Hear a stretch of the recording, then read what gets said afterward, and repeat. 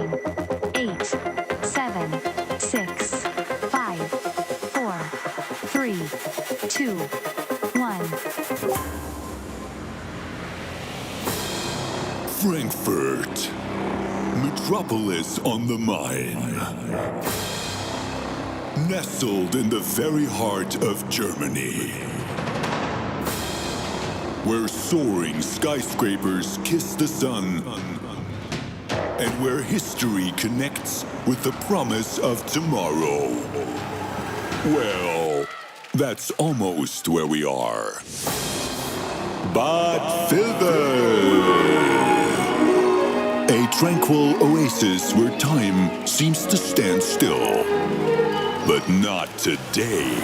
For today, Bad Vilbel is transformed. Today, it becomes the epicenter of gaming glory, as it proudly hosts the Nintendo European Championships 2023.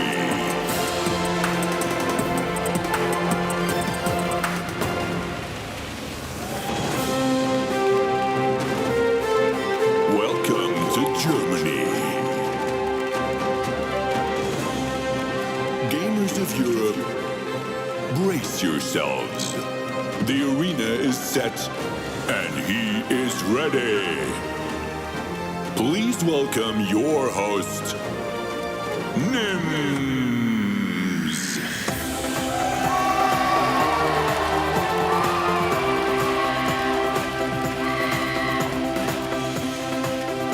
Hello to everybody watching at home and to this amazing live studios here in Bad Vilbel, Germany. Hello!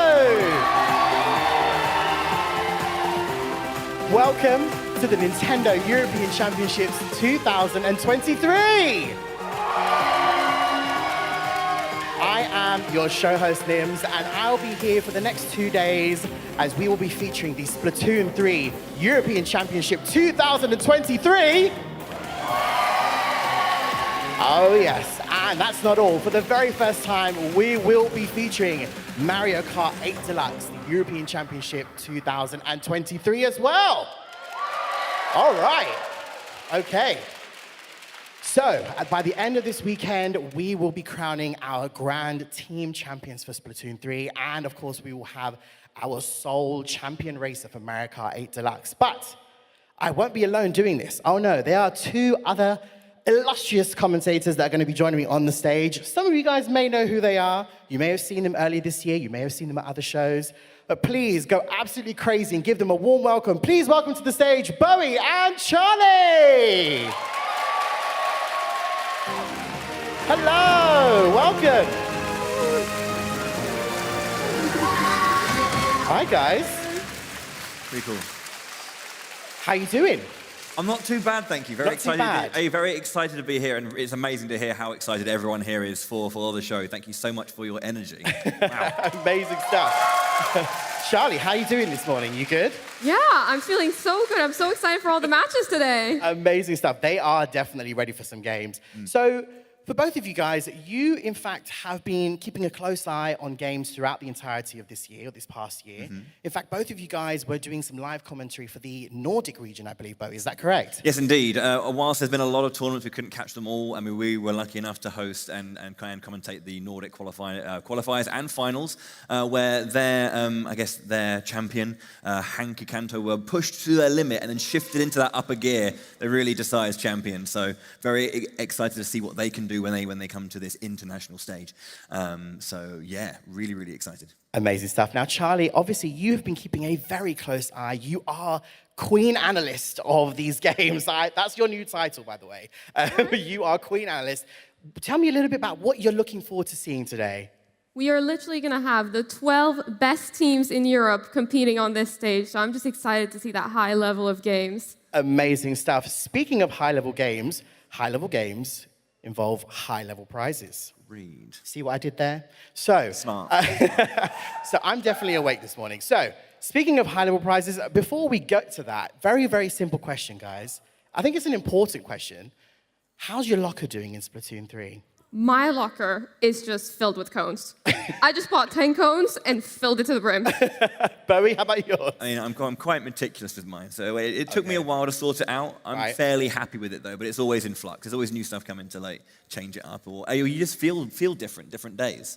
You want to just zhuzh it up a bit, you know. Okay. My vibe is always cones. Always cones. I appreciate that. So, speaking of lockers, speaking of cones, and how you've set your lockers, we actually have our very own Splatoon 3 locker just at the bottom of the stage there, because, Bowie, I'd like you to lead us towards that locker, because, ladies and gentlemen, for you guys watching at home and for our live studio audience, our prizes are in that locker.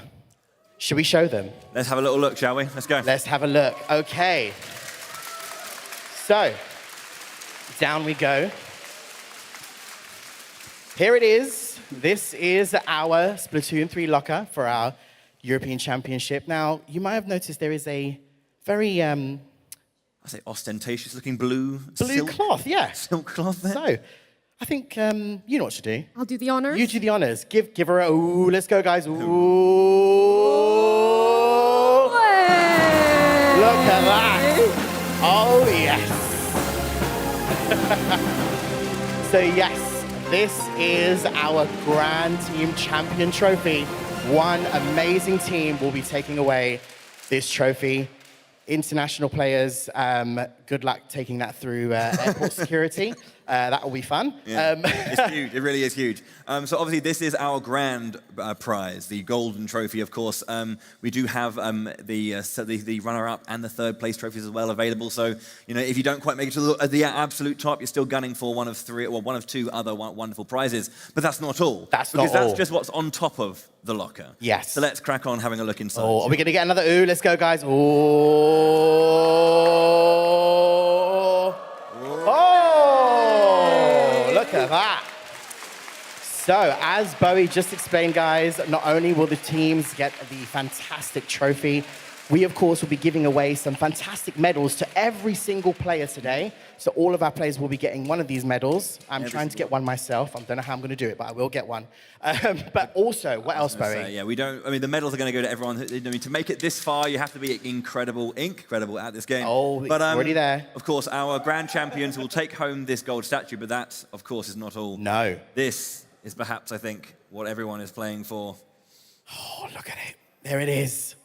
The winners of the European Championships 2023 for Splatoon 3 will be booking themselves a ticket to Nintendo Live 2024 in Tokyo to compete on the world stage at the World Championships. Yes, indeed. Oh, yes.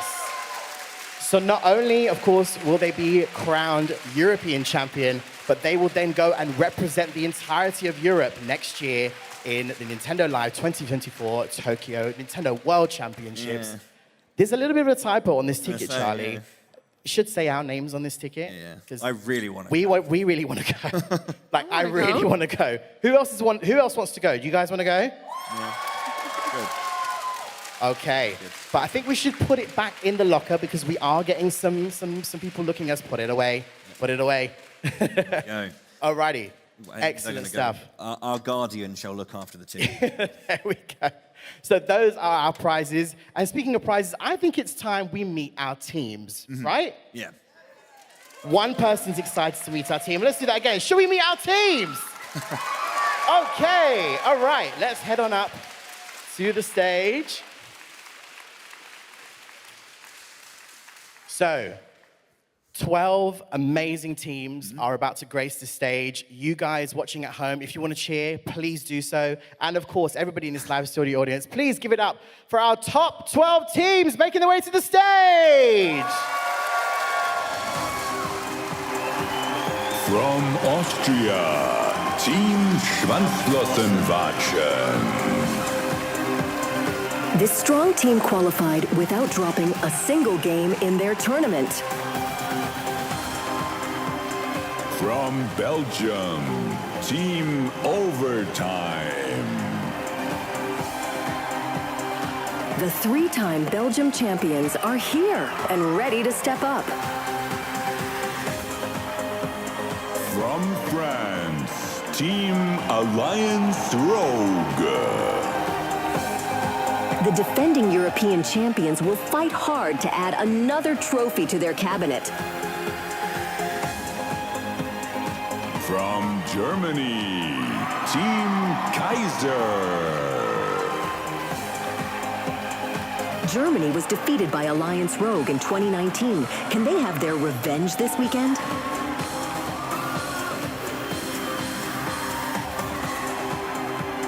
From Italy, Team Cotoletta. Another team who qualified without losing a game and hoping to keep the streak alive. From the Netherlands, Team Hollantes. Brian is among the world's best salmon run players. How will he fare in turf war?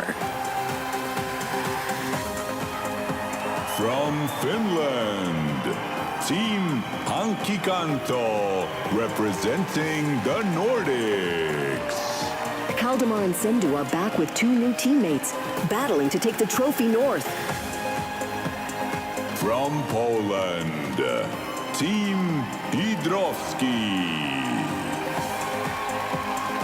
The first Polish team in the Splatoon European Championships, but they're no greenhorns.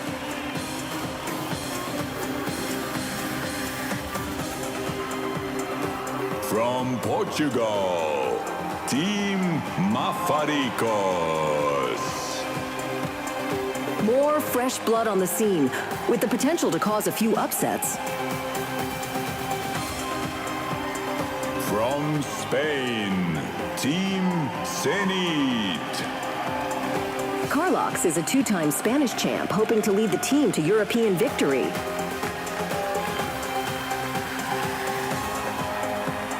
From Switzerland, Team Golden Ratio. A flawless run in qualifying, but can they get their hands on the golden trophy? And representing UK and Ireland, Team Spar. Dude is back at European finals for the first time in 7 years. Will it be his year? Let's find out at the Nintendo European Championships 2023. All right, ladies and gentlemen, please give it up once again for your top 12 teams.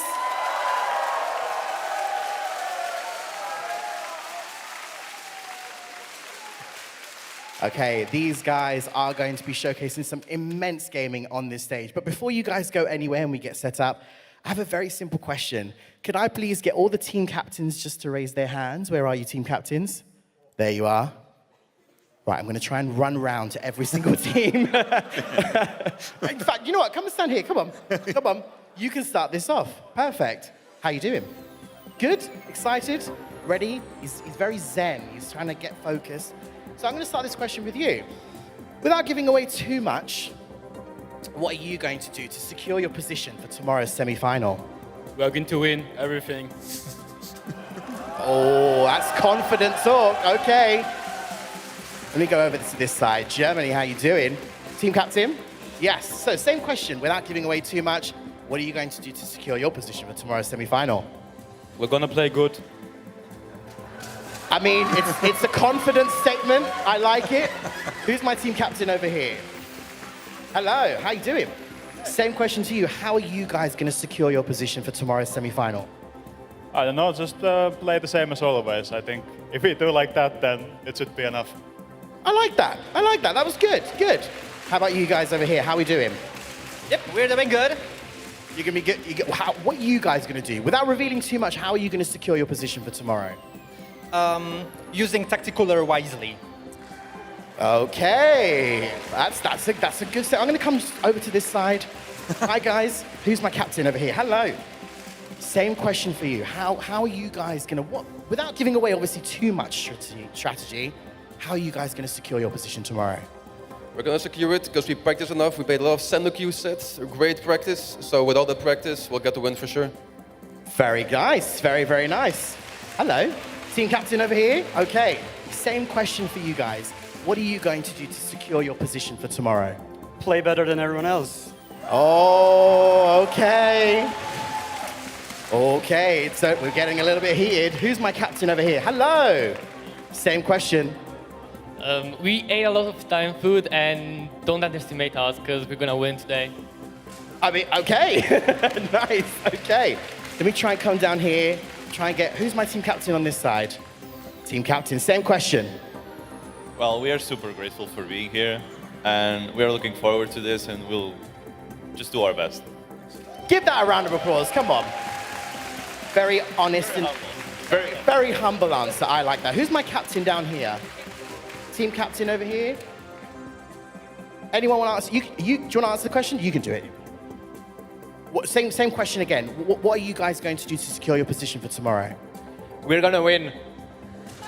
All right, okay. Nice and quick, nice and easy. Hey guys, loving the orange shirt. Who's my team captain here? Same question. We have practiced a lot, and I'm sure they're not ready for what we can do. Alrighty, alrighty. Let me come down over here. Come down over here. Who's my team captain here? Hello. Same question again. What are you guys going to do to secure your win? Just do what we've done in practice and give it all. Alrighty, excellent stuff. Who's captain? Team captain, hello. So, without giving away too many strats, answering to your fans, you can see you've got a lot of fans in the audience today. What are you guys going to do to secure your win? We're just going to stick to the prep we've already done. I think we've worked the hardest in this tournament, and the plan was never to stop at groups, so we're going to keep going. Amazing stuff. Amazing stuff. So there you have it, folks. I think I've got everybody. Did I get everybody? I got everybody. Please give it up one more time for our top 12 teams. All right.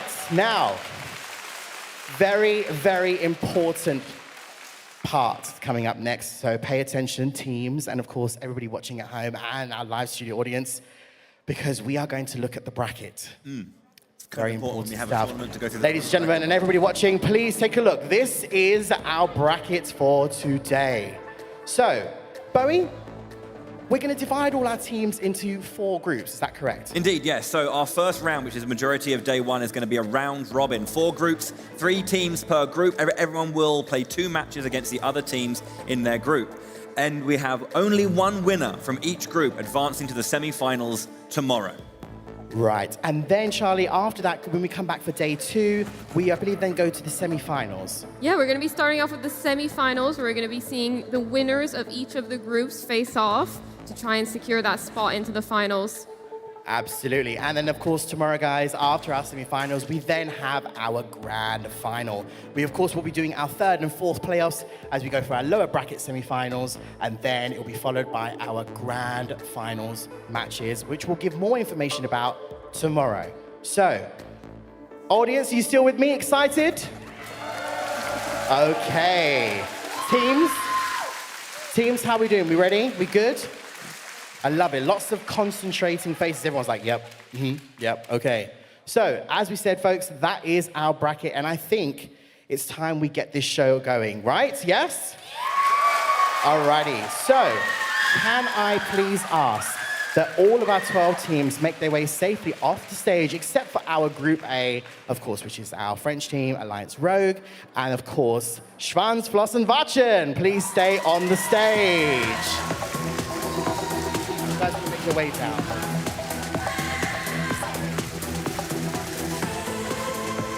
Go back.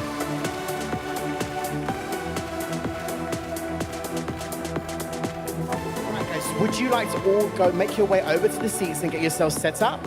So, yes, Alliance Rogue, if you head round this way for us, and Schwanz, Floss, and Wachen, if you head round this way for us. Thank you. If you make your way just over to the sides, thank you so much. Bowie and Charlie, it's time. It's time for you to grace your thrones in that amazing commentary booth. Are you guys ready? Ready as always. Let's go. Okay, let's do this. Let's take a seat. Okay, so now, very important stuff for everybody watching at home and, of course, for our live studio audience. We're going to take a look at what games, what maps, what modes we are going to see gracing this stage. So, Bowie, number 1, Turf War, what's going to happen? Yeah, right. So, of course, we should mention that all of these games are going to be best of 5, first to 3 points. And the very, very first round is going to be a Turf War, but it's going to be a mini best of 3 within that. So a best of 3 Turf War to decide the first point in the best of 5. We will be playing on Wahoo World, Sturgeon Shipyard, and if we go to game 3, Brine Water Springs for our Turf War. And at that point, we're going to round 2. Yeah, in round 2, we're going to be seeing Splat Zones on Hagglefish Market. This is a classic combo. And then Rainmaker on Scorch Gorge for our 3rd game. But it might end there. It might be a 3-0. But if we go the distance, we're going to see game 4. On Clam Blitz on Barnacle and Dime. That'd be an exciting one. And should we go all the way to game 5, we will be playing Tower Control on the Undertow Spillway. There you have it, folks. There are your modes and there are your maps. Of course, as Bowie and Charlie did mention, we could end at game 3, but we could also go to game 5. Who knows? This is our first set of games in, of course, our Group A category. Our first 2 teams, Alliance Rogue and Team Schwanz, Floss and Vatchen, are on the stage. They are just getting set up and they are almost ready to go. Guys, they're getting set up. They're choosing, obviously, their sets, their weapons, etc. Do we know, have we seen much gameplay, Charlie, from Alliance Rogue or Schwanz, Floss and Vatchen? Have you seen much of their gameplay before? Do you remember any familiar strategies or anything? I think this is going to be, we're going to have to see a close match here. We've got 2 strong teams, but we'll see how it goes. And Bowie, I believe you've seen some games, of course, from our French team before. Of course, 2019, obviously Alliance Rogue, are the defending champions of the European Championship. They have a slightly different team than last time. I believe they have a new player in Volti who has joined them for their roster here. So I'm going to be hoping to see a lot of great stuff from Volti to kind of mesh well with the team. Obviously, it's a brand new game since 2019. We were on Splatoon 2. We now have Splatoon 3, different meta, different weapons coming in, different abilities and all that kind of stuff. So how have these players and teams adjusted to these new metas? Speaking of new meta, we just had a new patch recently, beginning of September, I believe, which changed everything, because I believe a lot of these qualifying tournaments were on the old patch. And even though there are some tournaments just after it came out, but still use the old patch for comfort. So I think this is our first tournament, for this event at least, on this new patch. And that's really interesting to point out, actually, because obviously things are constantly changing in this game as patches do release throughout the entirety of the release of this title. And as you mentioned, Bowie and Charlie, there are lots of new weapons. There are lots of new power-ups. There's lots of new gear. Is there anything particular you're looking forward to seeing today? Not from just these teams, but perhaps everybody. What I think with this meta, we're going to be seeing a lot of Trizuka. Okay. Trizuka, the Squeezer as well will probably be a popular pick for teams. I want to do a crab count. How many crabs are we going to see? Crab tank, yeah, it was definitely a big one last patch, wasn't it? We saw a lot of those big power plays coming out. I've always been a big fan of the NZAP just because I had one when I was a kid, right? It's a classic. So, NZAP is a classic. Yeah, I mean, you'll see a lot of Tacticooler come out with the NZAP 85 if it gets used. This is the Tacticooler, one of the new specials. Obviously, it's very, very lovely. Party buffs.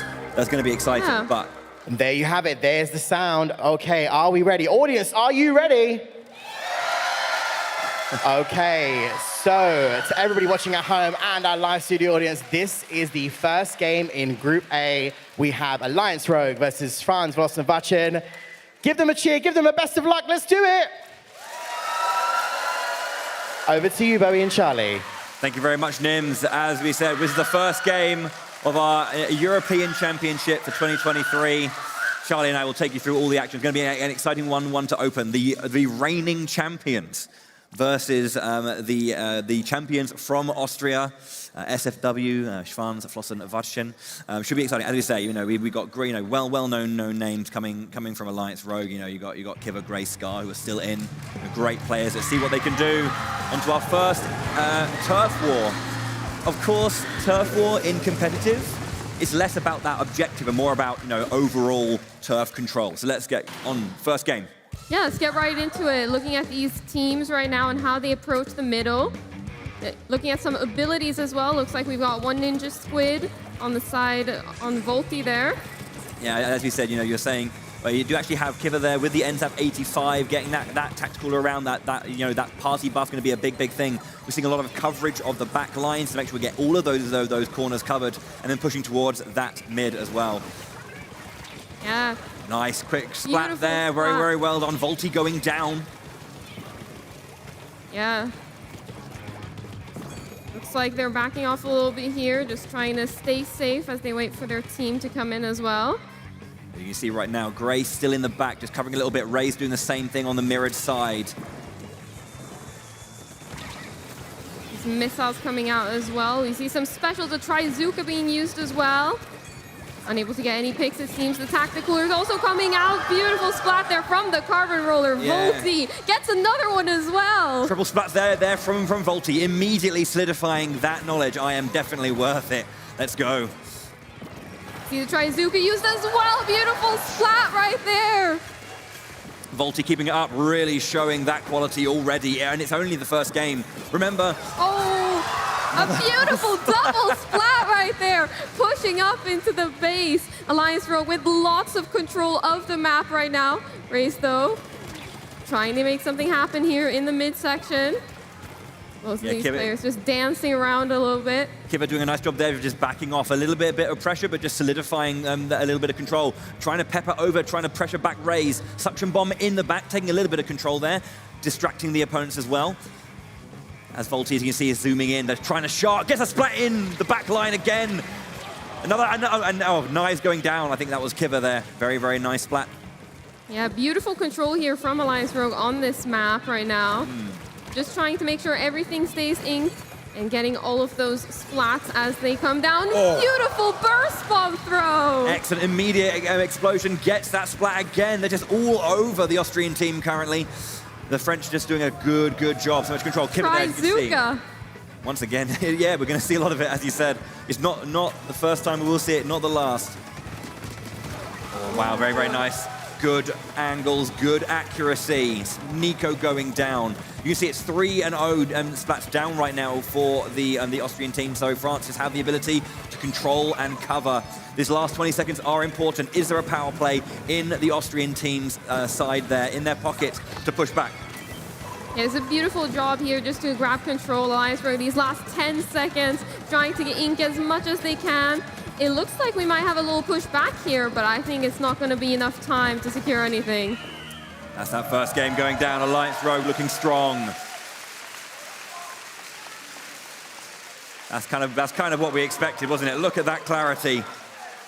67.5% as Judd puts down his line. This is my side. This is my side. Ah, crikey, sorry. Wrong way, actually. There we go. 1-0 in the best of 3 to Alliance Rogue. That was expertly done by myself, though I do say so myself. But yes, of course, first game, very, very strong. That's what we expected. Yeah, they came out swinging, got some of those early splats, got some control. We also saw that they pushed a lot of those key areas. They managed to spread out just so they had a lot of pressure on the opposing side. As you can see, they're setting up for the second game, going into Sturgeon Shipyard next for Turf War. Everyone's getting their team sorted. We're not playing Color Lock, I should mention. We're going to be seeing all the wonderful colors and brightness that is available in the Splatoon series. Yeah, we'll see what is brought on next. You may notice as well, if you're in the audience here watching, how the stage may change alongside those colors. Keep an eye out. You can see Kiva, he's so concentrated. I was having a chat with him before, and he's just a very, very calm player. Obviously, he knows the quality that his team has and how much they've shown throughout the years. And to kind of come into this, you know, they feel confident. They've always felt. I think it's that experience speaking as well. Well, we're going to be hopping into our next match soon. There it is. We've got the nice turquoise blue and the pink there. Let's go. We have, once again, Alliance Rogue in the blue and Schwanzflossenwaschen in the pink. We see some different weapons here. No Carbon Roller anymore. No, it did come out. Looks like there's been I think a slosh has been added in there for Volty as well. Yeah, beautiful job going up here on the spinner, avoiding those Trizuka shots. One more to avoid. Looks like that Trizuka was a bit wasted over there. First bomb going out, just trying to cover the back line, you know, staying on this top side of this bridge, being a menace. A lot of specials there, trying to get some control back.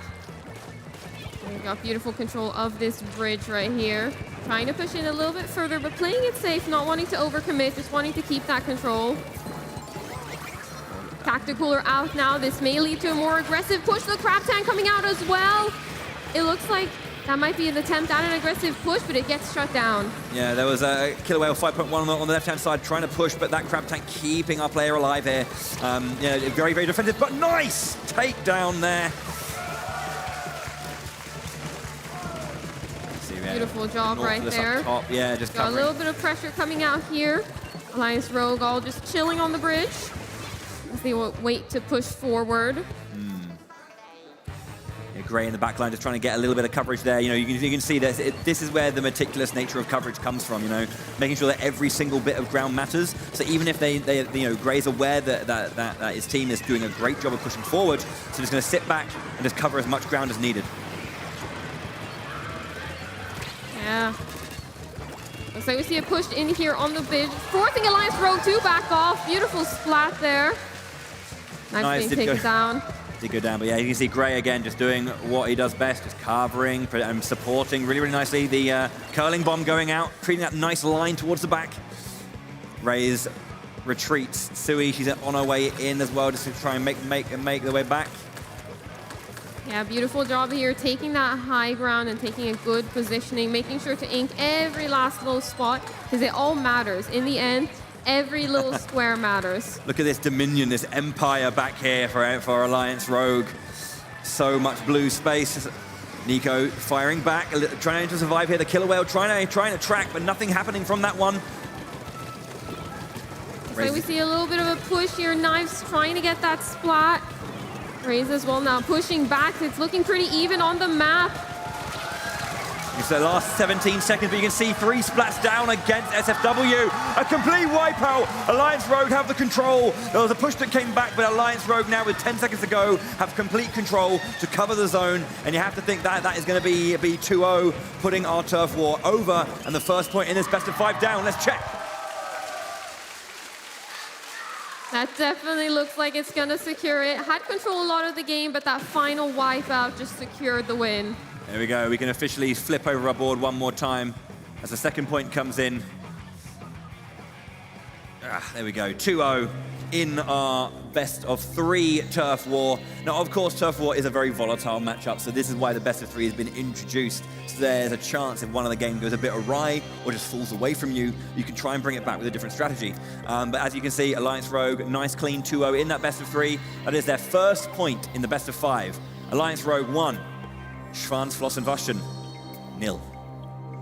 Yeah, we're going to be looking at our next matchup here, Splat Zone's Hagglefish Market. This is a classic combo that a lot of players know and love. Yeah. I mean, I think it's just, yeah, you see it so often. I think it's a bit of a comfort pick, so it's nice to have this early on, so every player gets a chance to play with one of those comfort picks. And then as you go through these best of 5s, you know, you'll have a bit more of those fringe picks, a little bit more of those like stranger combinations that, you know, produce quite nuanced experiences. Yeah, start strong, as they say. Yeah, definitely.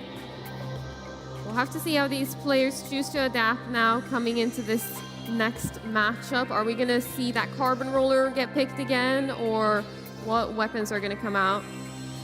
Yeah, I mean, as you were saying, as long as there's this, you know, one of these Trizukas covering and perhaps a bit more of this support, you know, as we said, the tactical is something we expect to see. I think, you know, the meta's been, you know, with, you know, a lot of tacticals and crab tanks and for so long that maybe there's going to be a lot of comfort picks from players, you know, to try and hold on to that and kind of make those power play moments. Especially when it comes to objective-based play like this as well. You know, triple ink strikes as well do a great job of just covering zones. Even sometimes the rarity, I guess, the ink storm as well, just slowly covering and just consistently building pressure, especially in splat zones. Yeah. You want to try and be in and around that area, so just cover it with a storm can create pressure that is otherwise not there. Yeah, definitely. It's all about just keeping control of that main area and all about how you approach that situation to grab control of mid and stay in control of mid. It's not only about grabbing it, it's about staying in consistent control. Yeah, of course, yeah. I say that consistency is one of the most important things, isn't it? It's about making sure that no matter what happens, you do not let your guard down. Consistency on offense, consistency on defense, consistency on strategy and communication. So here we go. Here we go. All right, hopping into the match. We see that Splat Charger coming out, the scoped version. Yeah, we've got an Inkjet. Trizuka looks like there as well. A couple of those. Yeah, the end tap once again, I think, from Kiva. Kiva going down quite early. Again, we've got the deep blue once again for Alliance Rogue. Ooh, beautiful Inkjet right there, using it super aggressively. Unable to pick up that final splat, but opens the door for Kiva to get the finish. Yeah, you can see, like there are 3 players down now. Beautiful control here from Alliance Rogue to start off the match. Indeed, yeah, and you can see those points slowly ticking down. this ballpoint splatling. We see it a lot, this weapon. We saw it all the time in Nordics. Great to see it back again. Yeah, excellent. And you can say, oh, wow, wonderful. You throwing out that sensor just to make sure they can see where all of their opponents are. Excellent little sub there. There's the Ink Strike coming out to try and cover 3 of them, but Alliance Rogue, so much control. The time is still ticking down, and Austria need to shut this down. The bonus points need to be added. Beautiful job there. Scar on the Inkjet manages to pick up the splat. Trying to push this charger right now. Unable to get a pick on it, but forces the charger to super jump out. Control was almost taken back, but they lost too many members. The Austrian team could not capitalize. The last 10 points, Alliance Rogue looking to go 2-0 up so quickly. So quickly indeed. There's another splat down. Sui goes down 2-0. That was a clean game right there from Alliance Rogue, getting a lot of pressure and just holding the zone. Complete knockout there as well. Yeah, 100 points there. You know, there was nothing that came back. There were some moments when SFW had just a little bit of space, you know, pushed back Alliance Rogue, but couldn't complete the domination and just got pushed back. But yeah, little fist bump from our players, both in-game and out, I think. Yeah, Alliance Rogue, 2-0. Yeah, it's a great positioning for them now, hopping into the 3rd match as well. As we said, yeah, Rainmaker on Scorch Gorge. We're gonna up the pace a little bit, a bit more aggression with that Rainmaker. Yeah, I really like this mode. I talk about it a lot, but yeah, I just think that faster pace. I mean, I love defensive, slow-paced play, turtling and all that kind of concept is really, really fun to be able to just like choke your opponent's life away, just, you know, with that really slow, meticulous stuff. But yeah, we also like aggression. Whilst we're setting up though, let's check some replays from that previous game to just show just how well Alliance Rogue went about that domination.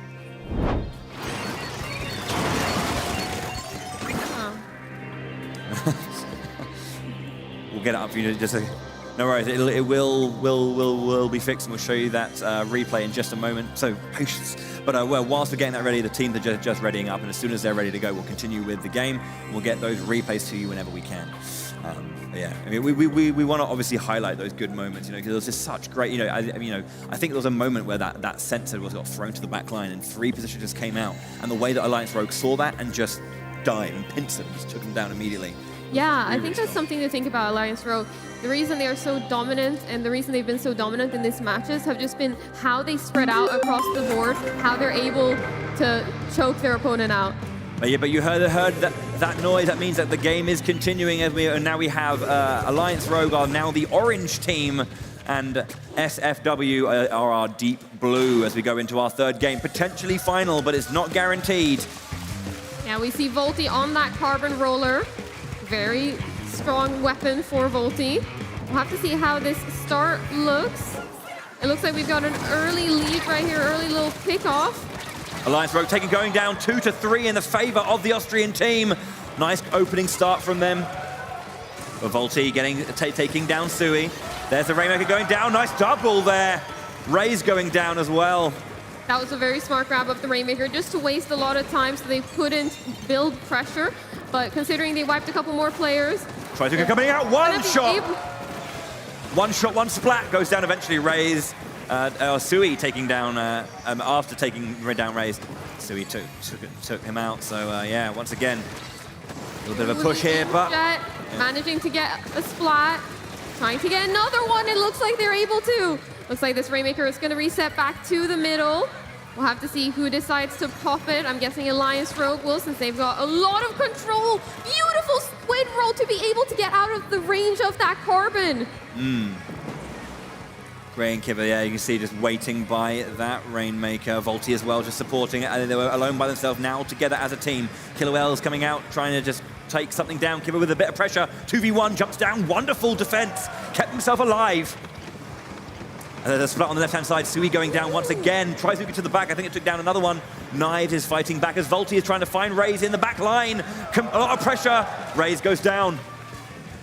Ray now pushing Knives into the corner, but it looks like they are able to pick up that splat, getting now pushed, but they pick up another splat. Knives doing a great job to get out of all the pressure Alliance Rogue had.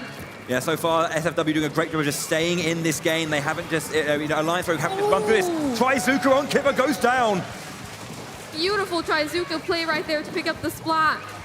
Beautiful job at getting control back and securing this mid area. Yeah, as you can see, 2 down once again. So here we have Alliance Rogue regain control. Gray right now pushing around the back. Volty just taking point. Nico behind the splash wall gets taken down by a pincer once again. 3-0. Gray once again just covering. Rainmaker shots into the back line. Rain goes down. Can Gray get there? Up to the top and hammers it down. That's the game. Beautiful KO right at the end there. The teammates protecting that Rainmaker so well to allow for that push to come in. Alliance Rogue showing their quality. They are the European champions for a reason. There were moments when the Austrian team could fight back and hold their ground, but Alliance Rogue just keeping their feet on the ground, digging their heels in, and not letting Austria take anything. 3-0 to the French team. Yep, beautiful, clean sweep. Wow. That was only the first set of games. Wow. Alrighty. That was some immense play, some really immense play. Any kind of things that stood out for you guys in those games? I mean, I think just for me, quickly, before you obviously when we're mentioning this change in this push into the Trizuka meta, and we're seeing a lot of that. But it's nice to see those mainstays. I was mentioning before the NZAP 85, the tactical is still being a good one. You know, the NZAP is a good weapon. It's got a really good special that supports everyone in the team to help push that approach. So it's nice to see that coming back consistently. Kiva just on that a lot and doing really good work. Yeah, I think for me, it was just seeing how Alliance Rogue split up across the map to allow themselves into favorable positions, win those 2v1s, and just dominate. Yeah. Amazing stuff, amazing stuff. So now, Alliance Rogue, you guys are going to make your way just to the side of the stage for us because you will be back very shortly as we're going to get in our next team who are going to go up against Team Schwanz-Flossen-Watschen. How you doing, guys? You good? You're still in this. I believe you're still in this. Good? Feeling confident? I'm feeling very confident. Excellent stuff. So, Alliance Rogue, would you like to make your way just to the side of the stage for us, please? So, our next match, of course, in the Group A category, it will be, of course, our team from Portugal. Please go absolutely crazy for Team Mafaricos!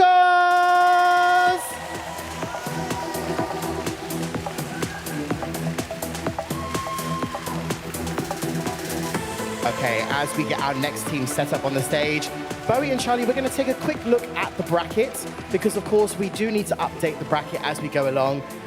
With the bracket on the screen at the moment, as you can see, that was the first point going to Alliance Rogue. They will be, of course, going up against whoever wins out of these next set of games, yes? Indeed, yeah. I mean, the first game was very exciting. Alliance Rogue, defending champions, 1-0 up. That's what you expect, I guess. But alrighty. Yeah. Yes, indeed. Team Schwanz-Flossen-Watschen, I've come back over to you guys because how's my pronunciation? Did I pronounce it correctly? It's very good. All right, good stuff.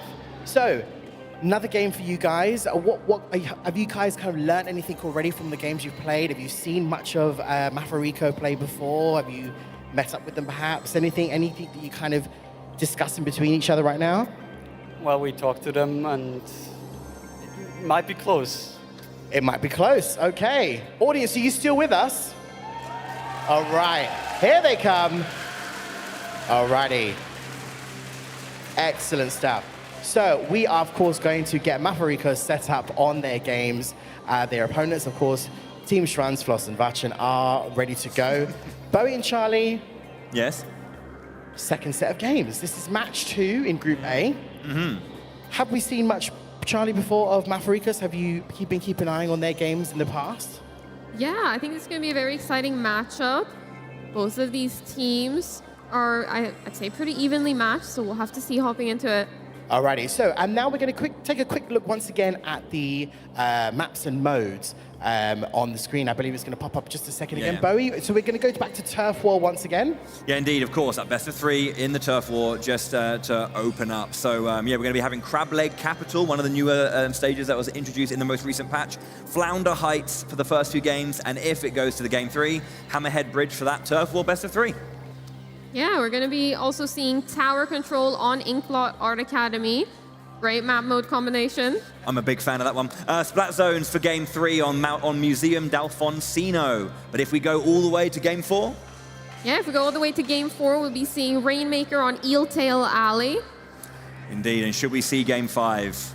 Clan Blitz on the Hagglefish Market again. Lovely stage, but a different mode, so a different nuance. Absolutely. So these are the maps and modes that we are going to be seeing on the stage next for our second set of games in our Group A of our first set of games on this stage. I believe our teams are almost ready to go. We're just making sure that all our players are set. We always have some, it's not even really a technical hitch, it's just making sure that everybody is set to ready and go. I also, by the way, in that last set of games, counted one crab. One crab? One. Yeah, same. There was one, right? Yeah, there was Did one. you see any more, Charlie? On Sturgeon Shipyard, I think. Yeah, but the meta has shifted a lot. It's moved over to those Trizookas. Trizookas, yes. I mean, crab is still strong, but it gets absolutely shredded, so... Yeah. Absolutely. So perhaps we could do a Trizooka count. Oh, yeah. Maybe. I mean, just set it into the triple digits now. And I believe we do have some replay available as well of our previous match. I think it's going to pop up on the screen in just a moment. Let's take a look. There we go. You can see some nice moments here of Alliance Rogues domination. Specifically, you can see that tactical there for those party buffs, the control. You know, this is the thing. I think, as you were saying, Charlie, just how they would just spread out and just control in 2v1 and 2v2 scenarios. And you can see that it's all over the place. So hard to pin down. And Kiva, that control, that confidence. Very, very confident. Alrighty, so I think we are almost good to go. Oh yeah. I think somebody over there is. We can see the ticks starting to appear on on the ready screen. Yeah. Ticks. I think one thing I really like about this kind of thing is about international events like this is there are metas and these things do exist. Individual players tend to have their comfort picks and their own things, but there's also going to be like a general sub meta that you'll find in individual countries. Lovely to see the support for our countries as well here in the audience. Thank you very much indeed. Portugal in the house, give us a cheer. There, where are you? I'm trying to find where you are. There, just there you are. Hi, Portugal. There they are. Alrighty. But yeah, as I was saying, these like little sub-metas within each country to see how different places play. It's always fun to see those nuances. All right, there is the sound. Ladies and gentlemen, for those of you guys watching at home, this is a match 2 in Group A. Please give it up one more time for, of course, Team Mafarico versus Team Schwanzflossenwatchen. Take it away, Bowie and Charlie. Thank you. Into our first game of Turf War. We have Mafaricos are indeed in the pink, and we have SFW in the green. So just to keep an eye on those. Let's see how we approach. Yeah, see how we approach here, going towards that middle area. This middle area, compared to other maps, is a bit hidden. Beautiful Trizooka splat early on there. Managed to get some control and jumps back for safety. Jumping back yet again, though, to try and get into a good position. Yeah, this slosher coverage, especially on this higher ground, but gets taken out, though, from lower ground. There's a 3-splat turnaround as we have Mafaricos taking control of this center line. Trying to push over around this central cycle. See if they can just push into the opponent territory. There is a lot of open space as well, like space that's been unclaimed, which, as you can see, is very important. Oh, wow, long range there. Nice going down just on that lower end. Ooh, able to get out of that as well with the squid roll into safety, but it's not enough. The crab tank coming out. Nims is going to be happy about that one. There you go, Nims, +1. That's 2 now. But yeah, as I was saying, you need to have these comfort picks that people just play, something they're good on no matter what the meta is. Comfort's always better than an alien meta to you, Yeah, most definitely. Can be, at least. I think as we're seeing with both of these teams, they are superly evenly matched up. We've got lots of experienced players on Portugal who've managed to win the Portuguese championships multiple times, and Schwanzflossenwatchen, who have been able to take a clean win without dropping a single match in their finals of their region. The audience coming alive here, enjoying their games, clapping in somewhat unison. Looks like we've got a lot of control here coming out, trying to get that splat with the splash wall. The splash wall is a great sub-weapon. you are able to position it in key positions just to be able to protect yourselves and also dodge a bit through it. So even if somebody comes from the behind, you're able to use that as a defense. Oh, yeah, there you Picking go. up that splat on their Ruin. Yeah, now you're in there, unable to hold her line, got taken down. The Splatula was just doing so much work. There was a lot of pressure, but it couldn't be answered, but there we go. Slosher comes out, Yolov taking that splat. A lot of zone coverage still available to be taken here and there. As we're entering the last 30 seconds of this game, right now you can see the general map control in favor of Schwanz, and Vastjen. Yeah, this is going to be key here. These last 30 seconds are what matters for Turf War. Beautiful splat there. Dura trying to get out of this area into mid. It looks like they're able to get some control and contest that middle area. Oh, wow, yeah, the last 10 seconds, this is where it matters most when it comes to a turf war. Just trying to cover and take away all of that control. Last 3 seconds, is this enough of a push? I don't know, honestly. It's hard to see. Now for Rikos, SFW, where are we going? Ooh, Chloe, it looks green to me. Ooh, yeah.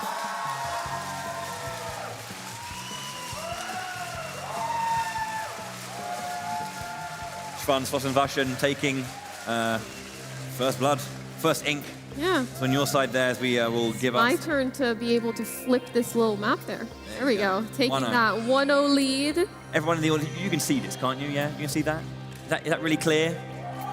Yeah, woo, yeah, there we go. 1-0. Brilliant, big fan. In the best of 3. In the best of 3. One more game to win to get the 1 point in the best of 5. I do think it's a fascinating concept to have like a mini best of 3 within a best of 5. But as I was saying earlier, it does allow Turf War to flourish and shine a little bit more as a genuine competitive mode. You know, I think we were chatting with the Nordic teams, and they were saying that like they really enjoyed yeah, this. it's like I've never enjoyed Turf War so much competitively, and I thought that was a really nice thing to hear. Yeah, I mean, Turf War can be so volatile. It can all change in the last 30 seconds of the match. So having that best of 3 to add some consistency is just perfect.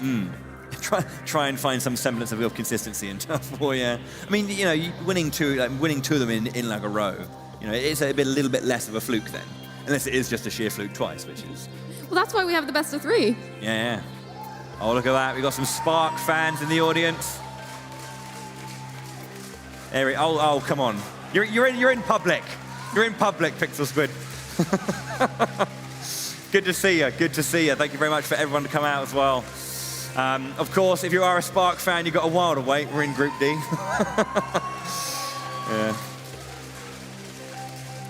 Yeah, our players looking just like we're just getting ready. So, yeah, the second Turf War match. Yeah, again, if Maforikos win this, we're going to be going to a third Turf War. It was a lot closer. It was a lot closer. You know, there was a lot of pushback. I just think it was one of those things where SFW just kind of had a bit more of the advantage at that kind of key point of like 20-25 seconds to go.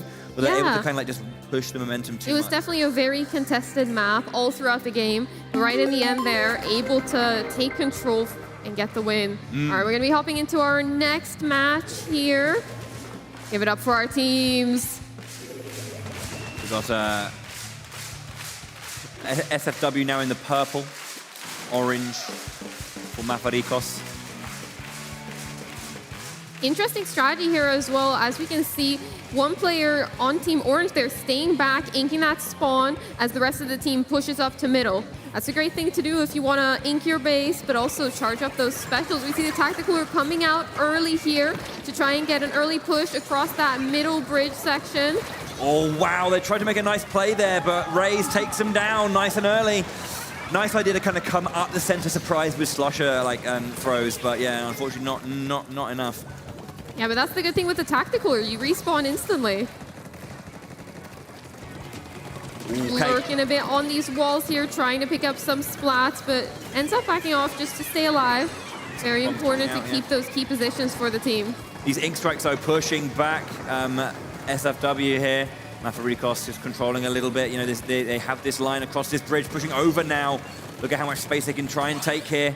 They have the height advantage. Beautiful wipeout right there to take control. Mafarikos, this is their chance to push up and grab control. Flynder House is one of those maps, has a lot of height, as implied in the name, but it also makes for a very great offensive push. It makes it difficult for the opposing team to come back in. Oh, yeah, they were trading there between knives. We see Nairuin all the way back in spawn, inking a little bit there. Yeah, but they're getting pushed back now. Schwanzflossenwachen not letting any of this happen, wanting to get some control. The Trizuka being activated there. Squid jump coming out, trying to get in as much height as possible, but unfortunately does not work out for them. Nico getting that splat and moving on.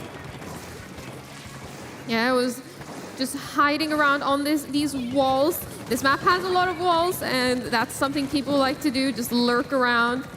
Try to see if they can pick off any players. We see an attempt here. Oh, who's going to win this face-off? There was a 1v1, but Yolof wins it. Nairuin coming from the other side to Pincer and 2v1 to help. Tacticooler out on the top. Jumping back for a bit of safety just to try and get some coverage in the back area as well. There's a lot of spawn that needs to be done. The last 45 seconds, they had the good position, so they feel that they can get back and do as much as they can.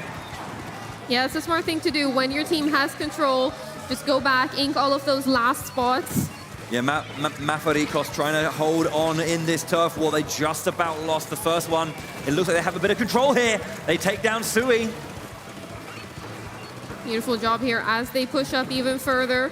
Trying to go behind them and just pincer them out. Ooh, beautiful shots across that wall. Not able to pick up the splat, but doing a lot of damage and a lot of pressure. Getting a trade from that. Yeah, Sui seeing the open opponent taking them down, but you know that was very, very nice to just to cover that spot. What's going to be like with 3 seconds to go? There's been a lot of back and forth here. It's up to Judd and Lil Judd to tell us, or us to use our eyes, I guess. I think this is a Mafariko's win. Yeah, it's a good amount, I think. We've seen a confirmation. Yeah, nice and clean. 16% clear in it.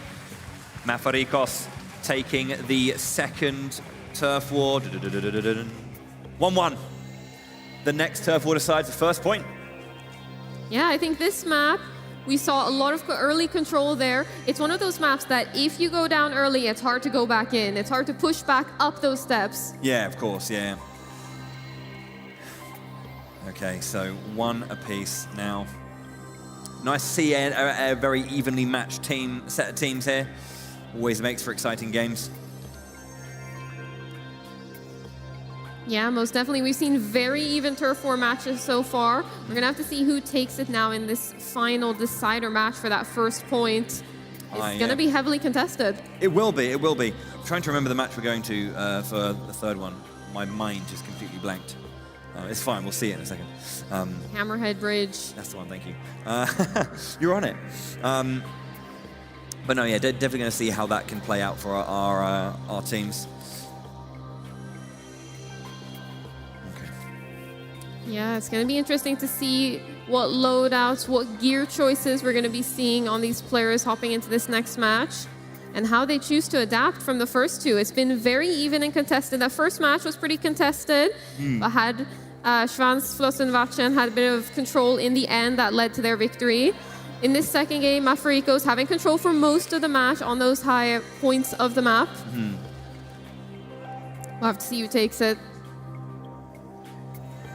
Okay. It was nice as well to seeing like the new abilities being utilized as well there. Seeing the Squid Surge kind of to get extra height. It's already quite a tall map. There was a couple of moments where I think it was God, excuse me. I was having a look. I think it was Dura or Yolov were kind of waiting on this wall and just kind of like surging up to get as much height as they possibly could with that slosh to try and cover as much ground. It didn't work out for them at the time, but they are these new abilities. So it's good to see them. Right. New match. We've got, I believe that was Mafarikos in yellow. Yes, it is. And SFW in the blue. Yeah, hopping into this next match right here. We see Sui on that charger, bringing it out already in turf. I can see why. There's a lot more open space here, and a lot more lines to fire down. So you can play that. If you're on these kind of slight ridges, that mid is just so much is so available to you. Ooh. Yeah, it's one of the things with this map. You have one choke point to get up towards the opponent's base, so you just got to take control of that middle section, so you are able to push up even further. This tactical waiting in the center. A couple of buffs grabbed, but beautiful pressure right here, pushing back the opposing side, picking up a couple of splats as well. Yeah, that's 2 down. SFW looking to control the early point. Now it's about their Trizuka coming out. How much can they hold that pressure? There's also an Inkjet coming out as well with Ink Strikes. Oh! Nice trade there. Inkzuka for Inkjet. Beautiful hit in mid-air, somehow able to get that trade. Beautiful job right there. Looks like we got a lot of control here, Nico, on that crab tank. Just pushing the opposing team back and keeping control of mid. Just securing all of those alleyways that the opposing squad can take to come out. Yeah, Sui is just doing a little bit of admin in the back, covering as much ground as possible. You can see how much control it was on the side of SFW. Suction Bomb pushing Mafarikos back. Yeah, it's one of the things with this map. We see to the right and to the left, there's 2 alleyways you can push out. So it can be very difficult if the opposing team has shut down both of them. These Inkjet shots didn't find a mark, but did put a bit of pressure down. So that's something that's going to be building up again. The triple Ink Strike pushing her back. And once again, Tactical are opening it up now for a really aggressive push. Tactical has a lot of quick respawn, but gets punished by yet again the crab tank. I can see Nims to the left of me. He's perking up. Crab tank. +2, my friend. But again, you can see after those pushes, SFW just settle back into their control. Now you're in trying to find some semblance of push here. Looking to the side, trying to create a line for her team to move in. As the teammate goes down, you can see that charger, Sui, on that sideline, pressurizing, and you can see that light just show up. Tactical out once again. Can there be a power play utilized? Yeah, this might be an opportunity to push out over here. Nice splat, that'll be a good start. Oh, but doesn't quite see their opponent on their right side. Raise there, stealthy, ninja-like. Doing a great job at keeping them at bay. Mafariko's not having much of a chance in this game to get out of the spawn. Schwanzfloss and Vachin have just kept all of those alleyways closed, but this might be an opportunity to get out. Gets punished for it, however, with the wipeout as Ray's all alone in the map. There was only one person standing. It looks pretty strong, though. I think overall SFW taking that one with that control in the mid. Schwanz, Floss and Vachin taking that second game of theirs. Ooh. I'll hold. It is official. It's 2-1. And that means that first point in the best of 5 going to the Austrian team. Schwanz, Floss and Vachin, you can see there. Little symbols lit up, 1-0. Now, we haven't talked about it too much, but we'll only go into proper detail about it when it becomes a reality. But because there's 3 teams per group, there is the possibility of a tie. If one person beats another team, who beats another team. So everyone's got 1 win and 1 loss. That is a possibility. So if Mafarikos, if SFW win this, and then Mafarikos beat Alliance Rogue, then we're going to be in a very, very cheeky 1-1-1 tie here. So then we have a variety of rules and systems in sets to find out who the overall winner is. So there's a lot, SFW can, if they get this win, they're not completely out.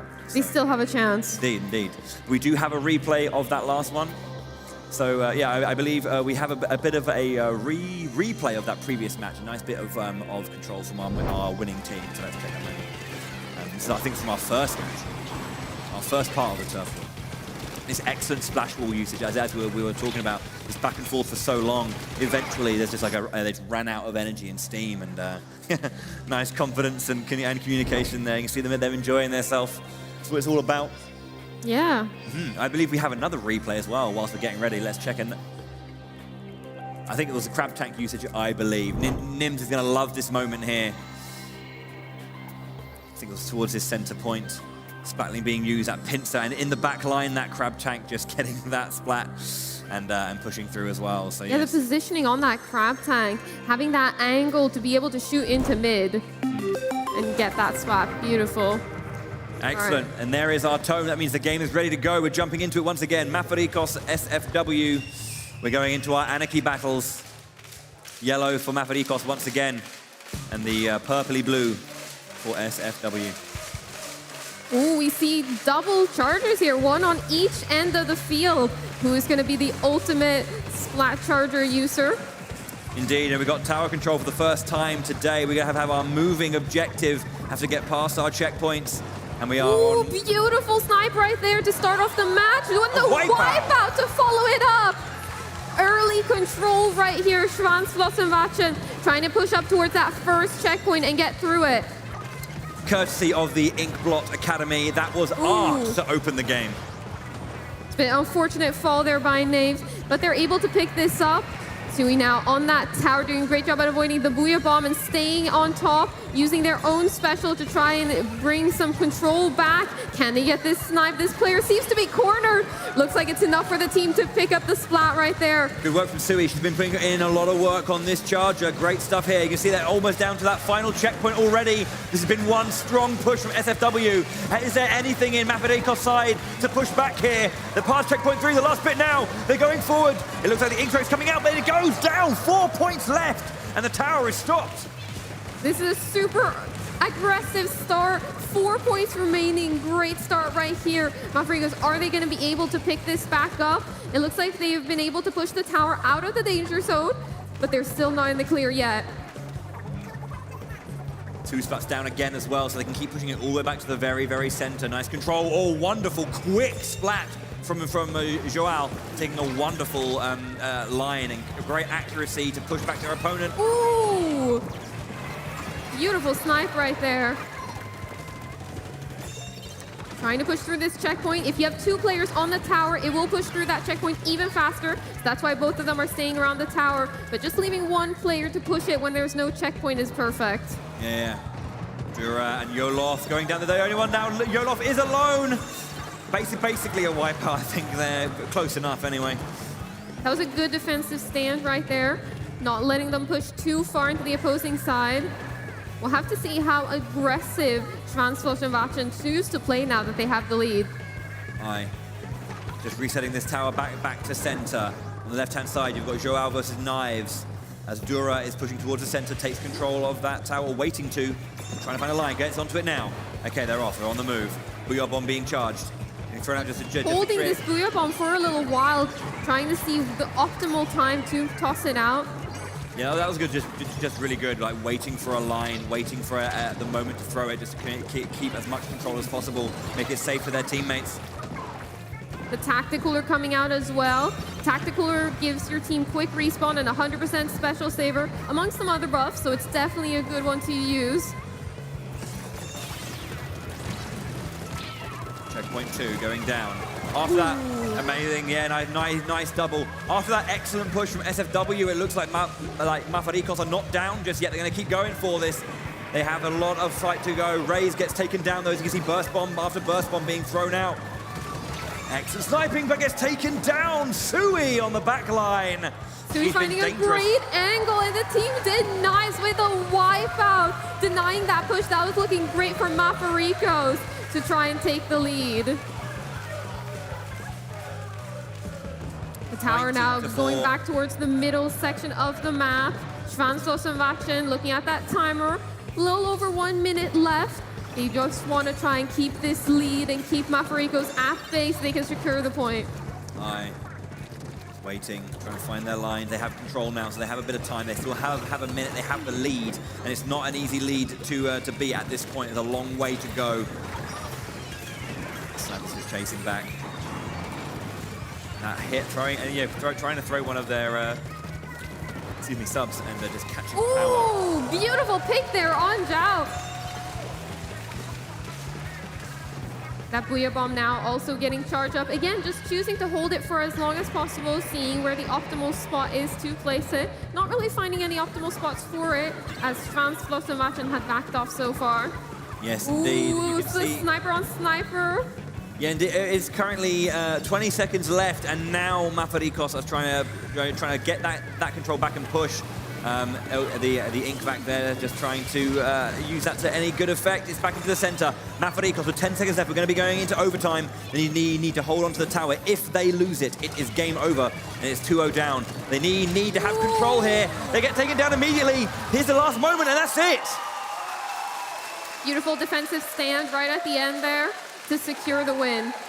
SFW did what they needed to do, that early push, so strong. Mafarikos fought back, but they couldn't hold the line. And that means that Sui, Nico, Raze, and Knives are 2-0 up in their best of 5. No, the other way around. I think. It's a defeat. No, it is 2-0, excuse me. I'm just saying words now at this point. Yeah, beautiful game right there. We saw some aggressive pushes. Mafrikos, they had a chance to take it there, but the defense was just too strong. And we have a replay as well of that opening moment of that big wipeout. So let's see how this game started, because it was quite an exciting moment to begin with. Definitely. So literally 5 minutes had just started, and then you can see as SFW just did what they had to do. You had the crab tank backline raise as well. Sui here, you saw the far left-hand side double splat in the back, and then that great shot from Sui, making sure that that splat was indeed an opening, and they really enjoyed it. It's a big enjoyment there, having a grand old time. Yeah, having such a strong early start is crucial, just to be able to get that lead and then hold control from there. Excellent stuff. Really, really exciting beginning to that game. So that means it's 2-0 right now to SFW. Mafrikos, if they want to stay in this game, have to do the reverse sweep. Yeah. Got a long way to go, but it starts with a single step. It's never over. It's a tough ask, but we have seen some very close matches here, so it's definitely doable. Of course, it's never over. It's never over. Even against the world, the European champions, it's never over until they actually win. So that was... Yeah, it helps also that Mafrikos has a lot of experienced players who've played before in the EU championships and who've won the Portuguese championships multiple times now. It definitely helps just to cool those nerves and get into this next match. Yes, indeed. There we are, preparing for our next game, of course. There it is, perfect timing. It was almost like I planned it. I didn't. So yes, we're going into our third game here. We have Mafrikos in yellow. Yeah, hopping onto this next map here. Purple again. We're getting the same color, well, the same color pairing. It's a beautiful color pairing. It is very, very lovely. Dura currently with that E-leader, choosing to mix it up. We see a charger on each side of the map, but that E-leader having a lot of range. Beautiful pickoff right there.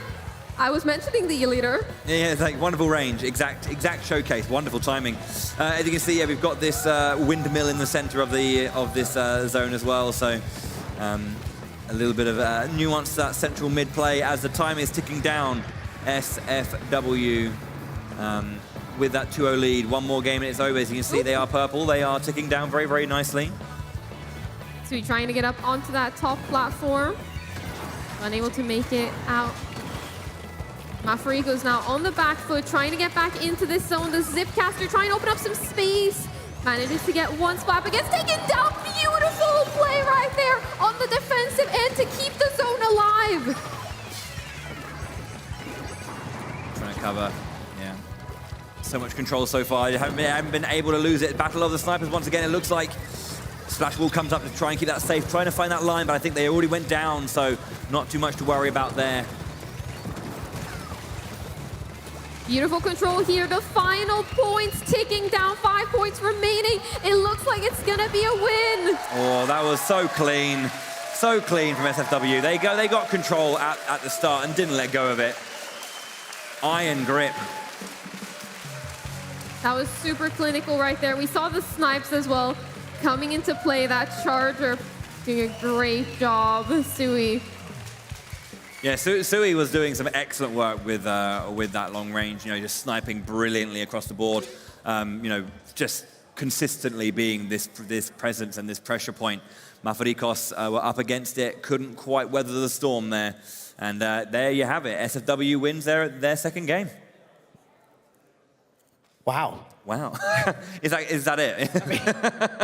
I nearly fell off my chair back there because that was so intense.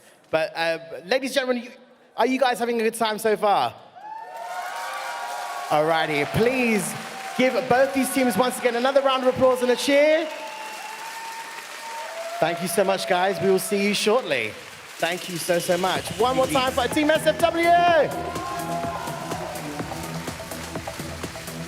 Okay, excellent stuff. So this was, again, we're only in Group A. This is only Group A.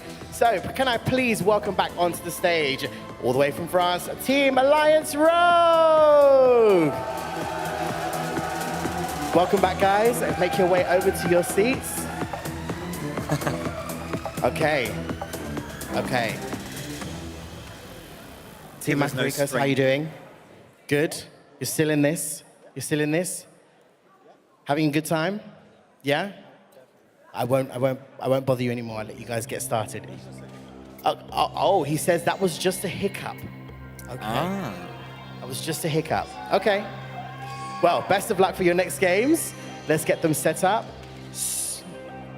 Okay, so Bowie and Charlie, of course, we do need to take a look at the bracket because it does need to be updated. It does. So currently, Bowie, what do we see? We see that Alliance Rogue won their first game, SFW lost their first game, but then SFW won their second game. So what happens here is if Mafarikos win, we're going to have a 1-1-1 tiebreak, but if Alliance Rogue win, they're through to the semifinals tomorrow. Alrighty. Ooh. Charlie. So, we might get a 1-1-1, and that will be interesting to see, won't it? Yeah, definitely. We're gonna have to see if Mafarikos can bring it and really just take the win. Right. So we are, of course, going to get both of our teams set up once again on the games, and once they are set up, we're going to get into it. Again, same format as before. We are, of course, going to see some turf war, followed by, of course, our anarchy modes. We saw some crabs. I saw you mention the crabs in the previous games. I appreciate the love, but it's Zukas everywhere, isn't it? It's just the Trizukas are taking over. Everywhere. I mean, but for good reason. For good reason. For We good saw a reason. lot I've of definitely great lost spots with count it. already. I mean, but there's lots of them everywhere. Interestingly, though, we did see that Mafarikos didn't really use the Trizuka too much in those first sets of games. Probably opting for some safety comfort picks as well, you know. Yes. Just if they, do what you do best, you know. Yes, indeed. And I think we're going to take a quick look at the modes and maps at the moment on the screen. I believe it's going to pop up on the screen in just a second. So once again, Bowie, as we said, turf war to begin with. Best of three as always. We're going to be seeing Umami Ruins and Undertow Spillway for the first two matches. But if we go to game three, hump, back, pump, track, which I always have to say in that rhythm, otherwise I stutter through it. But that would be our round one for our first point in that best of three turf war. Yeah, it's going to be followed up by Clam Blitz on Manta Maria. This is a classic combo as well. I'm a big fan of Manta one of Maria. the preferred Clam Blitz maps. Oh yeah, and that's game three. Game three, Tower Control and Marco Mob, which we haven't seen it today, and I don't think we saw it much in the Nordics, so it's going to be nice to see it again. A cheeky bit of Tower Control there. But game four, if we go there. Yeah, if we go all the way to game four, we'll get Splat Zones on Flounder Heights. We saw Flounder Heights in Turf War earlier today. Yeah, so it'd be good to see it again. Rainmaker in my favorite, Inkblot Art Academy. Yeah. Ooh, big fan. For the other best of five, so All right. So are we going to see 5 games? That's the question in this one. Are we going to go right down to the wire?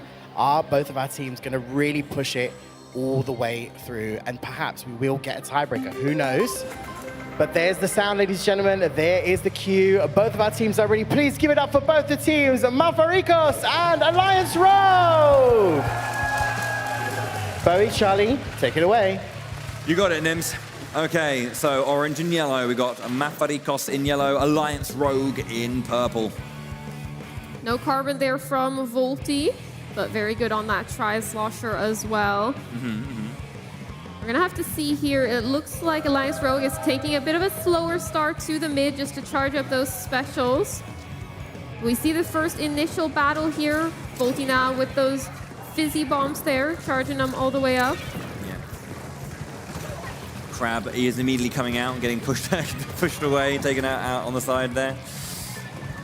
Both teams just playing really safe, making sure they can get those picks. But here we have that first initial encounter. It looks like Mafarikos on that inkjet being able to get the pick. Scar as well being caught out towards the side. Mafarikos have early control of mid. Tactical is being thrown out onto the stage. Going to be hoping to use that as a nice bit of patience. You can see currently the mid is being controlled by Mafarikos, but they've lost a player there. Try and get back in as the crab tank comes out. That long range, taking down Nayurin. Very, very nice control there. Excellent work. Beautiful use of the crab tank right there. Gets it with the splat, the burst bomb as well. going back to pick up that tacticooler buff. Those tacticooler buffs are great just to be able to push up really aggressively without fearing that punishment of getting splatted. Just keen, clear movement, keeping that defensive line strong. You're seeing our play. It looks like 3 down now on Mafrico's side, and it's a full wipeout! Alliance Rogue with the control. They were waiting for it. They were holding the line a little bit of a slower start as the Mafricos had some nice moments, but here we go. Finally, once again, the control is once again in Alliance Rogue's favor, and you can see the coverage here just so clean, meticulous. Every single line gets done, as little orange as possible. The 10-stick missiles going out for a lot of long-range pressure. You can see them flying now. And you can see how far back it pushed all of Mafricos, and Yolof goes down all the way from back line. Super nice. Fizzy Bomb going out again as 2 down. Strong control now from Alliance Rogue. Beautiful job from Alliance Rogue here, using a lot of those sub-weapons just to hold them back, and those specials as well. Not overcommitting, but making sure they are held back into their spawn, unable to get out. They keep getting splatted. Yeah, every single attempt they make is just being thwarted by Alliance Rogue, who are meticulous, as I said, surgical with their evisceration of their opponent. You can see there's so much pressure. They have awareness of where they are. A little bit of a pressure here. Yeah, the slosher being thrown out. Good damage, gets 1 splat. Gets taken down eventually, though, in the fight to mid by Volti, waiting on high. Beautiful job here from Alliance Rogue, just securing this win, it seems like. Final seconds of the clock will be ticking down. Alliance Rogue will have their first point. Yeah, very, very strong. Mafricos started strongly, but Alliance Rogue, they came online when it mattered most. Look at that coverage and control. That's going to be at least 70, surely. 75. Yeah. That is a strong, strong showing for that first game in this best of 3. 1-0, of course. It is now official. 1-0 to Alliance Rogue in this best of 3 turf war. Excellent first game. Yeah, as we were saying, you know, Kipper there, he knows what he's doing. It was just very, I wouldn't say a slow start from Alliance Rogue, but Mafricos came out very strong and did a good point of holding the line and kind of coming out with enough pace to not startle, but just kind of make sure Alliance Rogue were honest. And then when they found their moment, they pushed forward and just couldn't be stopped. Yeah, I think Mafrico's having a good start there, as you mentioned. Alliance Rogue coming back, being able to take control of mid. And what we saw them do so well once they had control was push up with those specials, with those subs, not overcommitting, but just keeping Mafrico so far back into their spawn, not letting them get anywhere near mid. Yeah, exactly. I mean, there's this difference, I guess, between being aggressive and kind of taking the fight to someone and doing big power plays and just kind of, I guess, just stuffing out any resistance. You're not trying to like, you know, get splats. I mean, you are, but like, you're not, as you say, not overcommitting. You're staying back, just keeping them at bay, making sure they can't come forward. Just zoning them out. Yeah, pure zone. And that's all you really need to do in a very objective-heavy game like this. Yeah. Not all you need to do, but it's a big part of it. You know, just in case someone's like, well, actually, that's our noise, our notification that game is ready. We're going into our second round of Turf War. Let's hop right into it. Oh, my favorite color, the teal, and the very bright orange. Both teams now starting this match. We see some quick ninja jump, hidden jump. Some of our usual weapons as well are ballpoint splatling, and again I think we see a couple of an end zap, a tri-slosher and slosher, splash-o-matic as well for the usual specials, inkjet, tacticooler. Quick tacticooler being put out there. Scar though able to push up very aggressively here. Does pick up a couple of splats and stays in a very safe spot. Lots of control here, very early control, just pushing back this opposing squad, Alliance Rogue, on that middle spine section and using this top glass part as well to their advantage. Oh, yeah, we have the ballpoints just having a 1v1 on the top, charging themselves up, just trying to open up a flurry of blows. Beautiful awareness there to avoid those slosher shots as well. Oh, the inkjet coming out now. Beautiful dodge behind there, throwing out the fizzy bomb as well. Keeping a lot of control. This inkjet seems to be trying to target down this ballpoint user, but unable to pick up anything. Yeah, as you can say, you get Gray once again doing what they do best, just covering the back line as their team pushes forward. A 1-for-1 there as we have Yolof going down, jumping back into the fray, covering their team. They have a bit of control. They have one advantage currently, but we'll see what they can do with that. There's just so much pressure from the side there, having to push back onto the spine, covering their left-hand side flank. A lot of control here. I think one of the key things that they've been doing is just making sure that ballpoint can't get far out on the glass. They've been doing that with some splat bombs, like challenging, both ballpoints challenging on that top section, and just those slosher shots as well, just trying to keep them at bay. There's such a condensed amount of ink in one line, so you've got to be careful of those ones. You don't want to get caught by a rogue one. Volty going down, yeah. 2 actually on the side of Alliance Rogue down. This is an opportunity here for Mafarikos to try and clean up a little bit, quite literally. It's a great opportunity right here for them to take a lot of control of the map. 50 seconds left in it. Are Alliance Rogue going to be able to get back into mid? It seems like they're able to pick up a couple of splats. Scar now in a prime position on this glass. Yeah, so they were so focused on trying to take down Scar that they did not see anyone else coming, and down they went. Nice loss of losing control in that center means that Alliance Rogue are back in this fight to push in. Yolof. That inkjet also being used to top that glass section just to get that additional height and just rain down a lot of pressure. And also, there's a big wipeout there just coming through. Very, very slow but sure. There it is. And once again, with 10 seconds to go, Alliance Rogue turn the screws and we'll put an end to this one. Another couple of splats down, so much pressure, and that's going to be it.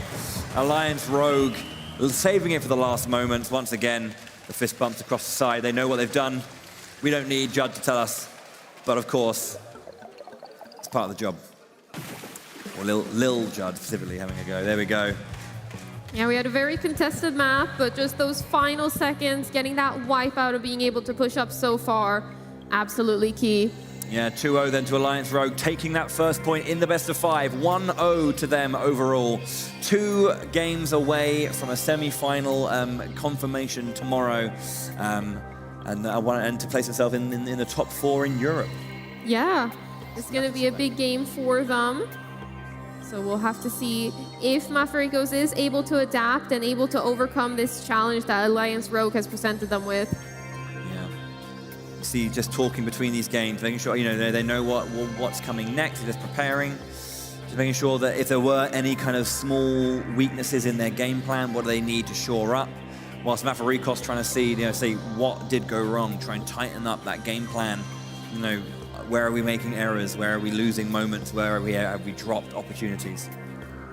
Yeah, definitely. Just seeing how they can tighten up their team's ability just to be able to conquer this opposing squad. Yeah.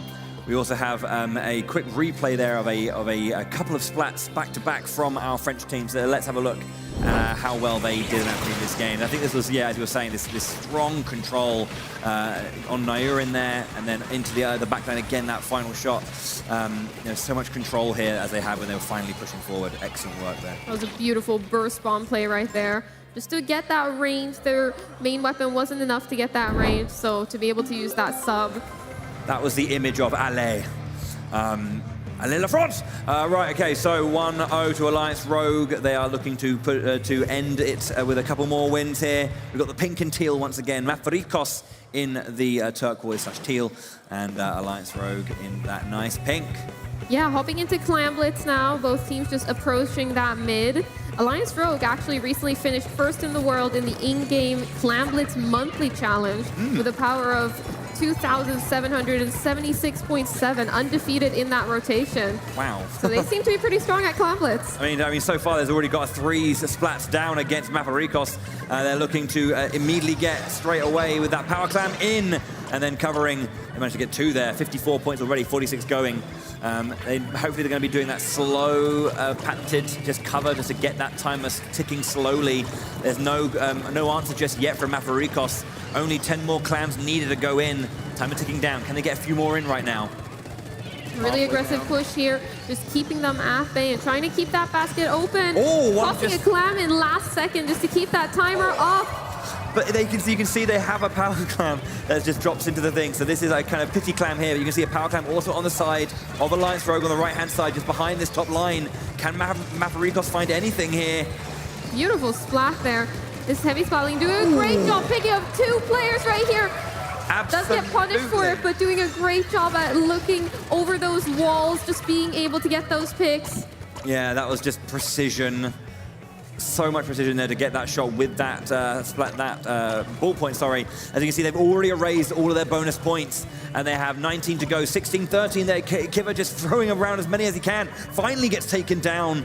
Menace there, getting 3 extra clams in. The timer should tick down, and once again, a few more bonus points put back into the pocket of Alliance Rogue.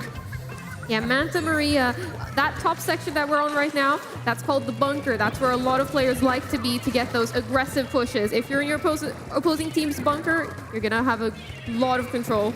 Yeah, you can see you just had that height to kind of go over the walls, press back into the enemy spawn. Ooh, does get punished around the wall there, around that middle pillar. You can see there is the power clam in the hand of Mafarikos. Mafrico's now trying to get a bit of control, trying to get a little bit of pressure, but does get really aggressively pushed and taken down. Great with the suction bomb, able to take him out. Yeah, there's a lot of pressure there, taking a bit of the aggro on that side and then forcing the opponents to follow them. As you can see, once again, Power Clam in their hand, trying to run through. Can they get that throw in? Nice line. That goes through. A few more points. They should be seeing it throw home right there and then. Clinical the game there from Alliance Rogue, the resource management, and just all of those aggressive plays and control of the map lets that win. Yeah, and that is a 2-0 lead for them. 1 game away from the semi-finals. Mafarikos have a lot to do if they are to force this 3-way tie. But Alliance Rogue are not going to let that go. European defending champions, they want to see themselves back in the semi-final, uncontested. And that's what they're going to aim to do here as they go into game 3. The belief. Let's go Portugal. Yeah, also sitting just amongst all of the French fans as well, I believe. So that is guts, that is. Yeah, we'll have to see now how Mafarikos are able to adapt, if they're able to adapt against this really strong-looking Alliance Rogue. Yeah, I mean, Alliance Rogue have been very, very dominant, very strong in all areas, you know. When they are trying to fight back from a deficit, strong. When they're when they're doing power plays, very, very strong as well. So yeah, really, really good. We have another Alliance Rogue replay from that previous game. So whilst we're getting set up, let's just run that clip and show you some of their best bits. So this is, as you were saying, in that bunker, on that bunker line, just covering so much height here. Yeah, nice throw as well with that special, being able to get it into that opposing bunker. There it is. Beautiful dog to take down that inkjet. Being under so much pressure from that inkjet. That inkjet, if they hit a direct shot, they can kill you. They can spot you in 1 moment. Ooh. Yeah, I mean, and you normally think that there'd be like a lot of frantic nature, but there was just this moment of calm where Scar saw exactly what he needed to see, and it was so slow and just pinpoint accuracy. And sometimes when you have that much control, you have those windows to breathe. And that is kind of how devastating you can be in those moments. I love that plushie. I have one too. Okay. We love the plushies.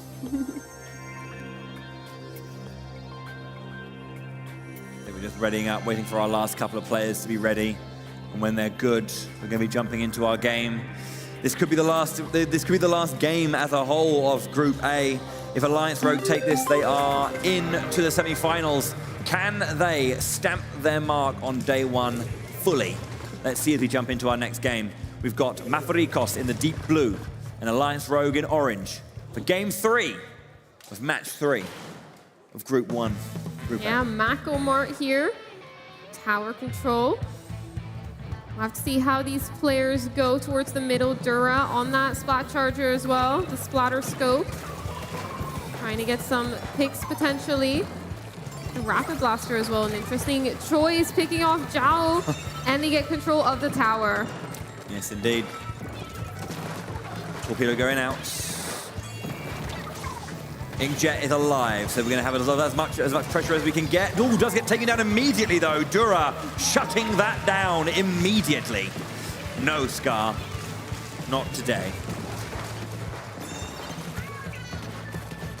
And just to push that tower a little bit, trying to get more control. Scar just chilling on the tower right now, but forced to jump off, coming from those tri-strikes. Does use that inkjet. Looks like they're able to potentially get 1 pick. Great, now placing down that tacticooler. Gonna be, yeah, there we go. Volti grabbing that buff, moving into position. We saw the tower squish the tacticooler, so it's out of existence now. But still able to grab a couple of drinks before it disappeared. Oh, masterful dodging, but gets taken out by the slosher. That was really, really, I'm going to say cocky, you know, noticing the Charger player, trying to dance in between them, trying to dare them. Can you take me down right now? The tactical is out on the tower. Everyone's buffed up now. So Alliance Rogue pushing hard, past checkpoint number 2, coming up to the third one as well. They want to come together to get that timer ticking down nice and quickly. Volti, I believe, and Scar on the thing, yeah, as Yolof does get a couple of splats there, but gets taken down himself. Ooh, manages to push that tower. A couple extra spots. Gray is now back in the action, does get taken down. That would have been an insane play. Trying to thread the needle of, I guess, stealth. Find a way in the back, got taken down. So the tower has reset back to the center. It's currently only 5 points left of distance for Alliance Rogue to take. So it's, you know, the only thing that's going to happen here is if Mavarikos can get that knockout or as close as damn it. Yeah, that Rapid Blaster working out pretty well. It's not usually one of the picks we see, but it's not too uncommon either. Whatever you feel comfortable with. Just pushing back a little bit though. You can see that Alliance Rogue were repositioning. Yes, but oh wow, getting that shot on Yurin there. These jumped up slosher shots, kind of just trying to cover, just trying to keep pressure back. This pressure we see here spread out all across those ledges. Just trying to get a lot of pressure on. Does get taken down. Dura with a lovely shot there. Is that going to be enough for them to be able to take control of the map? It seems like it is for now, at least. Yeah, Dura there with the Chargers trying to find some lines if they can. But as you can see, the time is slowly ticking away from Mafarikos. Only 1 minute and 45 left as they have 2 players left. Just trying to reconnect. Yeah, beautiful job there, just turfing, making sure to charge up those specials. Right now on the tower, trying to push it as far as possible. Got a lot of help to try. Zuka coming out. Ooh, manages to get Yolorf with it. A little bit of collateral damage in that back line, takes down Yolorf. Final points remaining. Great, on that tower, able to secure the win for Alliance Rogue. Stamping it home as well. There's no timeout here. That's a knockout once again. Excellent work from them. The French coming alive in the audience as well. They're very happy to see their team make their way to the semi-finals. Alliance Rogue winning their 2 games. Securing a spot in today too. Indeed, semi-final then. And Mafarikos there, having a tough day in the office, having lost to SFW and to Alliance Rogue. But, you know, they came out, they did their best, and I'm pretty sure they had a good time. But that's the games for Group A. Alrighty. Alrighty. Okay. Please give it up one more time for all the teams in Group A. Okay. Right, can I please ask Alliance Rogue, please, to come to the front of the stage.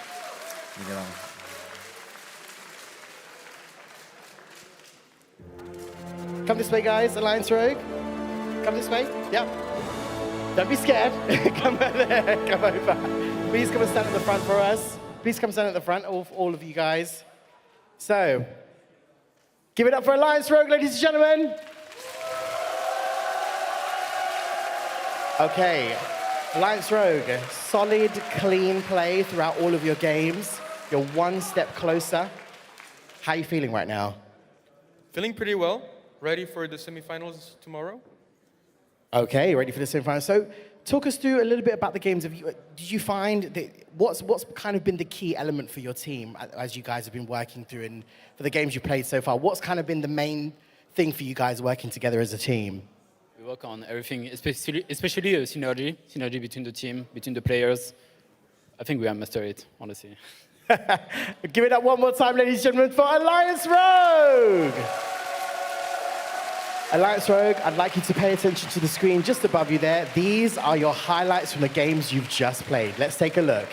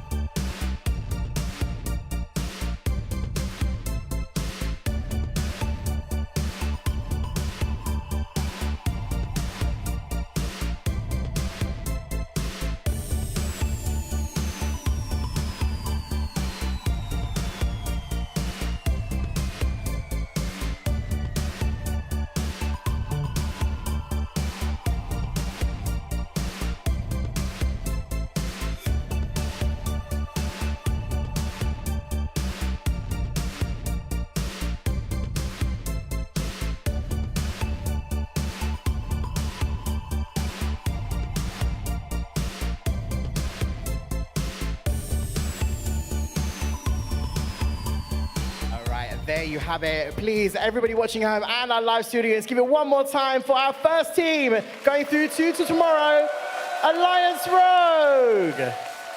Guys, thank you so much. Please make your way safely off to the side of the stage. We will see you very, very soon. All right. Audience, you still with me? Yeah? We're still here. Excellent stuff. So guess what? That was only Group A. We've got 3 more groups still to come to the stage. We've got lots more amazing games to happen on stage, lots more teams to get through. We're going to move swiftly on now to Group B. So I'm going to just head over to my amazing commentators. Guys, how are you feeling after those games? Those were amazing. My goodness, we had so many intense moments. Every team really showed up and had their moments. All right, so let's take a quick look at the bracket on the screen here. So, of course, we do need to update the bracket. And, Bowie, what's happening next now? So, obviously, Alliance Rogue have gone straight through. You can see in the semi-final one, their place has been booked, and they will be awaiting the winner of the next group, Group B, where we have, again, 3 more excellent teams are going to be trying to bring their all to bear. So, yeah, excited to see. All righty, so, commentators, I hope you're ready, because I'm now going to bring on the next 2 teams onto the stage. They're the first 2 teams in the Group B for our tournament today.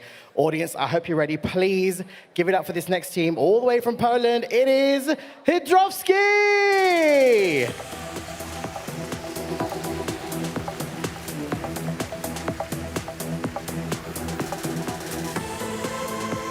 There they are. Welcome to the stage, guys. Welcome to the stage. Joining, of course, Team Hydrowski all the way from Germany. They've come very far, guys, all the way from Germany. Please give it up for Team Kaiser!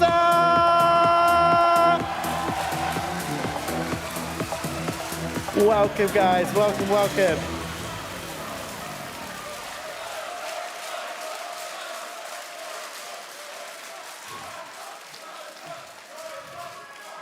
Team Kaiser, it sounds like you only just have, just a few fans in the house, not many fans, just a few. Alrighty, so we're going to get both these teams set and ready to go.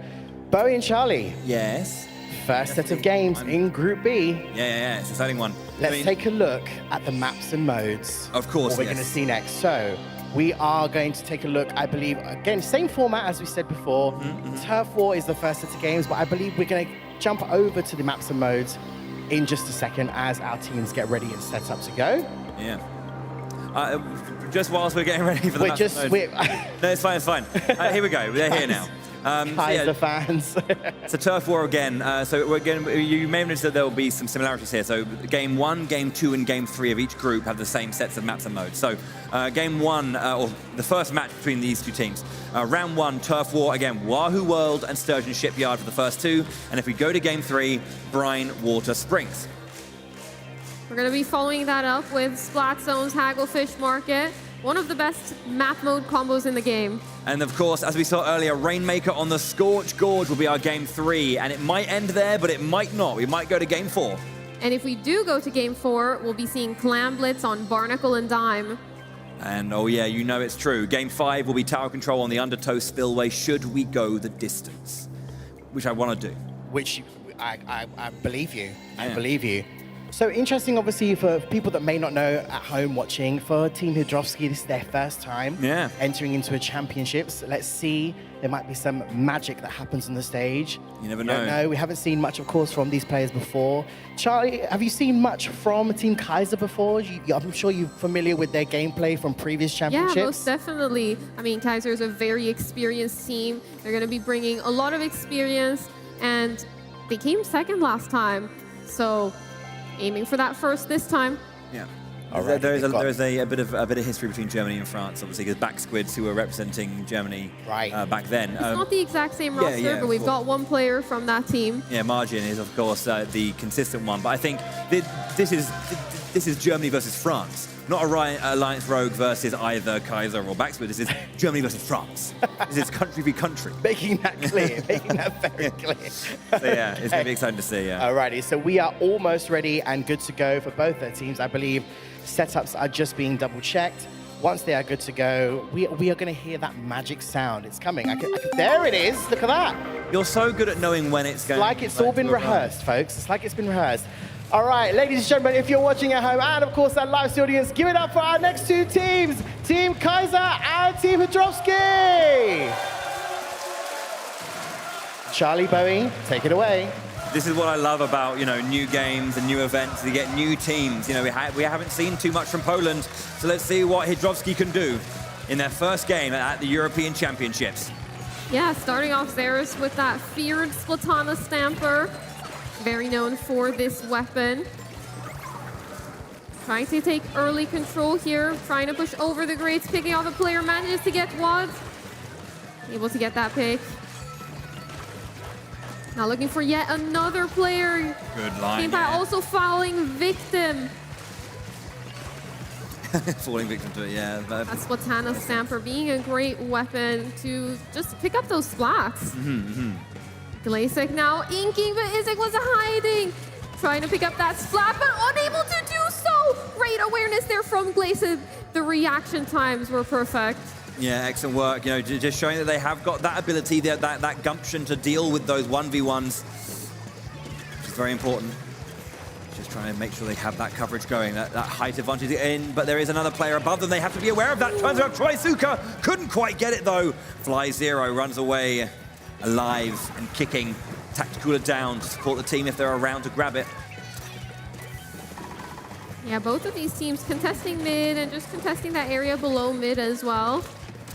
Seeing who can come out on top. Ooh, very damaged Inkling, but able to super jump out of it. Great awareness there just to get out of a situation. Yeah, very, very nice awareness, as you said. Just that ability to see that, react to it, and get to safety quickly. Keep yourself alive. That pressure can be maintained. As you can see right now, Hydrovsky with the control in mid, in that central circle, but they need to try and hold on to it. They lose a player. They're being sort of from all sides. Fly Zero goes down. Tactical once again being thrown out, on this time on the side of Hydrovsky in orange. You see it's quite back and forth right now.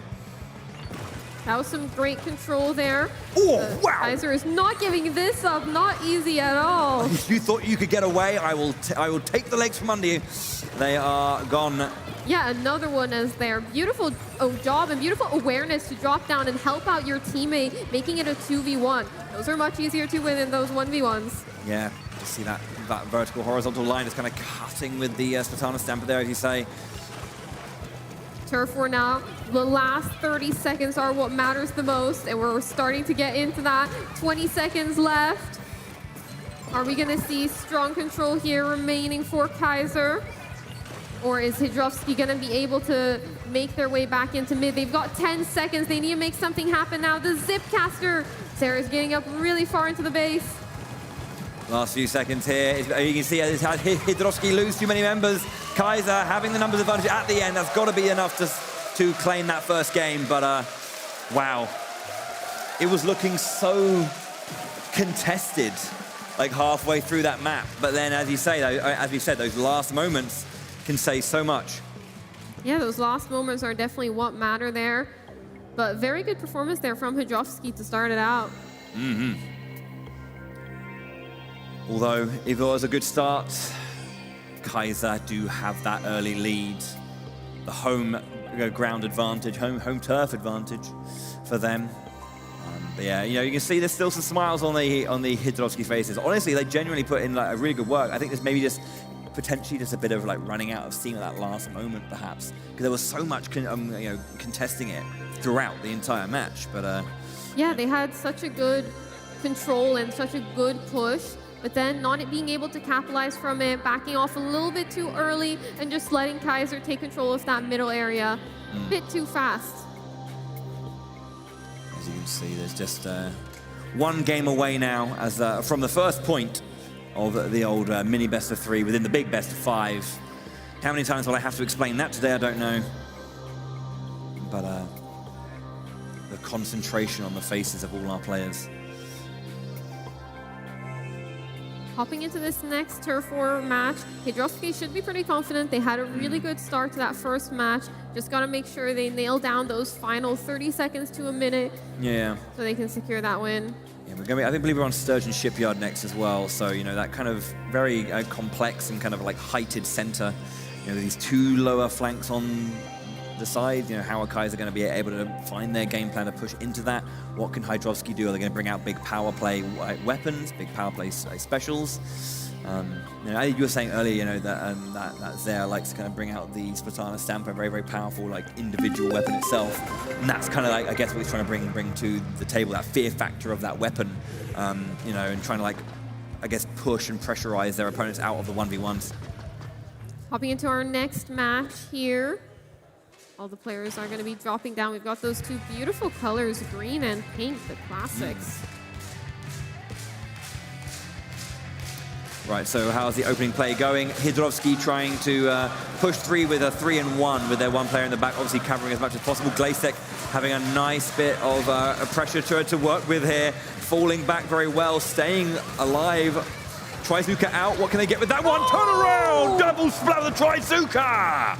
Double splat with that Trizuka, manages to punish and a trade. The Zipcaster as well, and a trade. Beautiful work there from Glazek, being able to just pick up those splats with that Trizuka.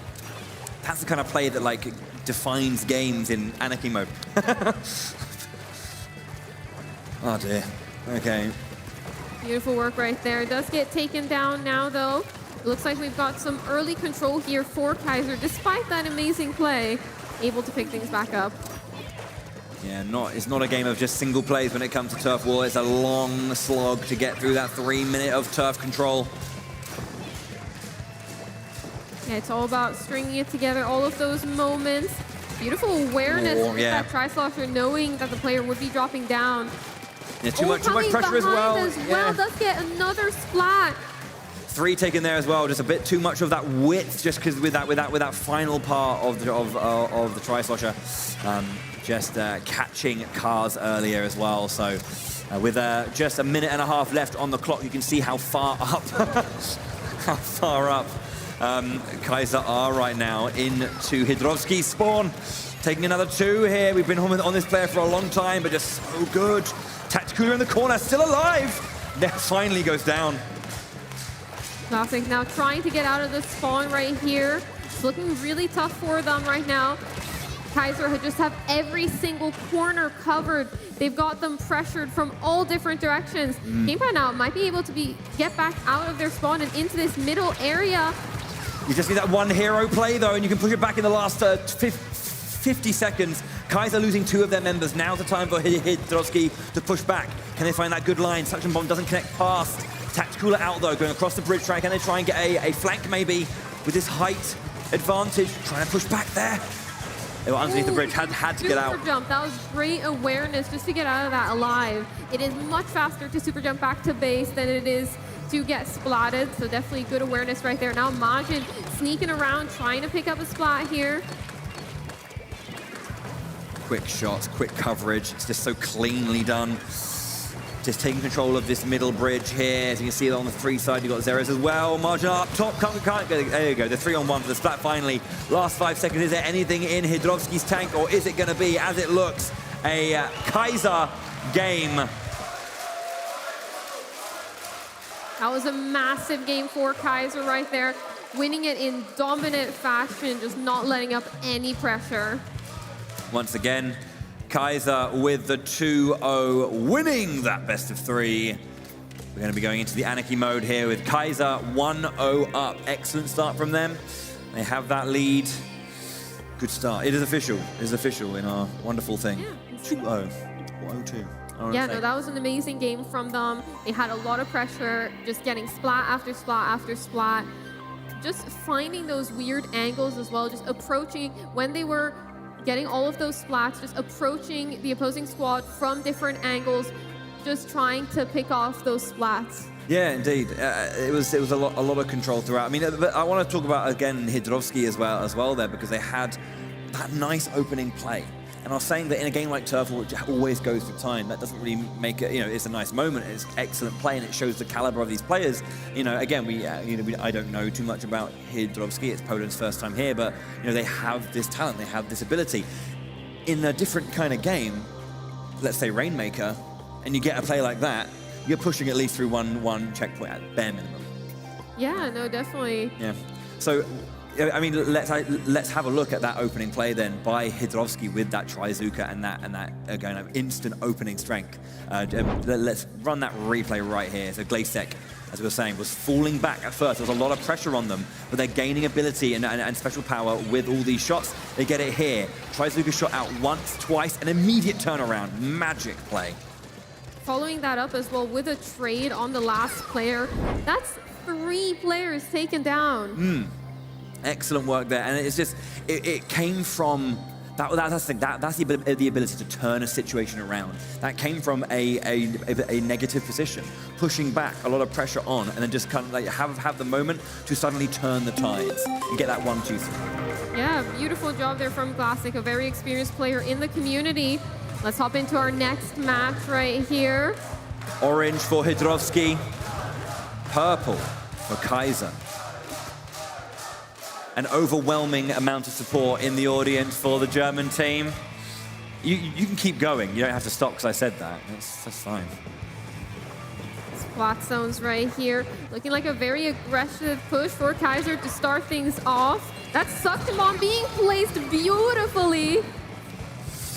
The big early control there for Kaiser, getting that, as we saw, just kind of pushing forward. That's Splatoon Stamper again, taking out a couple of splats. Fly Zero on the left-hand side, pushing forward. They have control. It's up to Hydrovski to make the play forward now. Finding these beautiful angles. The Splatoon weapons are really good. If you go up near a ledge and jump, you can get a couple of spots, but get taken down by that Trizuka. Beautiful shot there from Woods.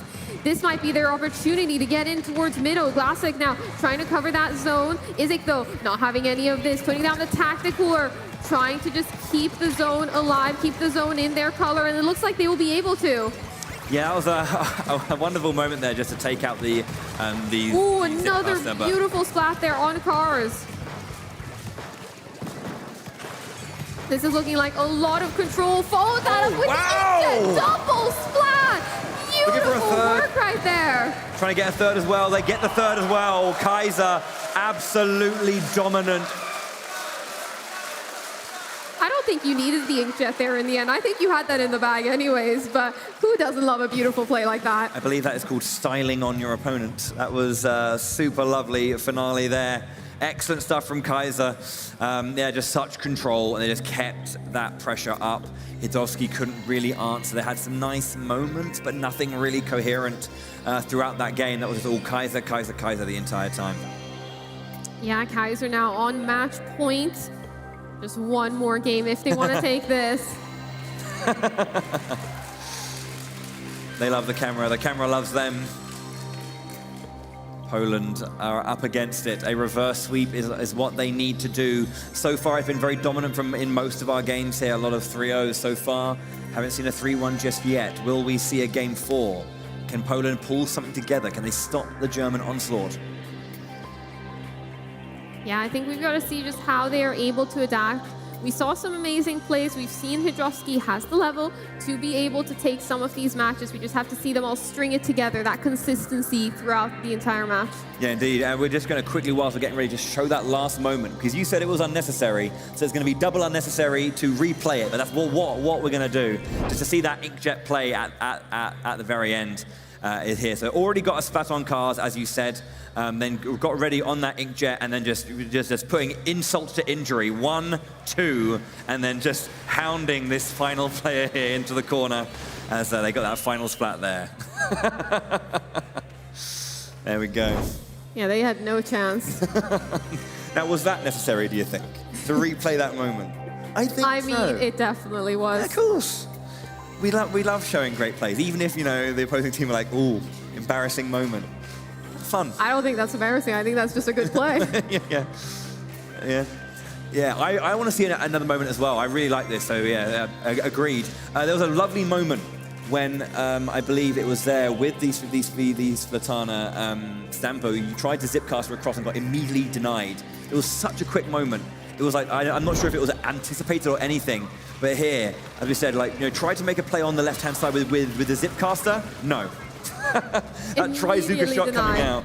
It was a really smart positioning there from Kaiser to try to get up with the zipcaster and make an aggressive push, but Hydrovski just saw it. Yeah. He instantly denied it. Yeah, just no, none of that.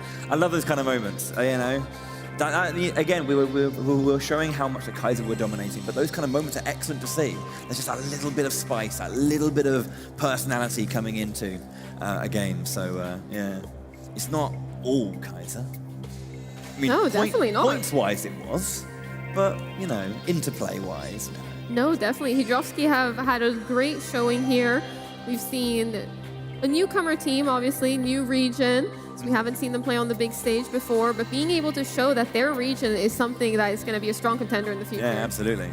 You know, don't sleep on a brand new region. You know, I believe there's. I'm not saying it is the case here because everyone here qualified, but there's usually a term when it comes to, like, you know, the old wild card idea, right? Where you don't know anything about them. They could do anything.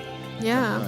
And so when you have you know, that kind of unknown nature, it's always exciting. I think we should have a look at our next stage though, and let's have a little bit of a deep dive into the stage. I believe up next was Scorch Gorge, and it's Rainmaker, I believe. So let's have a little look at our tablet feed, and let's have a look at Scorch Gorge in a little bit more detail to kind of go over the moments and the things we're looking for in Rainmaker. Yeah, we're going to be looking at first who gets that initial pop, who gets that initial, you know, secure control of this middle section of the map, and then how they choose to push up around this corner. Mm-hmm. Something that is also really fun to note on this particular map is if you place a tactical down right here, your teammates can reach it from below this ledge over here. Right, okay. That's a little fun tidbit for you guys there. But it's all about taking control of this middle section. We're going to be seeing a lot of players come out, try and take control of that ramp to be able to push up, and just take control of this plat area on the opposing squad. I mean, obviously, the big thing about Rainmaker, especially when it comes to Splatoon 3, obviously, is like multiple checkpoints. You pick your checkpoints to push through. This northern, I mean, at least from the way we're looking at this northern section is the most kind of like the general way. That's usually the way that players like to go. How often would you say would that southern one go for you? And if so, where would those like pressure points be? Yeah, I mean, usually we see players go up to this top portion, but sometimes if you're sneaky, you can go across these grates and be able to take a nice straight path, but you do need a lot of control to be able to do that, as you're very vulnerable on those grates. Yeah. I think, yeah, as you say, that kind of bridge over and that kind of way around is what we normally see, excuse me. But then I think that's kind of the exciting thing. You expect someone to go a certain way. Can you, like, surprise your opponent with, like, a different play? You definitely can. You definitely can go an unexpected route and just surprise your opponent, especially if you have a distracting and leading the opposite direction. Excellent. Well, we're going to be seeing that map momentarily as we just got our audio. It means the game is starting. So let's jump into Scorch Gorge Rainmaker. Let's hop into it. We'll have to see which direction these teams now choose to pick which checkpoint they're going to break through.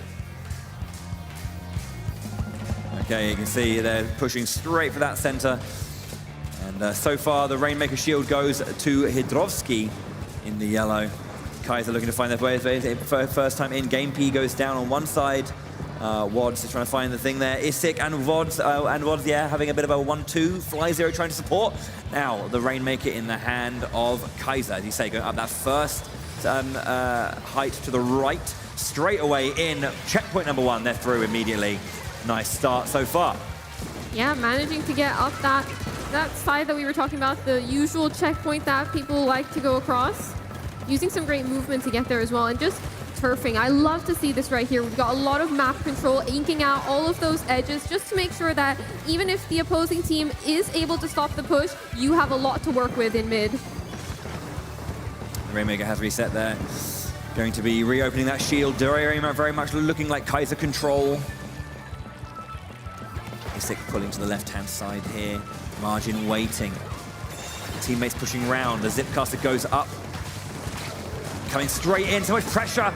Takes it down, I believe that was Game P. Oh, Classic there. Well, Isik managing to stay safe and managing to push it an extra couple of points. Beautiful squid roll there just to ensure you get that extra distance. Yeah, and that took the entire team of Hydrovsky to stop Isik there. Kaiser with 27 on that distance to go. The Rainmaker now in Kaz's hand. They lost it. Will they want it? Yep, there you go. They went for the reset. I believe they jumped off the edge for a reset there. smart reset, especially when the Rainmaker is in such an aggressive spot. We see that beautiful Zipcaster play, able to save themselves from falling off and getting the splat! That beautiful is job right insane there from Zare. Absolutely wonderful usage. They're breaking the lines with that Zipcaster. So much chaos on the map. That was a beautiful job right there, being able to get through those breaks, allowing their teammates to get a big push right here, gets punished for that inkjet. It looks like we see a lot of control here. Hydrovsky getting back into the game. Classic now is in an awkward spot. They put the Rainmaker even further back whilst trying to reset it. All they have to do is pick it up now, and the squid roll Zara's so close, but the squid denied. roll onto the podium, 1 point remaining. Denied with 1 point to go. That was such a bold move. Ooh. Okay, incredible stuff there from Kaiser. GameP once again going for the factory reset there. Rainmaker back to the center. But you can see the control all in Kaiser's side. They just needed to get their back into the mid. They needed to get out of their spawn. There now once again. Splatana Stamper trying to find a way in. Gets Glacic down. One splat there. So you can see though Hydrovsky losing all of their team members once again. Isik pushing forward with that Rainmaker, just hammering shots in. Artillery fire. Yeah, that was a beautiful play right there. Mounting another aggressive push. Isik though playing it very safe, not wanting to just hand over this Rainmaker when they have such a great lead. So just chilling in the spot, very aggressively pressuring, letting their teammates go off. Beautiful splat right there as well. Yeah, they're just catching GameP, yeah. You see there's so much control. I mean, at this point, even if they don't get the knockout, everything is on Hydrovsky. Hydrovsky need a knockout to survive this, to stay in this game. Oh, you're gonna see right now. Oh! Kaiser with the BM. The BM from Kaiser. They just had to get that screenshot, the selfie. It's not like it's being streamed or anything. They lost rate just running into the center. Isik there, allowing it to go into the hands of Hydrovsky. That is very rude, but appreciated. At the same time, it's coming to competition after all. Beautiful movement here, just maneuvering around all of those shots, dodging everything. Beautiful job right there. 45 seconds now. Hydrovsky need to take control of this Rainmaker if they want a chance, but it looks like it's going to be really tough. 35 seconds left on the clock. It is not in Hydrovsky's favor. Kaiser having so much control, just pushing them all back, taking splat after splat, forcing more desperation from the side of Hydrovsky. And desperation means errors. Errors mean splats, and splats means a loss. Yeah, that's one of the things when you start to lose control of a match, being able to regroup and get back into it can be very difficult. Kaiser here doing a really good job at just staying safe. They don't need to push this Rainmaker aggressively, so Isik just staying safe, staying back with this Rainmaker. Great play. Excellent control. They jump in for one more reset. Kaiser 3-0 over Hydrovsky with spirit, aplomb, a bit of cheekiness. Yeah, that was a great game from Kaiser there. That play to get them to 1 point remaining. That squid roll to get onto the podium. Beautiful play. Excellent stuff, and a little bit of style at the very end as well. Incredible stuff from Kaiser. They are here to play. They want another shot at that title. They were denied it so marginally 4 years ago, and now 4 years on, can they change their stars? Nims. I've said it before, but wow. Wow, that was some immense gameplay. Can I please get a massive cheer and round of applause for both teams once again?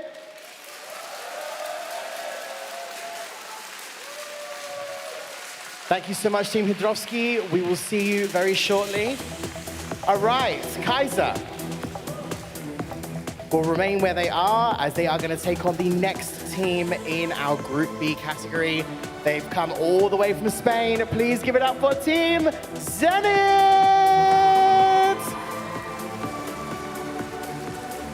Welcome in, guys, welcome in. Please make your way straight to your chairs. Thank you so much. Okay. Alrighty, so Bowie and Charlie, we are going to take a look again at the bracket because we do need to update our bracket.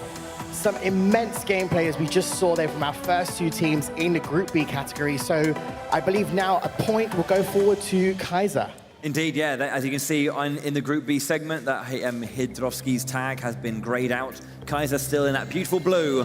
They won their game. One more, and they're playing this to their second game right now. They can secure their place in the semifinals right here. But Zenith, if they win this, they can then set up that match against Hydrovsky to maybe sweep it from under them.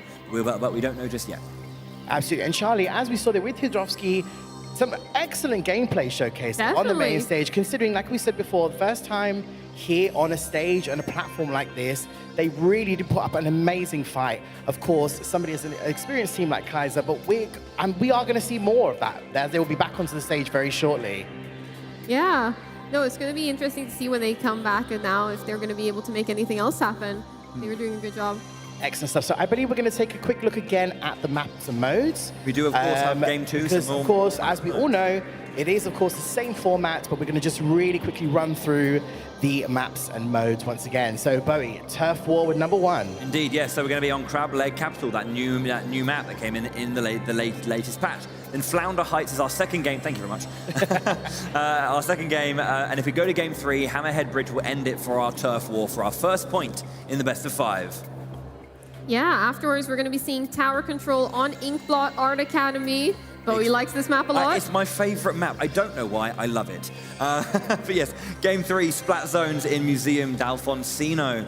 I like this map a lot. Yeah, it's very nice too. Yeah. But all of the maps are amazing. That is true. That is true.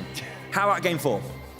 In game 4, we're going to be seeing Rainmaker on Eeltail Alley. Potentially. We haven't gotten there yet. Yeah, we haven't seen a game 4. And by gum, if we see a game 5, Clam Blitz by gum on the Hacklefish Market. I don't know where that came from. I'm so sorry. I approve. I like it. It's good. Good stuff. All right, so ladies and gentlemen, and everybody watching at home, these are the games and maps and modes that we will be showcasing for this next match. So I believe our teams are almost ready to go. Once again, it is, of course, from Germany, Team Kaiser versus Team Zenith from Spain. Audience, are you still with us? How are we feeling? All right. Excellent, excellent. They're still with us. I'm loving the flags. I can see flags in the audience. Just 1 or 2 German fans in the crowd. You know, not many. Just 1 or 2. Showing their love and support. We appreciate it. We love you guys. Excellent stuff. We are almost there. One double check with all of the players once again. Bowie and Charlie, we've seen quite a lot of mix-ups. Obviously, we've spoken about the popularity with the Trizuka. We've seen lots of popular choices. Have you seen anything different that you unexpected so far for the games you've seen?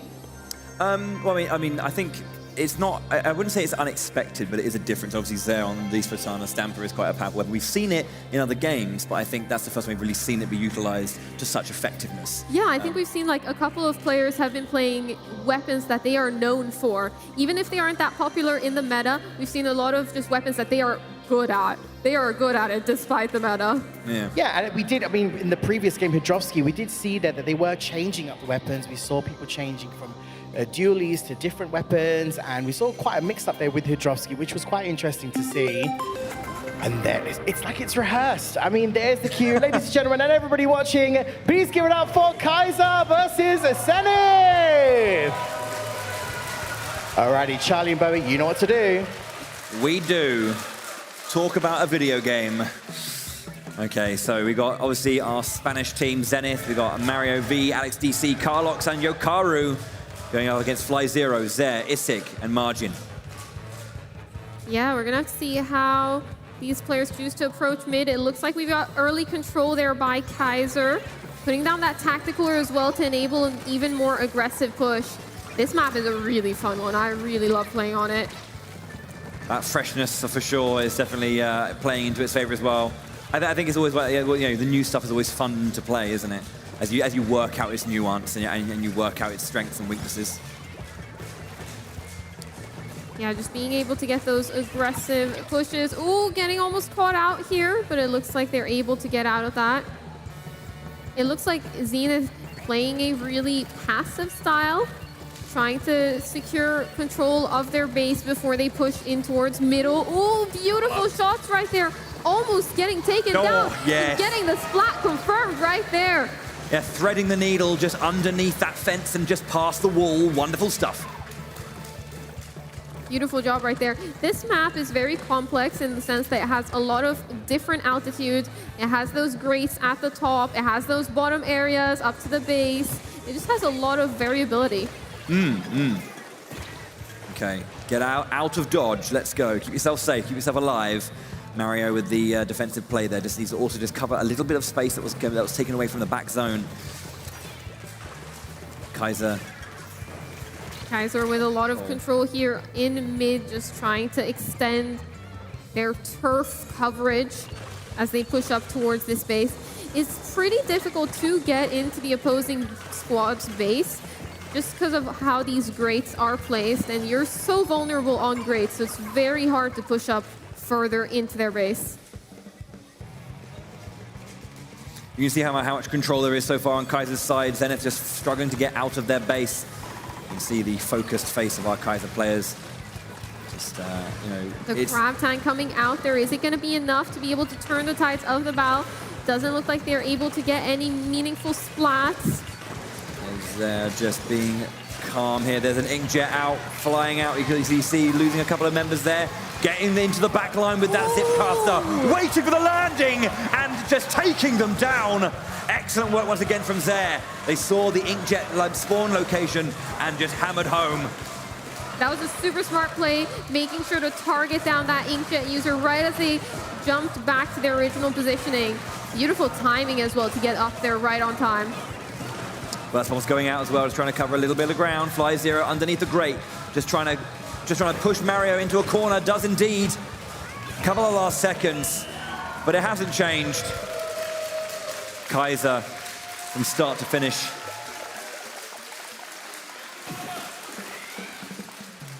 Kaiser getting massive control of the map. They're not letting up any pressure, not letting the opposing squad get into the mid. Yeah, well done there indeed. 1 point over. The job is done.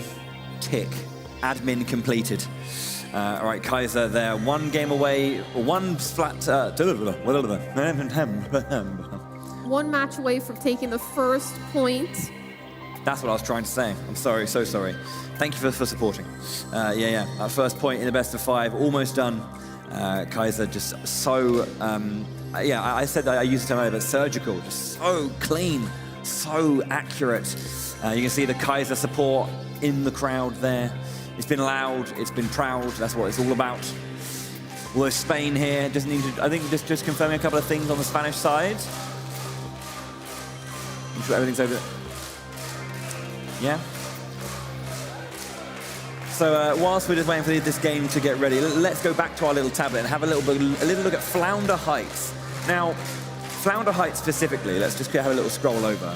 We are going to be playing this on Turf War, of course. So, oh, hello. There we go. We have to go to the Turf War variant somewhere. Which map? Yeah, match 2. There we go. Flounder Heights. Okay, cool. So this is a turf war. So I think this is more, rather than going into the nuance of an anarchy battle mode, let's just have a look at, the key points of this map, the locations, the areas that are most important. What are our players? Obviously, mid's the thing. We know about. I mean, Flounder Heights, definitely the most important area is getting control of this top section right here. If you have control of this top section, you're forcing your opponents to try and go up this path or climb up some of the walls. But if you are up here, you have such a good spot to just keep everyone at bay, just keep everyone out. You have the high ground, you have the advantage. Yeah, of course. So speaking of that advantage, when you're starting to make that attempt up into the enemy space, you're trying to push into their base, what kind of key points are the defenders trying to hold as their second line of defense? Yeah, the defenders, they want to make sure you're not able to get too aggressively up into that base. But usually what people will do is just stay at this top section and grab control of that. Another way to push up into this top section that is very popular if you're getting zoned out is by going around and climbing up this wall right here and trying to get control from that section into mid. Right, sure. And then I guess the offensive team looking for this line here up into this staircase, into this back line. Yeah, the offensive team usually want to have everyone set up near this mid-section over here, and maybe having one aggressive Slayer going behind the team, going up this alley around the team, or up this alley around the team, just to try and get a different angle to come at the opposing squad from behind. Yeah, sure. Yeah, fair enough. I mean, as you say, you do see it a lot. I mean, tacticalers were normally being placed upon this kind of like this top zone to collapse down and find your way in. But yeah, I think another thing to mark as well is early on in the match, often we will see control for mid, both opposing squads going at it, trying to get control, trying to get over to that opposite side. How do you get over to that opposite side effectively? Well, there's a couple of different ways, and the most used one is usually to try and climb up one of the walls. Usually if you try and climb up, you can climb up this wall, or you can climb up one of the walls around here. And to try and get a different angle and get up to this area just to secure that first initial push to get control. Yeah, of course. Yeah, I mean, yeah. As you say, like height is one of the most important things here. So yeah, making sure that you always have that control, and that's why, as you were saying, that these kind of you're forcing your team to kind of come up this like back ramp or at the very back alley. Yeah. Because that's difficult to do because of that height disadvantage. You're having to fire up. You're going to be less accurate. You're going to have less overall control. We're just going to be setting it up here. We're just going to make sure that everyone is in the room and ready to go. But yeah, that's like, I guess, a general overview of Flounder Heights. But I guess we can probably have a look at. We can probably perhaps have a little chat about Turf War as well, because as we know, for most of the competitive scene, the Anarchy battles are where majority of the competition takes place.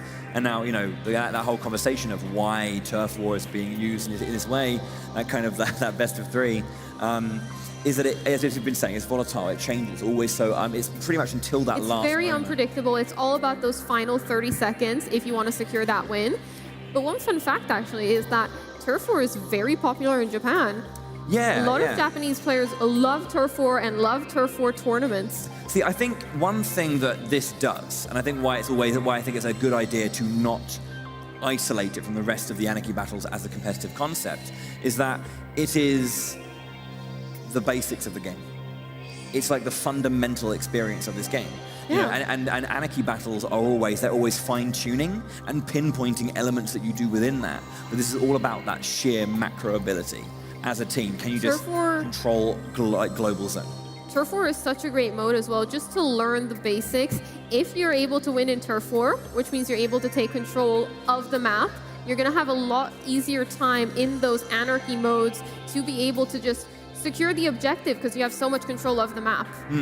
So yeah, I mean, if there was like a new player who was like, I'm interested in playing Splatoon, I've seen some tournaments, I want to get better, what would you recommend they do? I think if you're looking to get into the competitive side, I think it's important to just look at the meta, look at which weapons you want to bring, and just practice. It's all about practice, getting better, and having fun while playing. Of course, and that's what we're doing right here. We are into our next game now. We're all good and ready to go. Excellent stuff. So, as we've got on the purple side, we've got Kaiser. And on that, I guess, let's go not lime green, but lime green, why not? Is Zenith, our Spanish team. Yeah, let's look at this initial bout. As I mentioned, both sides across this bridge, just looking at each other, trying to find angles to get up towards that section. And it's just a barrage of subs coming over the sides as well. There's two players together. They're going to try and push back. Yes, now they have control. Moving down onto that lower side. The collapse from Kaiser is strong. Usually people tend to use the walls to get over that bridge, but an aggressive push also works. Yeah, they had a couple of moments, a couple of shots, but not enough to take a splat there. They do eventually go down. Alex DC getting that splatola. Yeah, Zenith Elite have been practicing a lot recently in some community tournaments, getting a lot of impressive moments, impressive clips. They are definitely ready to bring it.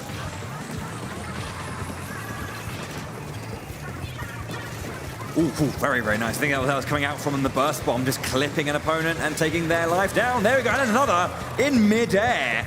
Isik going down as well. A couple of splats here for Zenith. Carlox just using that long range. Beautiful job here to try and take control, looking at those angles upwards of those walls, just trying to get control of that mid. We see the rain coming down as well. The rain is doing a great job at just pushing the opposing squad back, not only letting them get towards their side of the base. Excellent shots over there coming out from our ballpoint player. Just cleanly taking what they need out of the sky, pushing forward here. You can see they have that line crossing the bridge. Dangerous zone in the middle of it. There's so much control and height advantage. Yokaro goes down. Yokaro getting taken down right here. Beautiful aggressive play to take control. We got that back part as well. Alex trying to fight back, but decides to super jump. Yeah. Very smart. Getting out of that situation alive was very important. Yeah, there was a lot of pressure from the Inkjet, so they had to just get out of dodge once again. Keeping themselves alive, as you said, very important. There's a lot less time taken just going back rather than respawning. So, yeah, Crab Tank on high, guarding the front, peppering with a little bit of artillery fire. Trying to get back into mid. Final 30 seconds here. We've got a lot of control out on the field. So we have to try to get back towards that middle area. This map is so good. Once you grab control, it is so difficult to get back into the game. And they're doing a great job at holding it. The Inkstorm slowly raining down on that slope up to that top mid. Kaiser now with a beautiful aggressive push just to finish off the game. Yeah, last 5 seconds as well. It's going to be over. Kaiser once again dominating, controlling, winning. 73. Is that the highest percentage we've seen today? I don't know. Huh? Maybe. Fair enough. Whee! Everyone's having a good time with their weapons. Yay. There we go, that's 2-0 then in the best of 3 turf war. That means our first point going over to Kaiser. As you can see, their symbols lighting up. 2 to go, and they have already, quite early on, confirmed their semi-final presence, and then the last game will just be for the, I guess, for fun, to stamp yourself as second in your group. But that is only if Kaiser win it. Then it's not out yet. There's only one point in the best of 5 taken. So we could have another 4 games. We could have 2. We could have 3 more. So who can say? The players will be doing their best to put on their best show. Yeah, we're gonna have to see how Zenith choose to adapt now going into these anarchy modes. They've lost 2 times now in turf. How do they adapt to bring it in these anarchy modes? Anarchy modes play quite different. You've got more of a central focus. That you got to play around. Yeah, it really kind of, again, yeah, as you say, focuses you and forces you to deal with one particular thing. You still have all that space to work with, and I think that's when you can sometimes, go a little bit too, quite too linear with your thinking. You do have to think about that wider option. Enemies are going to be moving around you, they're going to be rotating, and space is still a thing that exists, even if you do have this focus. And I think you have to just kind of pass information a lot better. What around the sides matters more. I think in turf war, everything's just how you have that kind of wider view. You have to focus and narrow it down without losing what's important. Yeah, definitely. Making sure to even have map control. Map control, even if it's not of the central area, even if it's some side portions of the map, just having that map control helps the team be able to take control as we hear the sounds drop into our next map. Oh, yes, indeed. As you say, that line, being able to speed in to get back into line of formation. Here we go. We're on to our first Anarchy battle. We've got tower control, I think, isn't it? Yes, it is. Inkblot Art Academy. Your favorite map. Yeah. I was just making sure it was tower control. I don't know why my head just decided just to blank. We saw some excellent gameplay on this map and mode last time, so let's see how it goes. Orange and yellow, orange and purple in again. Beautiful picks there early on to take control. 2 down on the opposing squad. Kaiser now with the control, managing to get up with a really aggressive push, just hiding around these corners, using those structures to their advantage as they try and push up aggressively, getting another spot onto Alex right there as they continue their aggressive push. That tower just chilling in the background, getting towards that second checkpoint. This is going to be a really tough corner, but able to survive with that super jump back to the tower as well. Yeah, tactical out as well to get a few buffs going for the team. They're running rings around the edges of Zenith. The Inkblot Art Academy is covered. Kaiser going in. Sorry, Zare going in with that zip coaster. So supporting the team. 2 spats down. They're past checkpoint 3. They're going to be closing it out very, very shortly if they can. They're back on the tower position just around that suction bomb. Trizuka coming out, getting another spot on Alex, and it's game! That was a really fast match right there. Tower control can just end in a second if you get a strong push like that. And Margin turning to his teammate there, hugging him. What an excellent play. That was so much domination. There was not any fight back from Zenith. Kaiser just had the control from start to finish. Ooh, that's a game you can be proud of, I think. That's one of those games you go, damn, I'm good. Yeah, that's one of those games, just having those aggressive pushes, picking up splat after splat after splat, relentless, not letting go of any of that pressure. Excellent work. Yeah, you can see how like hyped up they were as well. That was like so much confidence. They were aware that that wasn't just like an ordinary like knockout. That was a very dominant knockout. Yeah, that was absolutely beautiful right there. The Spanish team have a lot of work to do. It's not over yet. They have to compose themselves. Just make sure they can find something to throw back in the face of the Germans. Yeah, have to reverse sweep if they want a chance to win this match. Definitely a tough task ahead of them, especially looking after this most recent match and how dominant Kaiser were. Yes.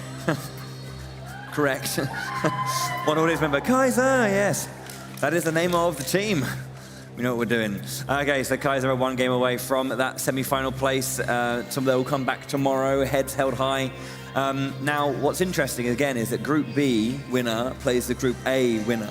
And the Group A winner was Alliance Rogue, which means that if... It's a very tough matchup waiting ahead. If Kaiser win this game and they are in the semi-final, we're going to have that France-Germany rematch in the semi-finals. But let's not get ahead of ourselves yet. Of course, no. Still has a chance to take this. They've just got to be playing clinical from this point onwards, making sure their weapon comps are selected, making sure they take all of their pushes in favorable situations, getting into those 2v1s. Let's hop into the match. Okay, now here we go. Spain have the work to do. The reverse sweep is what they need. Can they stay in at least one more game and just make sure that they do not go down 3-0? It's up to Zenith. Kaiser have got the match point in hand. Yeah, we see splat zones now. Both of these squads, we've got a splatter scope on the field. We have to look at how Carlox plays this splatter scope. Carlox is a very good backliner. If they're able to get some of these picks, they will definitely be able to get more control and win this match eventually. Yeah, they got the first capture of the zone, but then the Kaiser just throw it back at them. They take control. They're going to take the lead right now. There we go. So, yeah. At this point, can Zenith find their way back into the center, push Kaiser off of their perches, and ooh, the zip caster zipping around, getting into those uncomfortable spots. Does get punished for it, however. Tried a little bit of sauce, but got thrown out eventually. Those tri-strikes right there, trying to get control of the map. But Kaiser doing a good job at inking it, making sure it stays in their color. 30 points remaining now. We need to see an aggressive push here from Zenith, but it looks like that Trizuka won't be coming out. Kaiser extending their lead. Getting one final splat as well before they lost it. You can see, though, that they were taken off the point. Zenith have control once again. There is 63 bonus points as it's 17 left on the clock, but as again, Zenith being pushed off, control lost. Back in the favor of Kaiser. The bonus points are there, though. It gives Zenith a little bit of breathing room, but will it be enough? Yeah, whilst everyone was distracted about that Trizuka push, we did see them be able to grab control, put up a penalty. Definitely this is what they need if they want to get back into the match, but they don't have much time left. Yep. Couple down on the side of Kaiser. They lose a little bit of focus, but a couple down for Zenith as well. A nice trade back immediately, so not too much Zenith can do after they had a moment. Just that slight window just creaked slightly ajar, but not enough. That Rapid Blaster right there doing a good job at contesting the sniper, not letting them stay alive, getting a nice splat as well. Getting that tacticaler as they try to get back into this zone, grab control yet again. Yep, no one has control just yet. It does finally push over back onto Kaiser. A few bonus points for Zenith, but again, they just need that control, and they need to hold it for a while. 2.5 minutes left on the clock. There's a big deficit. 58 is the difference.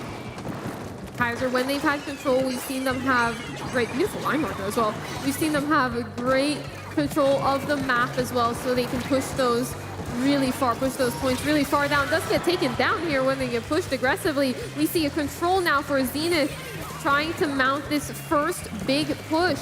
They've got to pick up some of those splats if they want to do it. And it looks like they won't be able to. Kaiser, Fly Zero coming out, being able to take control of mid, get that Trizuka, getting one splat with it. Beautiful work. Yeah, it's just splats galore, left, right, and center.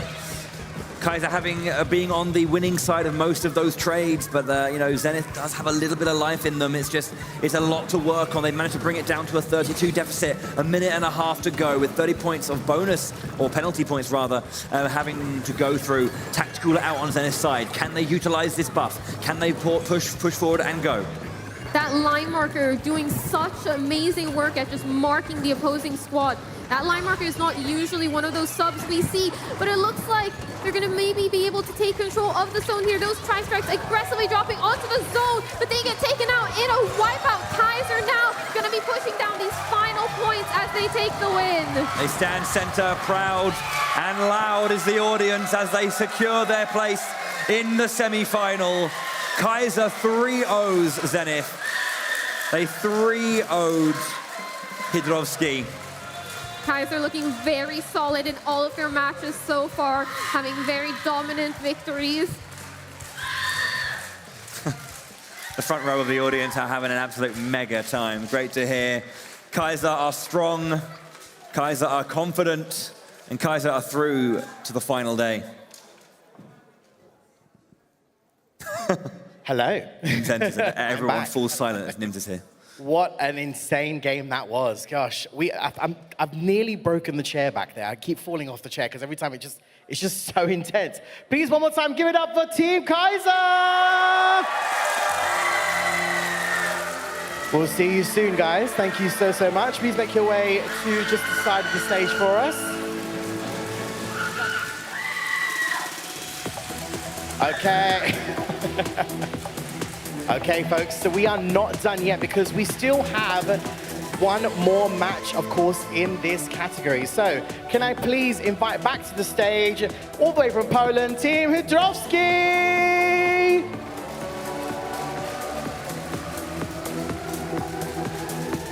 There they are. Welcome back, guys. Please make your way to the seats just over there and get yourselves set up. So, of course, as we mentioned before, all of our teams need to play one another in each group, secure enough points to move them further into the semi-final rounds. Bowie and Charlie, match 3. Yeah. Should be a nice one. Obviously, you know, earlier. Before we do that, you know what we do? I know what we do. We update the bracket. Let's take a look at this bracket once again. So, Charlie, Kaiser through. Kaiser 1-2 games. are through. 2 very dominant games. They are looking smoking hot coming into this semi-final tomorrow. Okay. Alrighty. I like that. That was very good. Very spoken. So yeah, this is obviously at the moment, we've just updated the bracket. Of course, once our 2 teams here have played, we will be looking at the bracket again. We need to update, of course, who will be moving further and who, of course, will be ending it here today on stage. So interesting plays, of course, from both the teams in the last round. Zenith were putting up quite the solid fight. So let's talk a little bit about that. I mean, it was Splat Zones. Splat Zones is always absolutely crazy. But teamwork was making the dream work for Kaiser there, wasn't it? It was, yeah. I mean, the thing is, like, Splat Zones, I guess, is the closest to a turf war you're going to get in terms of, like, It's a mini turf war. Yeah, a mini turf war. It's very, very focused turf war. But you could see that, you know, Zenith were able to kind of find moments and find plays to kind of get control and wrench and move Kaiser about. But I think it's one of those things where that consistent control was just a little bit too much. It's more about holding that sustained control. Once you have control, you have to push up aggressively. You have to make sure your opposing squad cannot get into the zone. Exactly. And just before we get the game started, just a reminder for obviously everybody watching at home and for our live studio audience, we're going to take a look at the maps and modes once again. So of course, Bowie, as we said before, Turf War, best of 3. Where are we going? Well, we are going to the Umami Ruins to open, an absolute smasher, and then the Undertow Spillway as our second track. Should we go to Game 3, which we haven't yet, Humpback Pump Track. Oh yes. Where are we headed next, Charlie? We're going to be following that up with Clamblitz on Manta Maria. Big fan of the Manta Maria. Yeah, Game 3 then will be Tower Control in Macomart. Yeah, and if we do manage to get to Game 4, we will be seeing Splat Zones on Flounder Heights. And then, of course, Game 5, if we ever go that far, we're going back to my hometown, and we're doing Rainmaker in the Art Academy. Oh, yes. So these are, of course, the maps and modes for this particular match that we are about to witness. It's still early. It's still early. We could see 5 games, 5 maps. We could see it all. We could go right down to the wire for this. You never know. And I think, Kaiser won the 2 games. We can't say they haven't. They have. So for this, it's like a bit of a pride match. Who's going to take that second place? Who will win between these two? There's going to be I think there's going to be a lot more effort and a lot more tooth and nail fighting in this one than you might expect. Right on cue there, Bowie. There is the sound. Ladies and gentlemen, for those of you guys watching, please give it up for our next 2 teams. Of course, Team Zenith versus Team Hedrovsky. Charlie, Bowie, take it away. Hopping into this next match right here. Starting off with the Turf War as always. Looking at these pumps, we see some nice inking weapons, nice turfing weapons, as we always do with Turf War. Beautiful splat there from Carlox to start it off. Are they going to be able to get a second one? It looks like they are. Beautiful pickup right there. The crab coming out, getting absolutely demolished by this inkjet. And that is why the crab tank has dropped another beautiful splat right there. Yeah, excellent work so far from Zenith, taking a lot of control. Hedrovsky just need to concentrate, bring it back in a little bit more and tighten it up a bit. Make sure that Zenith can't keep pushing forward. Crab tank is definitely really strong in this current meta. Trizuka and Inkjet, they shred through that crab. So you gotta make sure you use it in safe positions. Is this one? It looks like it isn't. Beautiful splat there. 2 more players facing off right here in this little skirmish. Yeah, nice pressure in that little lower section, but does eventually go down. Game P getting that spot there. A couple down now for Zenith. This is a nice moment here where Hedrovsky have to reformat themselves and push into the center, but it looks like there's a little bit of a trade. Alex with the crab tank on high as well. Many crabs. It's a bit of a scramble now for this midsection and for control. Both teams have a great bit of turf, but it's all about who can win this next upcoming fight right here. Well, almost a wipeout against Hedrovsky. They lose 3 members of their team, looking to just try and hold on and get back into position. Their danger, though, there's a little bit of a special available potentially if they can make some kind of power play, but they've got a lot to do here.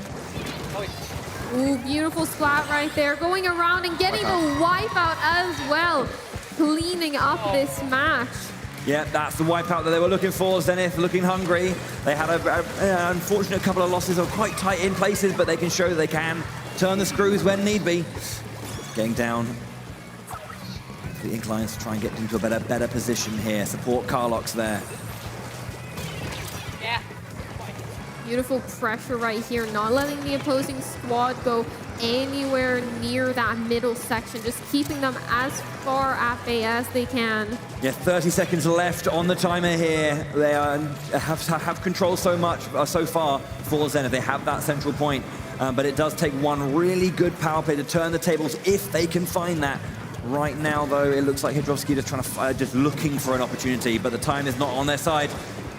Time is not on their side, as you mentioned. 8 seconds remaining. They've got to get this final push towards mid. Maybe a splat, but it is a wipeout. Dominant win right here from Zenith.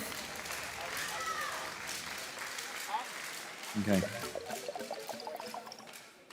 Bosh. Okay, right then. We need to update our jobbies, I believe. Which side was it? Was that side? Was it your side? Okay, that's fine. Oh, we're on our turf war, I believe. So, yeah, there we go. It should be 0-0. Now that we've updated it, we can put the 1 over to Zenith. Winning that game. Officially done. It's now 1-0. It's not 1-0 unless I spin that. That's what I'm saying. You only won because I span it. Oh, what happened there? That was a beautiful game right there. A lot of control coming off of the back of multiple splats. And just denying those crab tanks. Yeah, they were doing a good job of just shutting down any kind of like, I wouldn't say hope, but any kind of like play Hydrovsky were trying to make. There were some nice moments when they had like windows of opportunity, but they just shut the window immediately.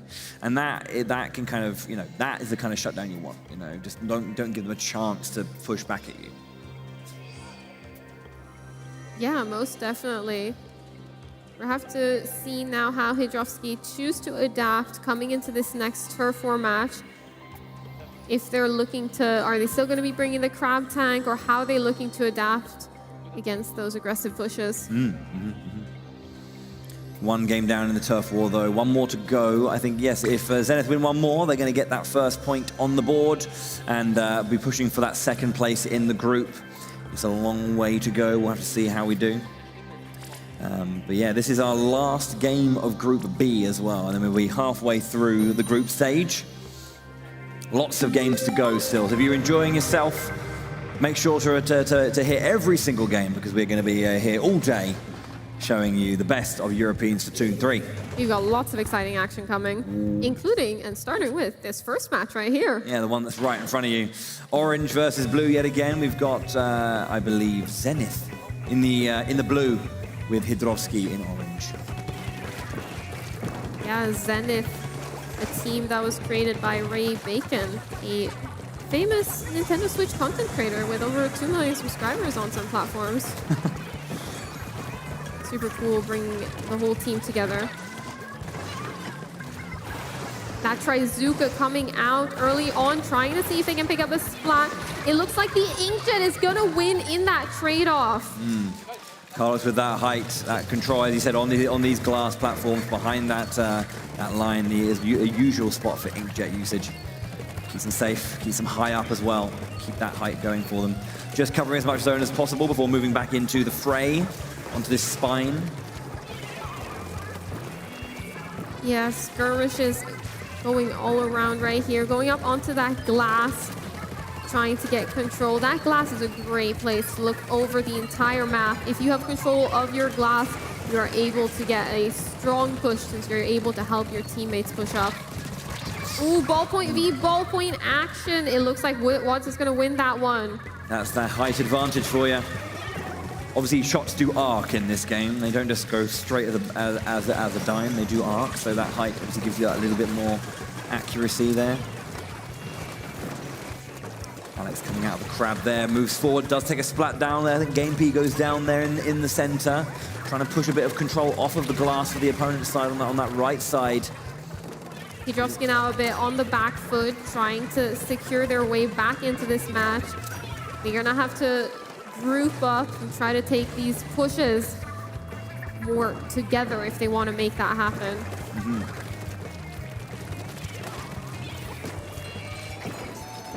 That tactical are coming out as well.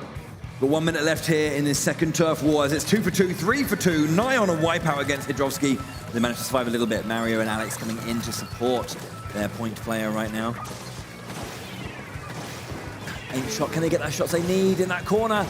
There's a lot of pressure there, can't quite get it and goes down eventually. They were really, really zoning in on that, but couldn't quite find the splat they wanted. No, they were able to super jump out. That was a great play right there. Being able to super jump out of a dangerous spot and having that awareness, knowing when to super jump. Great job. Hydrovsky now on this back foot, 20 seconds left. They have to get in now if they want to be able to take control of this map. 10 seconds remaining. It's looking like an aggressive push with that Trizuka. Does get punished, however. It looks like Zenith will be able to take the turf war. So much control towards the end. Yeah, it was very, very close. Only 3 players on the board, so many taken down. But as we say, it looks like it's going to be a pretty clear victory there for Zenith. Ba-bang. There it is. Spin. 2-0 1 point on the board for the Spanish team. 2 away from winning this game and locking in that second place finish in Group B. That would, yeah, give them all that kind of, you know, they're playing for pride here. They're playing for pride. Most important thing. Well, no, it's not. It's one of the things that we play for. Yeah, I think this is definitely a really important matchup for them. Yeah. Try and win this, secure their confidence. It's kind of that is, yeah, I think it's one of those things where you do have like the winning team play both their matches first off. This last one is really fascinating to see how much more they have in the tank. A lot of, you know, lots at stake. Just to kind of, you know, you didn't lose all your games kind of thing. You know, you don't want to have to be in that position. But or just, you mean we're all here just to showcase what we can do and, you know, share that with everyone. So, you know, but of course it is a competition. There is a winner and there is a loser. Has to be a winner. Yeah. Okay. So we're going into our first, it's our second round, but our first round of Anarchy battles. So. Yeah, we're going to be moving on towards those Anarchy battles. I believe, is it Clan Blitz Manta Maria, this one? Or was that in game 2? Am I misremembering? You know when you just kind of have a moment where you just kind of don't know what you're talking about? You seem to know about those. Every now and then, you just have those moments. And they're wonderful moments, I find, because then you have to try and like reach through your head to find them. But I guess we're going to find out because the game's beginning. We have the lights on board for us. I think I was right, wasn't I? I knew what I was talking about. I was just I wasn't very confident in that. But it is Clan Blitz Manta Maria. Clan Blitz on Manta Maria. This map mode combo is very popular in Clan Blitz. Yeah, we saw some excellent work from it, from Alliance Rogue playing on this map earlier. Excellent usage of just those lines to the side, and then again, as you were talking about the bunker, strong position. Cars goes down immediately. Very nice from Zenithedis getting a splat ASAP. Beautiful early splats here, trading off a little bit, but it looks like this might be able to mount towards a push if they are able to get those clam resources. That's one of the things to note in Clan Blitz is keeping track of how many clams you have and how many clams your teammates have. What players will usually do is they will push up with 1 less than they need and then have a teammate toss it to them so they're not visible with that super clam. Yeah. Being able to manage that and throw clams around is really, really helpful. It's also good when kind of like going down a line, you're like chain lining it to kind of get towards that base. Keep the timer up. A little bit of a flank there. On that wall, getting punished. Carlock's now trying to sneak past and does so with some specials as well right here. Ooh, manages to get a splat. Maybe this opens up space for them to toss a power clam into that bracket. If they can get all of their clams sorted out, seems like they can. They've broken through that barrier. Beautiful splat on that inkjet. That is not easy to hit. Filthy shot. I definitely want to get a replay of that, just saying.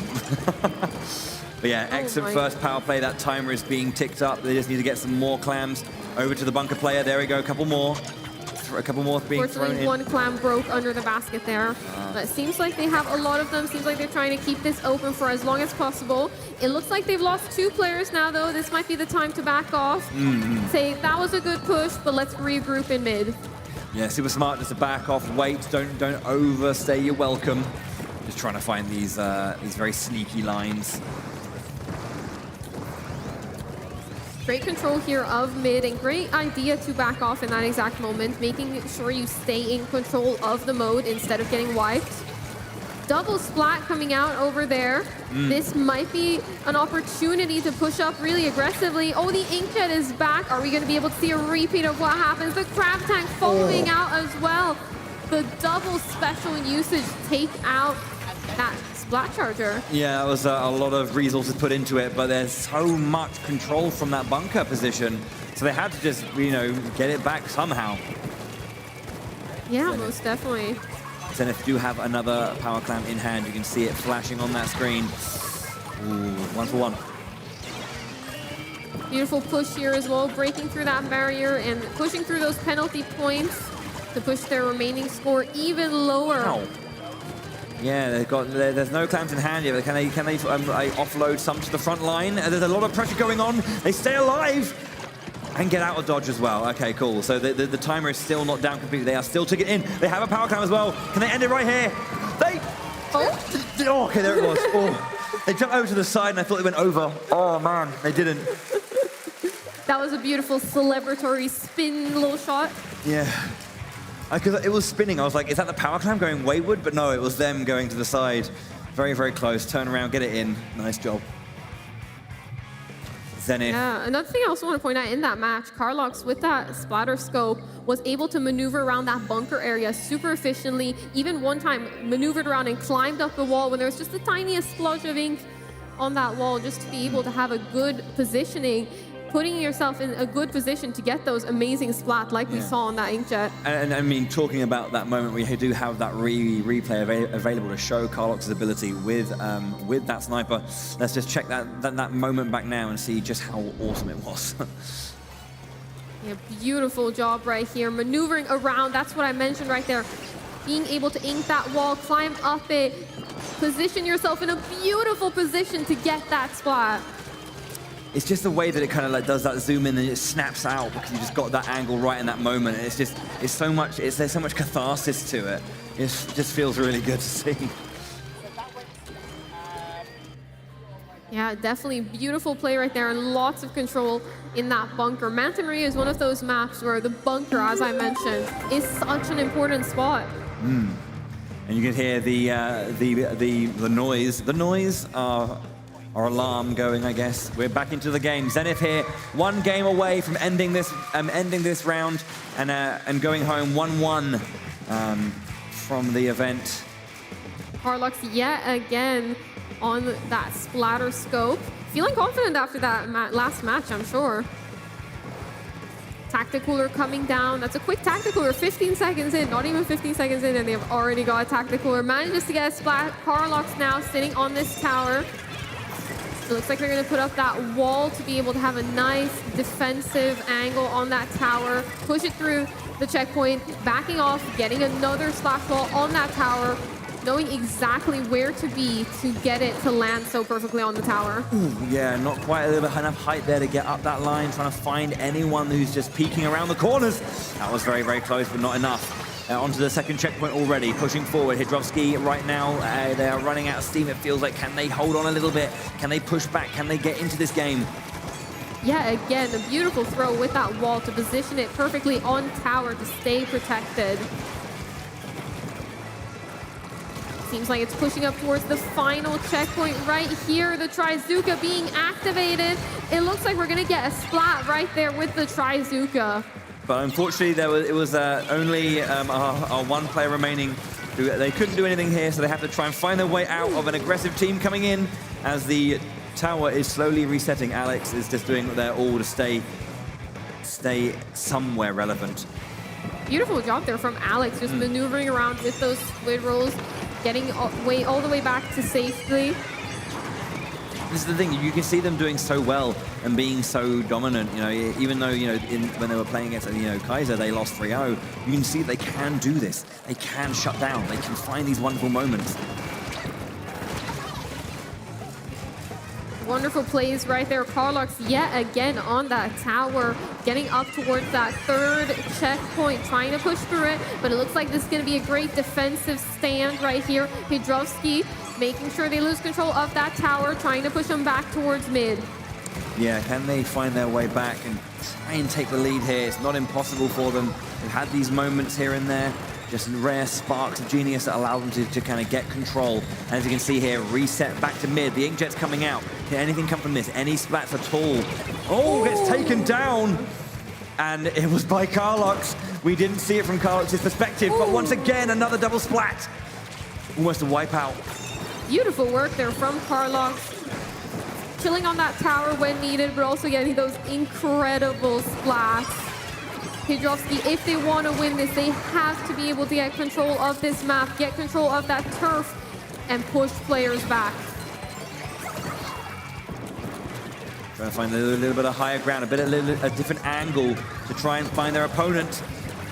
Just supporting on the back line. There's a lovely shot, Claystick, poking their head over the top and going down immediately. Yukaro coming in. Beautiful splat right there. Looks like that inkjet might be the next victim, but the drop roller. That's one of the abilities you can have on your shoes. coming into play right there. Perfect. Oh, Wow. another beautiful snipe though. Carlock's really being the MVP in this match. At least Another one. Nice snipes as I'm saying it. Can we just get a Carlock's highlight reel of every one of these snipes? Not even the team highlight reel, just a Carlock's highlight reel. But it is a team effort, and the team has been playing incredible. We see that Trizuka coming out now as well. Not being able to pick up any splats, but putting up a lot of pressure. Hydrovsky now, 1 minute. They need to get back towards this middle section of the map. They need to get control. 1 minute left. 55 seconds counting down. Again, 15 is the point score. It was a nice early push from Zenith. It hasn't been answered yet. Trying to push back here again. The smash wall once again. Oh, we know what Carlos is trying to do. Although there is a Trizuka also pushing from the other side. Tacticooler in the center. You can see they're now, Hydrovsky now with 30 seconds on the board, making their play, trying to push. Although the Ink Strike's coming out and taking control of the tower, they lose it. Ooh, lovely spot right there, but beautiful snipe yet again. Blysick falling victim to that one. A trade to trade, I guess, right? But this is a chance now. Hydrovsky trying to push this tower right now, trying to push it past the first checkpoints. They've got 10 seconds remaining. They have to push this in overtime. They're not allowed to step off that tower, but it looks like they will be denied this overtime push. Zenith ending it right there. There we go. Zenith with a 3-0 over Hydrovsky. They go 1-on-1. A strong showing from Zenith in that final game. Hydrovsky put in some great effort, had some lovely moments, but unfortunately they do fall to both their opponents in their group. But yeah, wonderful finish there, nice flourish from Zenith to show a little bit of action, a little bit of that quality, and pop off a little bit in their last moments. Alrighty, welcome back, welcome back. So one more time, guys, please give it up for both of our teams, Team Zenith and Team Hydrovsky. Thank you so much to both of our teams. Please make your way to the side of the stage. Thank you so, so much. Excellent play. Excellent, excellent play. Alrighty, so as Bowie and Charlie did mention before, we did have our victors of that group. Of course, that was Team Kaiser. We will be seeing Kaiser come back later on. Of course, they have victors and gone through to the semi-finals, but let's take a short look at their highlights of what games we saw earlier on.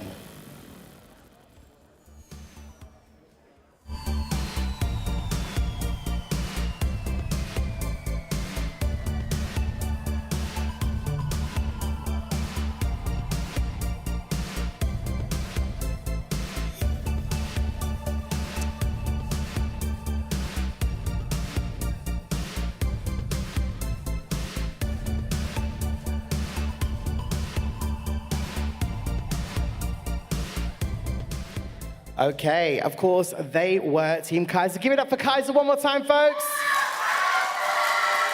Okay, so once again, congratulations to Team Kaiser. They are one step closer in this tournament.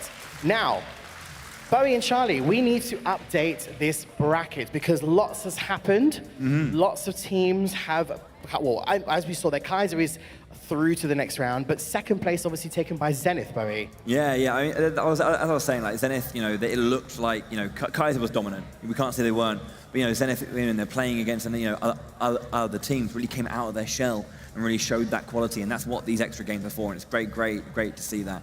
Really, really well done. Excellent stuff. Now, Charlie, highlight for you in that group. What was the top highlight for you in that group? Top highlight, there were just so many. We had Carlox on the splatter scope going crazy. Yeah, shout out to Carlos, that was awesome. We had Kaiser with those aggressive pushes, those insane wins, just knockout after knockout. Lots of amazing highlights. Okay, I believe we have a clip of some shots of Carlos playing on the screen. I think we're going to get that popping up on just a second. We're going to get some highlights of that. Here it is. Yeah. This was the moment. The Carlox snipes, yeah. Insanely good. Followed by... Awesome. Look at these plays. Amazing. Yeah, Carlos was just, on this last game, was just popping off so much. Just, yeah, I don't know. It's one of those things that sometimes you just start feeling yourself, you know? You just start getting into it, and you just play. Brilliant. You just play some damn good Splatoon. Oh. Yeah, okay. Righty-ho. So, ladies and gentlemen, for everybody watching at home and for our live studio audience, are you guys having a good time? Okay, just checking. I'm just checking because so far you have just witnessed our first two groups. We still have two more groups to go. We are now going to take a quick short break. If you're watching at home, do not go anywhere because we have still got Group C and Group D to make their grace on this stage and see some more fantastic games. Audience, do not go anywhere. We will be back very, very shortly. We'll see you soon.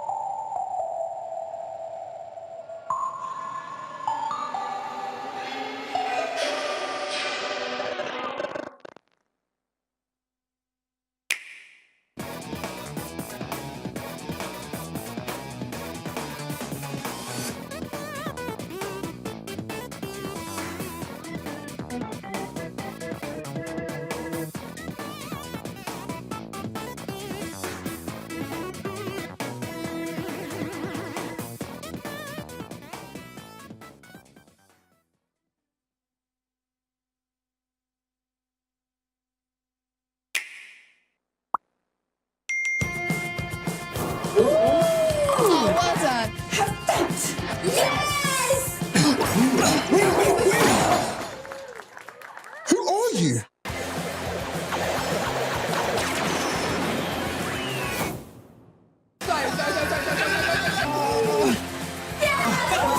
This is what we do.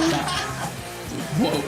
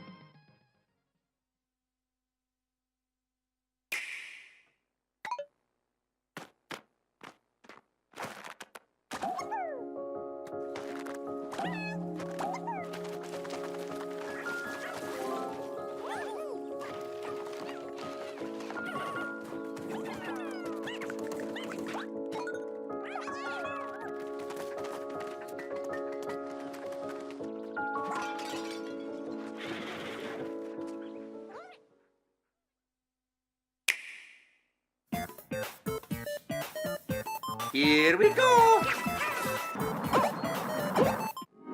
Oh yeah!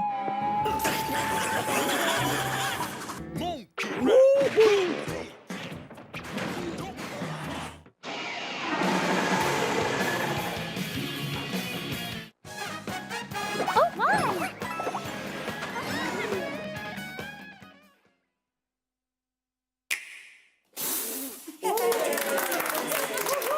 Ninja on the right, ready your sword.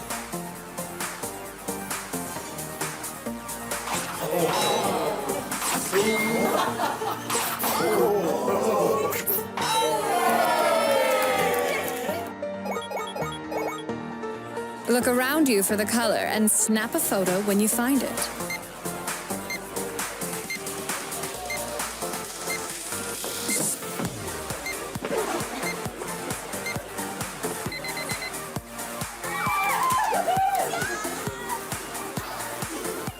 Signal in time with the rhythm.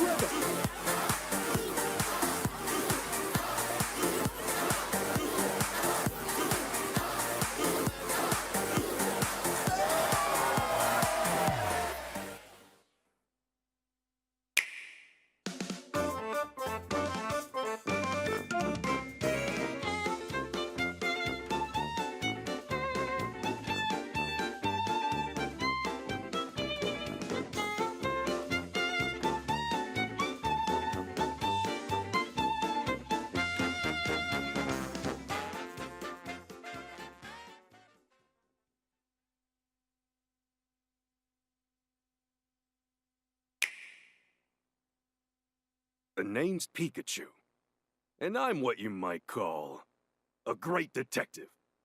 I live and work here in Rhyme City, where humans and Pokemon live side by side.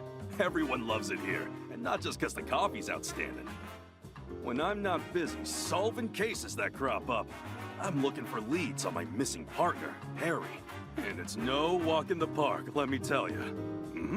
You want to know more about me? All right. I guess I can open up a little. First, here's Tim. He's my partner at the moment. For some reason, Tim can understand what I'm saying, even though he's human. And this guy right here is Harry. He's Tim's dad, if you can believe it. Then we got Tim's mom, Irene, and his little sister, Sophia. There's also Rachel, who goes to college with Tim. Well, speaking of Rachel, her dad, Howard, he's actually the mayor of Rhyme City. And I barely scratched the surface of all the interesting characters around here. Now, let me give you the gist of what me and Tim do. Whenever an incident occurs, Tim talks to the people, I talk to the Pokemon, and we work together using our case notebook to deduce what happened. When investigating a scene, we're total pros at finding everything, but even pros gotta take it easy every so often. You can count on us to solve even the toughest cases in a flash. Oh, right! Sometimes other Pokemon help us with our investigations. Take Rowlet, for instance. She can track down suspects with her sensitive nose. And Darmanitan here packs a pulverizing punch. All kinds of Pokemon lend us a hand. Oh, how could I forget the Hi-Hat Cafe? It's a famous coffee house in Rhyme City, and I'm their best customer. Oh, that first cup in the morning really hits the spot. Looks like trouble's brewing. We just can't catch a break. Seems like another big mystery is unfolding in this city. We just want to find Harry already. If you want to know what happens, you gotta wait till October 6th, okay? Why that day? Isn't it obvious? That's the release date for Detective Pikachu Returns. Let's solve some mysteries together.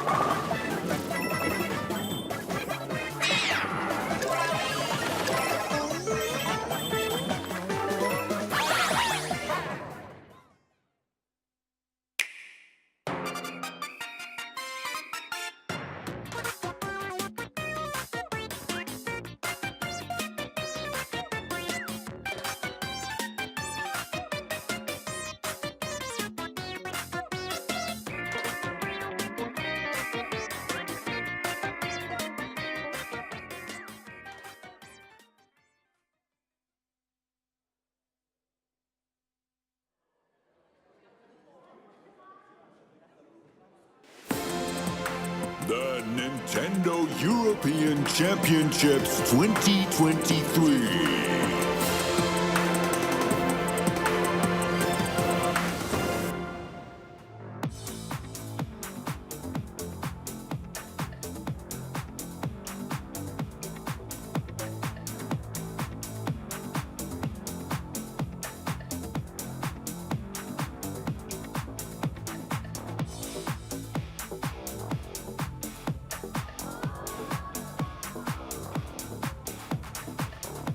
Hello, if you've just joined us, welcome. And of course, if you were here earlier, welcome back, of course, to the Nintendo European Championships 2023.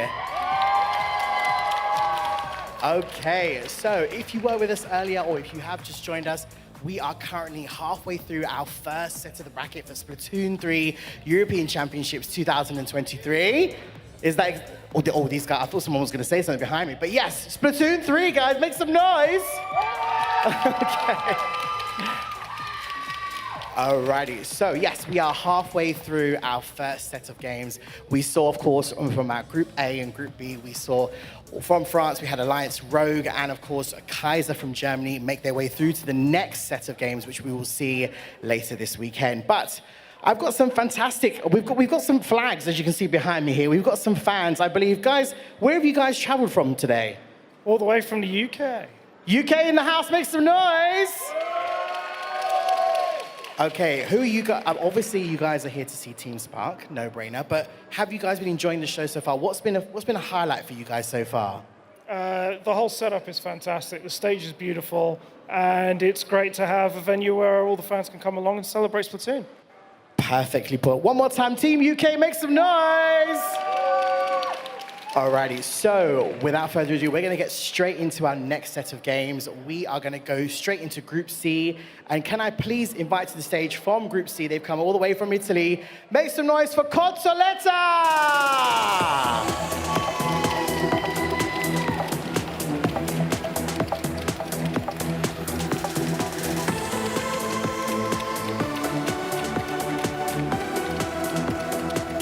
Okay, and of course, joining Cozzoletta, our Italian team, all the way from Switzerland. Please give it up for Golden Ratio!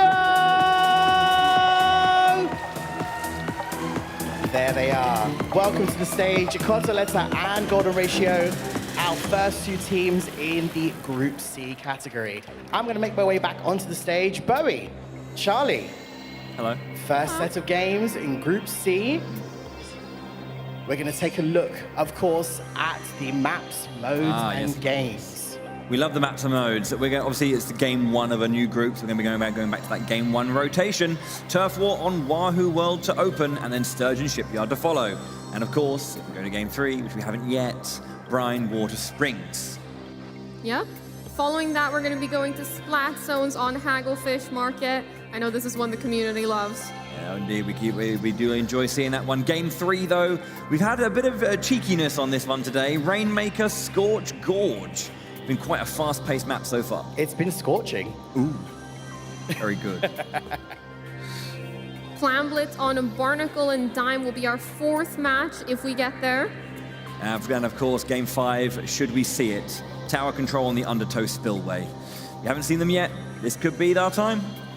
Exactly, perfectly put by Bowie and Charlie there. We haven't had game five, should I say, just yet. We have seen some crazy mix-ups between all of the teams we've seen so far. This, of course, is our third group, Group C. These are our first two teams, Cozzoletta from, of course, Italy and Golden Ratio from Switzerland. We are just making sure that these guys are good, set, and ready to go. Once we get the thumbs up, we will go straight into our next games. Bowie and Charlie, have we seen many previous games from these two teams that are now on stage? Do we know much about these teams? Yeah, I mean, these are two teams that are very experienced players in their region. We've got a lot of players that are well known here. For example, Maggie, 3 times Swiss champion. We've also got Benny GT on the Italian squad, 4 times Italian champion. Nice. Experienced names. There's a fair few champions on the stage, so these games should be just as hype as the games we've seen already on the main stage. So of course, we are going into Turf War first. We will then be followed into our Anarchy games. Are we going to see more Trizukas? Are we going to see more crabs? What do you think? Yes. Yes, all of the above. All of the above. They certainly are. I would like to see if there's anything like unique to these players, you know, because obviously like last time Kaiser specifically was there having that Splatana. So Stamper is like a real like particular thing that they were really, really good at. So it's going to be interesting to see if there's anything unique that comes from these players, whilst also maintaining as much as they can the meta at hand. Yes, indeed. And I do believe we do have a very well-known and excellent charger player on the Cotoletta team, Hypnos. Very well known for being a charger player. You probably just heard me talking about them. We are just almost there, and I believe there it is. See, it's just like it's rehearsed, guys. I mean, rehearsed 13. Okay, ladies and gentlemen in the audience and for everyone watching at home, make some noise for Group C, our first two teams, Cotoletta versus Golden Ratio. Here we go, Bowie and Charlie, you know what to do. Hopping into our first match here, having a look at some of the weapon picks, we are seeing that Squeezer come out from Marsh, actually. That's one of those very meta weapons that we actually haven't seen a lot of today. Or at all, I don't think. No, yeah. There are a bunch of options available depending on how you kind of play around, you know, the weapon that you play alongside, you know, the specials you want to bring to the party. So, yeah, nice indeed. Again, that nice orange there for Cotoletta and Golden Ratio in the purple, just to kind of confirm and clarify if you haven't already realized. These turf wars, of course, will go the distance. It'll fall 3 minutes for each of them. And we shall see how it looks. We've had a lot of domination from specific teams. Will there be a little bit more back and forth? Will there be some like last-minute steals? What I'd like to see. Tracking, tracing, gets the splat as well, nice and quick. Nice job right here, trying to climb up that wall. Now we see the crab tank at the top activate, put a lot of pressure onto the middle. Trizzy doing a great job at avoiding getting splatted by that. Tries to go in there with the Trisosha, but gets taken down. Benny GT getting away there. Sprinkler just on there just to cover a little bit of AoE where possible. This central part as well of Wahoo World obviously does spin these locations, so you know you will cover some ground and it will just leave you. So don't expect it to be your color when it comes back. Looks like we've got some great control here. We've got Dario with that Trizuka coming out. Just a little skirmish here in the middle. Seems like they've maybe got control. Both players just respecting each other. Don't want to get splat. That Trizuka shot coming out. Barely dodging it. Throwing out the 10% missiles as well and just phasing back a little bit. Again, zone coverage is really, really strong.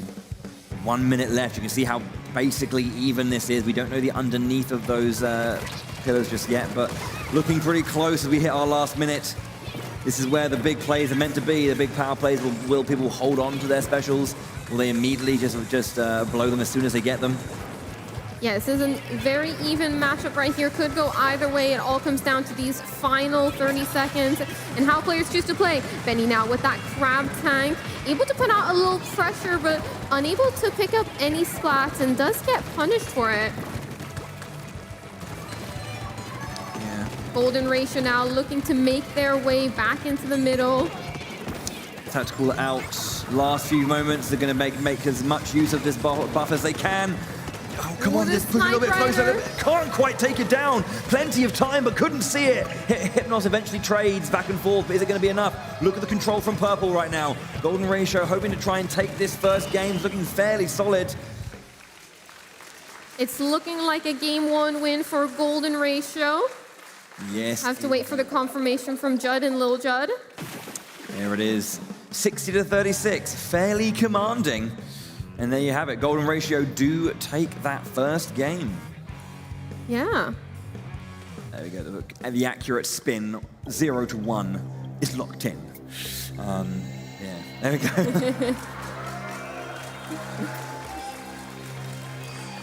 Let's go.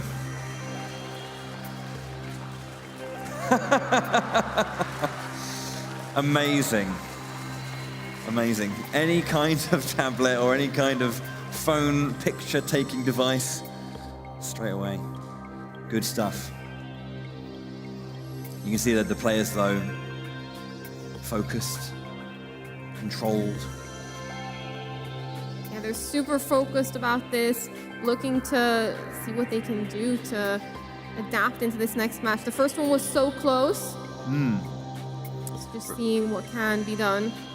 Remember as well that these teams, you know, we're into a different pair of groups here, so it's not like they're waiting, you know, the winner of this group is going to find out who they're playing just yet. They have to watch all through Group D as well afterwards to know exactly what's going down. Maggie had a nice couple of plays there in that previous game. Focus as well in her face. The communication between teams as well, you know, it's very interesting to see who's talking a lot between games, who's just waiting, who's just preparing. Amazing. Big fan. Where am I? Oh, there. Okay. It's like trying to find them in the audience, but yeah. It's a bit obvious, isn't it? I don't know why I couldn't see anything. Great. Yeah, you can see, like, obviously the losers will tend to maybe, I say the losers, the previous round's losing team will probably be a bit more conversational to try and figure out what went wrong and what they can fix. I'm loving the Swiss mascot as well. Yeah, I mean, this first match being so close, only really being decided in those final 30 seconds. Caudalet, they got a lot to prove now in this second match coming right up. There it is. Here we go. Our second turf war, Sturgeon Shipyard. We've got the Italians in yellow, and we've got the Swiss in blue. Hopping into this match right here, we see yet again that squeezer on Marsh. Seems to have worked last time. Why switch it up? Tries to go grab tank. Early trying to get control of mid here. It's very contested. We've got an early grab tank, actually, not even 20 seconds into the match. Going straight for it. Good coverage and just pulling the trigger instantly. Just grabbing their tactical buff, but immediately going down as well. But they should hopefully respawn. Benny going down. You see Swiss player getting a good bit of height, pushing back the Italian team. Then returning back to that center to try and get as much coverage as possible. Of course, turf war, the name of the game is coverage. Yeah, it's super important, making sure you ink every little corner. Golden Ratio still has a lot of spots left to ink on their side of the field. Caudalet doing a good job, only missing one or two little spots on their side, but they are lacking that control of mid due to focusing so much on that. And another grab tank that's trying to control a little bit of space as they go. Burst bombs away as they just try and push and then return back to center, but they get pushed back very quickly. Hypnos with that snipe. Just firing down the line, just getting as much zone coverage as possible on that flanking side. Forces the opponent over there to cover it and deal with it. Slows them down, getting back to the center. Yeah, no, definitely doing a good job at maneuvering around, trying to climb up this wall as well, see if they can find any picks. That splash wall right there, doing a good job. The squeezer being such a good weapon at being able to charge up that Trizuka really fast. Has the wall as a really defensive angle. Ooh, nice quick. Beautiful spot right there. Rapid fires, they'll definitely be all we need.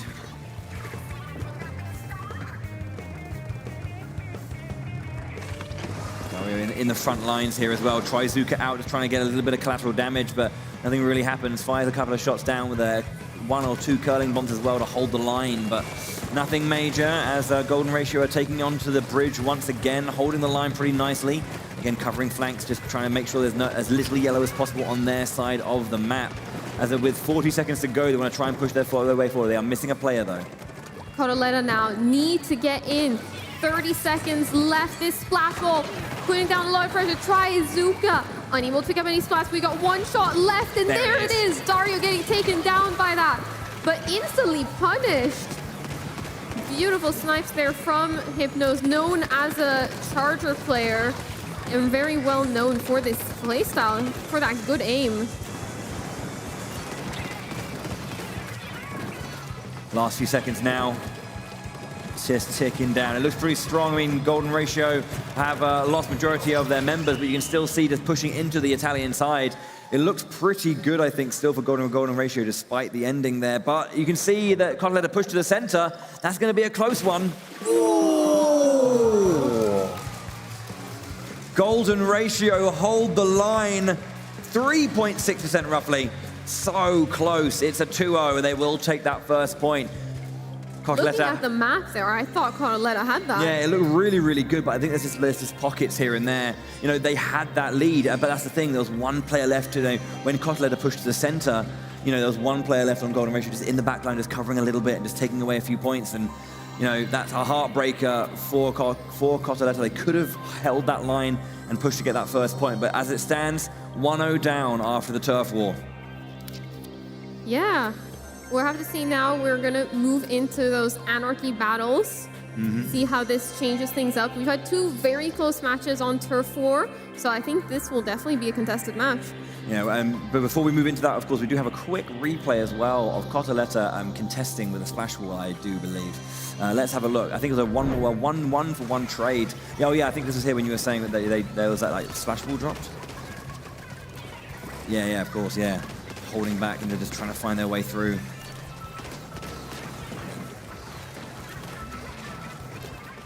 It's just one of those things. It's just really, really nice pressure. And such a fast rate of fire as well. Really, really nice. Good stuff.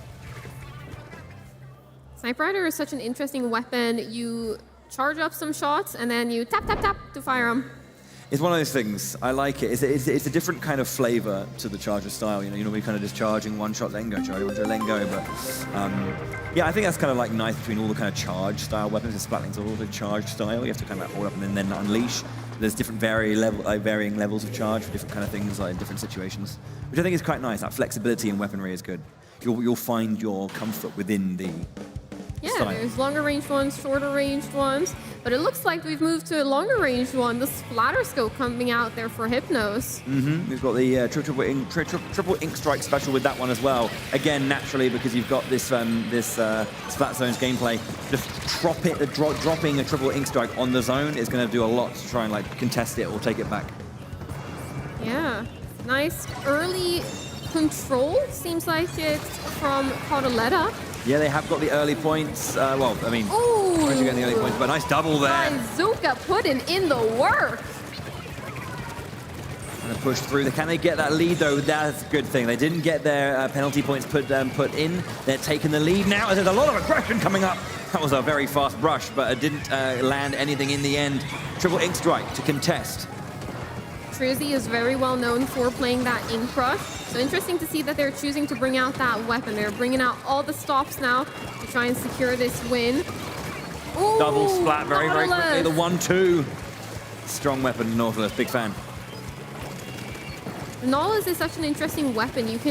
It's a splat link, but you charge it up, and then you can go under the ink and store your charge. A bit different than to other splat links. Range as well. Nice! Just getting that catch on the drop as well. Excellent work so far. Phoenix has been doing a great bit of work. That was beautiful right there. Being able to take out that Trizuka user. Finally going down now. Can Cotoletta fight back? They're going to be trying to throw as much as they can in the triple ink strike to take control. And they get the complete control turnaround as well with that big power play. There are bonus points on the side of Golden Ratio that need to be worked through, but they do get control back. That's a good choice from Cotoletta to put the bonus points in. The penalty points. Yeah, getting those penalty points in, stopping them from taking that early KO. But it's looking like they're working their way through these penalty points now. Cotoletta need to get in, need to get some control. These points are going to be ticking down insanely fast. Yeah, it is much faster than you realize most of the time. Yeah, Trizuka coming in, that AoE damage doing enough work. Benny now pushing in with their team. Exactly what we were talking about. They did what they had to do. They put on an even bigger penalty now, but now they have to stay in control.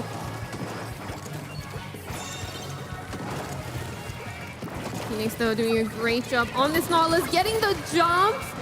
Yeah, oh, wow, and good. Like, they drop down, jump away. The points are added back in, but they can, once again, almost get through them. 24 left as they take down 2 members of Cotoletta. One has respawned. They have so much control in this mid. Cotoletta, again, are looking to perhaps use these big specials and big plays to just take back control and just buy themselves some time.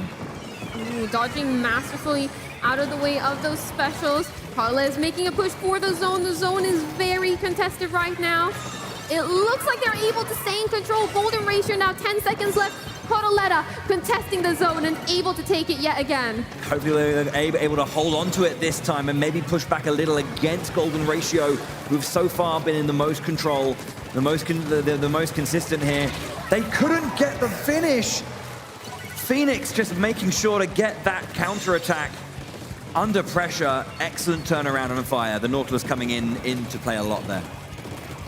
Beautiful work right here. Golden Ratio, having been so close so many times now, they get yet another chance to push their score down to get this KO. Is Cotoletta going to be able to counter yet again? It looks like they have 2 specials charged up at the moment. There comes the first one. Are they going to be able to take control of the zone? They're contesting it at the very least. Quick takedown of Benny on the right-hand side. The flank is no longer safe. They cannot get control. It's not rested fully, but again, Cotoletta having to fall back right now as Golden Ratio take control once again. The last 10 points ticking down. Is there anything left in the tank, or is this it? It looks like that is the KO for Golden Ratio. After trying so many times to get that KO, finally getting it. The Swiss team holding the line. A lot of effort and a lot of life there in Cotoletta. It was just one of those ones, very, very close, but no cigar type situations. There we have it. Trizzy, Phoenix, Maggie and Marsh. You see the smiles on their faces. There's a lot of support in the audience as well for them, so.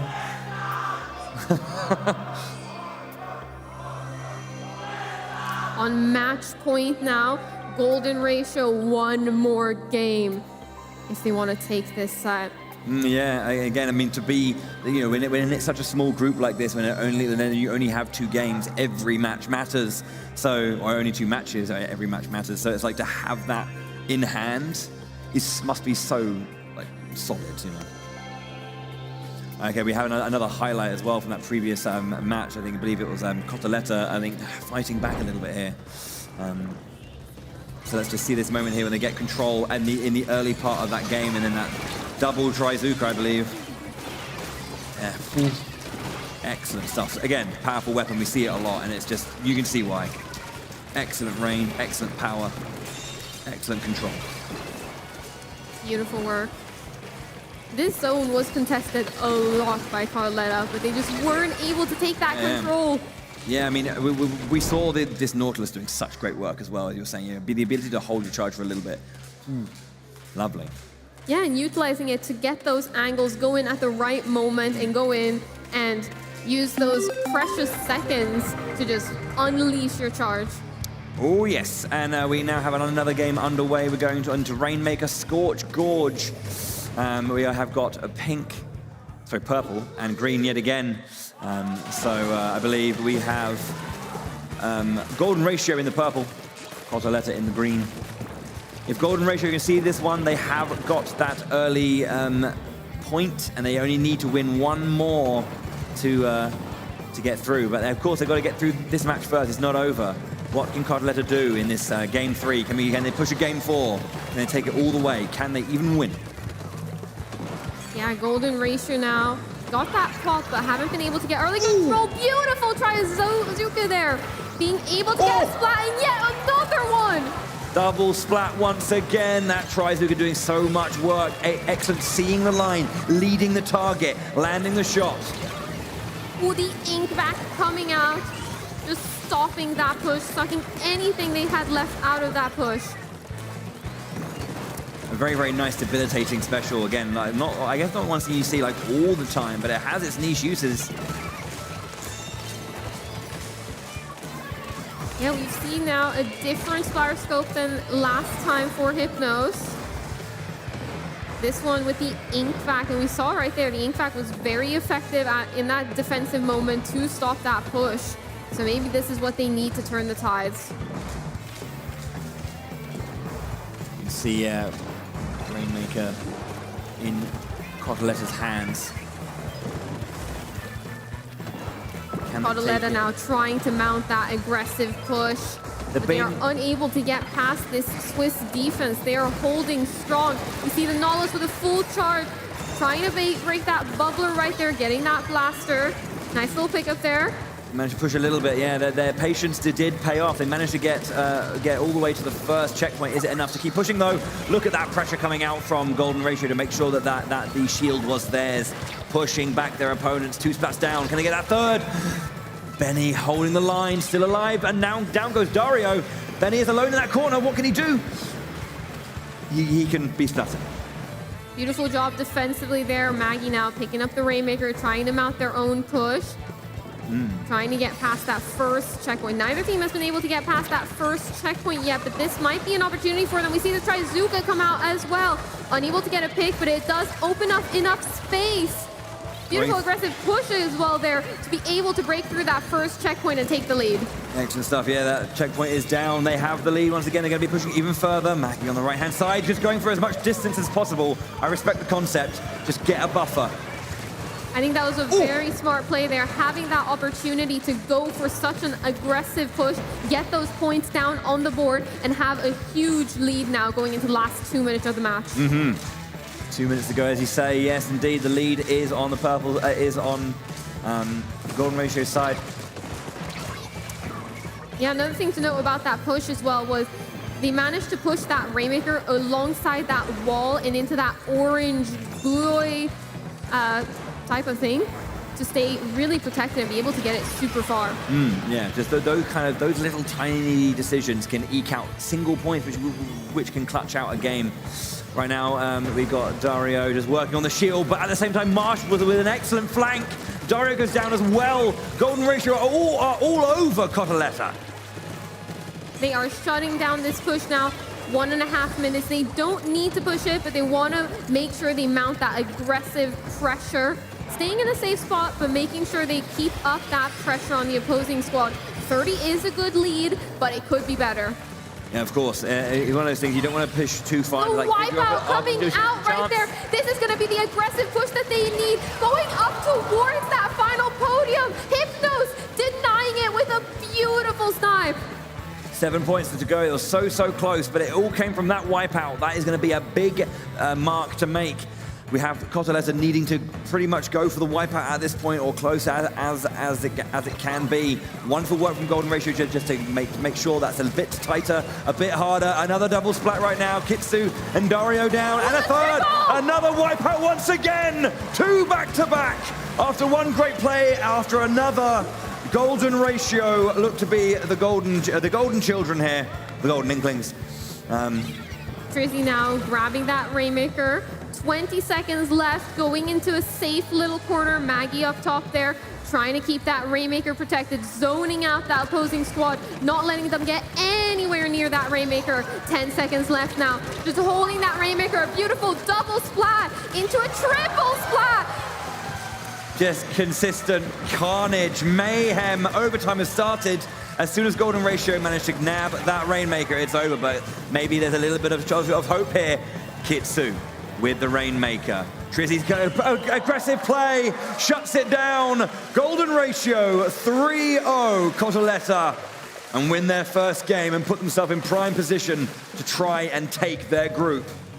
Golden Ratio with a very dominant play right there, getting that lead 2 times, getting a decent push at first, but then getting it almost all the way to the podium, securing them the win. Look how just chill they are. Don't mind, we're fine. Hi, guys. Hi, names. Ladies and gentlemen, please go absolutely crazy one more time for both of our teams, Team Cotoletta and Golden Ratio. Thank you so much, Cotoletta. We will see you very shortly. Thank you so much. Okay, Golden Ratio. I'm coming over to see Golden Ratio. That was some epic play there, Golden Ratio. How you guys doing? We good? They're busy getting ready. I'm just not going to interrupt them again. Okay, I'm sorry. I'm sorry. They were like, we just won. Leave us alone. Okay, right. Going up against Golden Ratio. Our next team, of course, in the Group C category. They are representing the Nordics region, folks. Please go absolutely crazy for Team Hanky Kanto!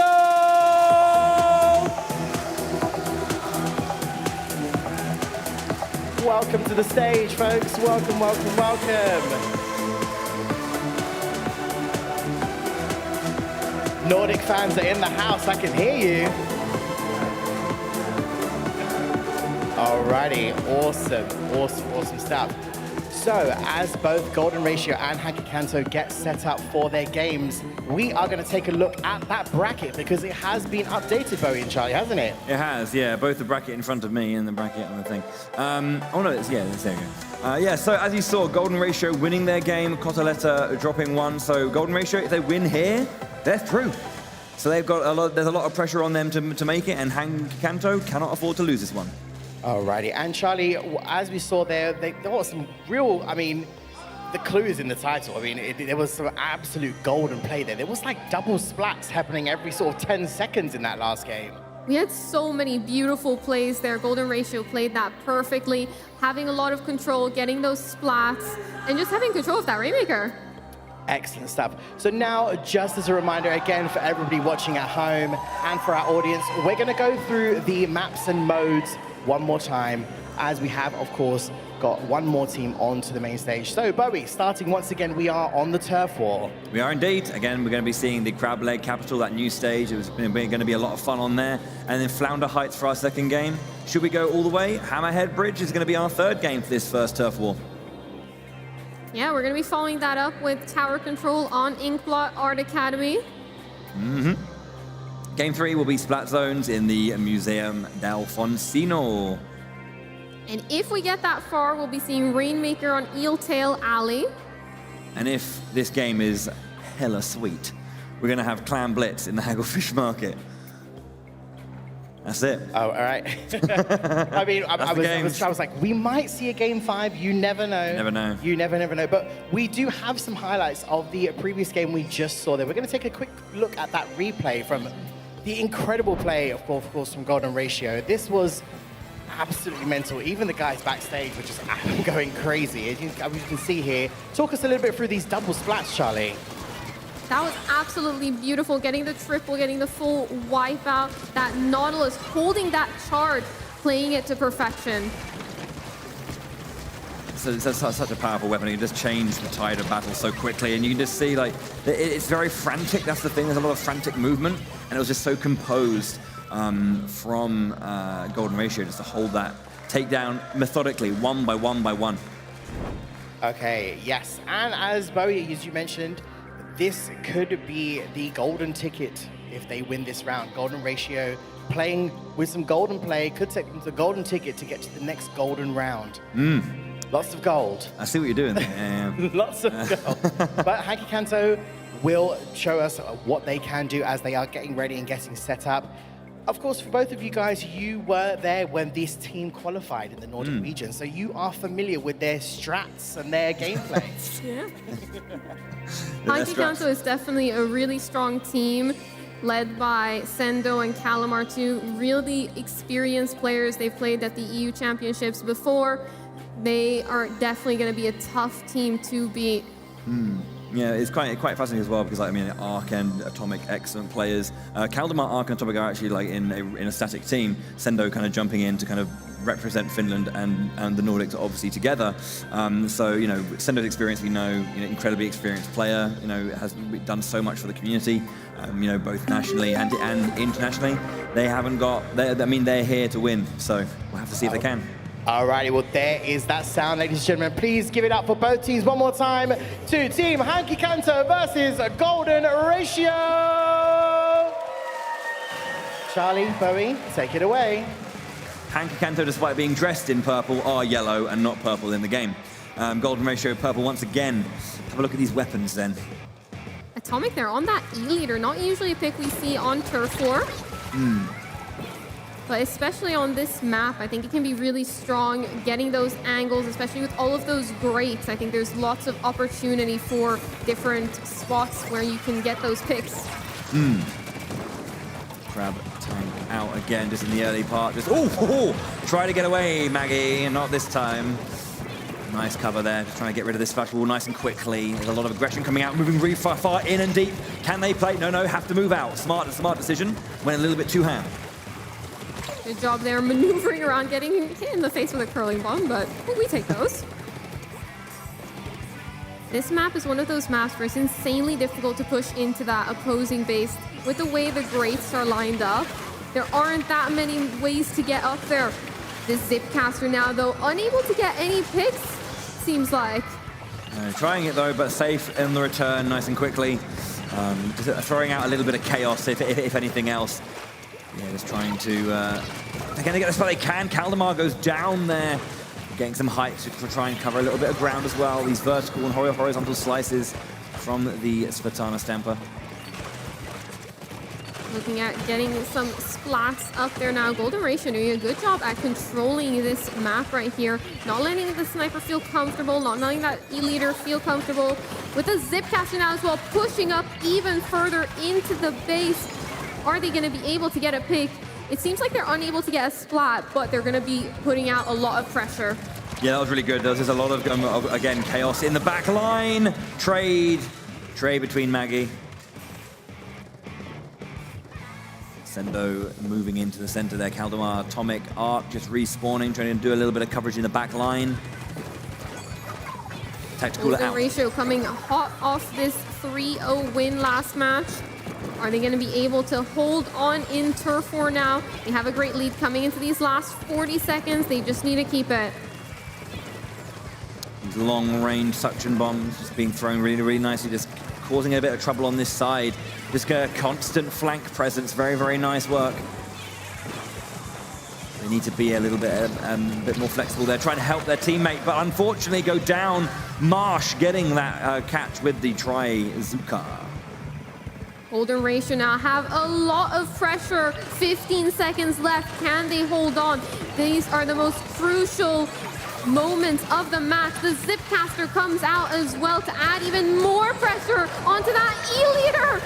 Unable to take him out, but able to put out a lot of pressure that secures them the win.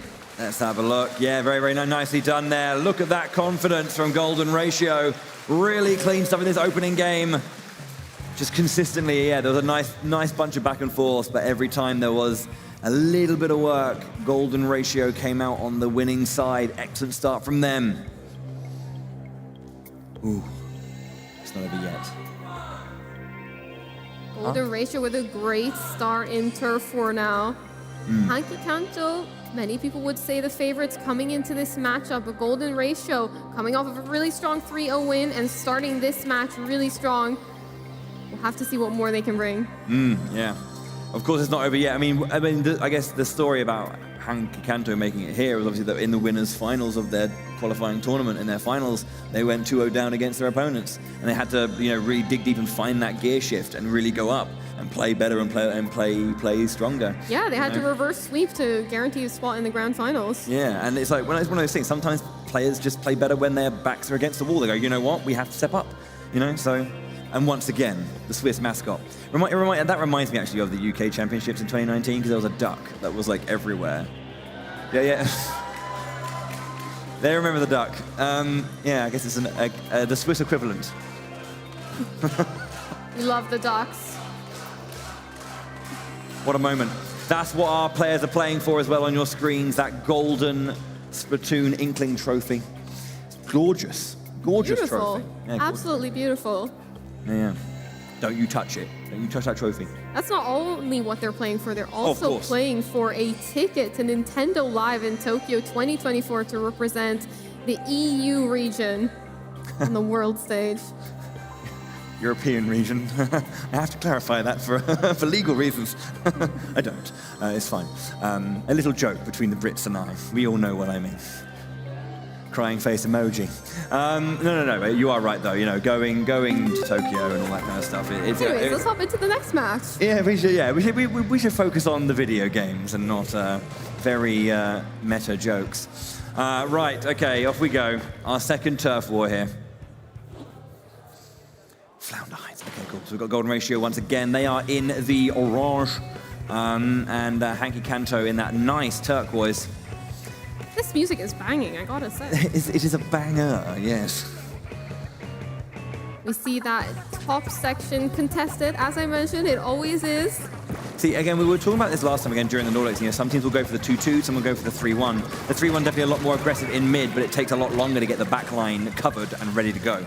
But you can see, as you can see, Atomic going down. They just get taking out a car. Ooh, smart uses of that camera to look over the wall to see if there was anyone there. Doing it again, sees now that there's 2 players approaching, waiting to get those slosher shots over the wall and hit them. Very smart play. It might not pay off, but very smart play. I think they stayed a little bit too long there. Atomic then coming out and then taking that excellent splat. Yeah, good idea, but I think overstayed their welcome.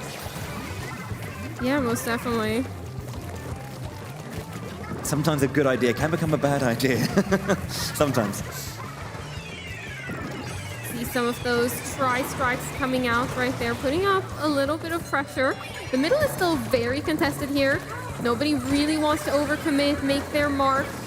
But it seems like we've got Golden Ratio pushing in now. Are they going to be able to take any of these spots? It looks like one player goes down. Another player also goes down right there. We've got the Trizuka. Those shots almost hitting their mark, but unable to do so. Maybe this is what Hanky Kanto needs to open up room and get control of that middle section. Yeah, you can see Phoenix on that lower side, just throwing a little bit of pressure out, maybe waiting for a moment to kind of move in and go. As you can see, they're on that wall with that Splatana Stamper. But a good bit of pressure there, very nicely done. Just confirming that KO. But defeated through the crab tank. Excellent work from Marsh. Unfortunately getting punished, but that was a beautiful jump right there, making sure to land on that top part so that you had an angle to go for that splat. Beautiful work right there. Golden Ratio now pushing in, trying to get some control. 3 players up there. Are they going to be able to do this? It looks like it's going to be tough for them to do. There's a jump that's definitely going to get Spawn Camp. Looks like it did.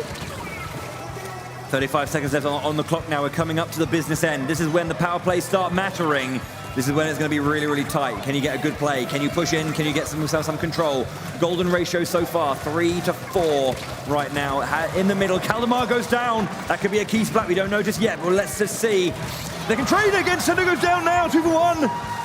Taking down the 2 veterans on the Hanky Kanto squad. But Hanky Kanto, they are not done. They are fighting back. It's 10 seconds remaining. This map is super contested. Who is going to win this? That's looking really good, though. There's 2 down for Hanky Kanto. Golden Ratio in the center. I'm probably going to give that to Golden Ratio, I have to say. It looks so close. Ooh, the map doesn't look as close as I thought, but it's... Ooh, Golden Ratio, confirm it. 2-0 yet again in that turf. Will they take that first point? Hanky Kanto. Yeah, confirming that turf war point. Hanky Kanto now 1-0 down. Remember, in order to, because Golden Ratio just came off the back of a win, Hanky Kanto need to win this to stay in a chance of winning this. It's not like, neither of these teams have won yet. So this is a very important game here. 1-0 down. We're going to Inkblot Art Academy for tower control. Yeah, tower control is next. It's going to be fun to see how these players choose their comps going into this. Are we going to see a switch up of weapons? Are we going to see that ink brush coming out from Golden Ratio? We've seen it a couple of times already. Yeah, I think as well, it's definitely something we want to see, but I think because we're jumping into this new map, we want to have a look at this. And so let's go to this tablet and let's have a look at tower control on Inkblot Art Academy. We've had some really exciting moments here during this game, but let's really break down why tower control's been so explosive on this map then. Yeah, tower control on Inkblot Art Academy has definitely been very explosive, as you've mentioned. It has all come from just getting early control of mid and making sure to aim and target this area up here. Yeah. Making sure to target all of your specials. Usually a Trizuka shot targeting up area. This flat area is where you want to get up. Another key area of this map that you want to get control of is this little L-shaped area right here. If you have control of this section of the map, you're going to have a great opportunity and great control to let your team ride that tower out and let your team push up. Yeah, I think especially this L shape, we see a lot of it as like supplementary support to kind of push back as you're trying to make your way through that kind of upper mid area. Yeah, definitely. We have our alarm, that means we're ready to jump into our next game. So let's get to it. Can Golden Ratio put the screws to Hanky Kanto and make them and force them into a reverse sweep situation? Or Hanky Kanto fight back now and put us into a 1-1 spot as we have 2 of the best colors in the game?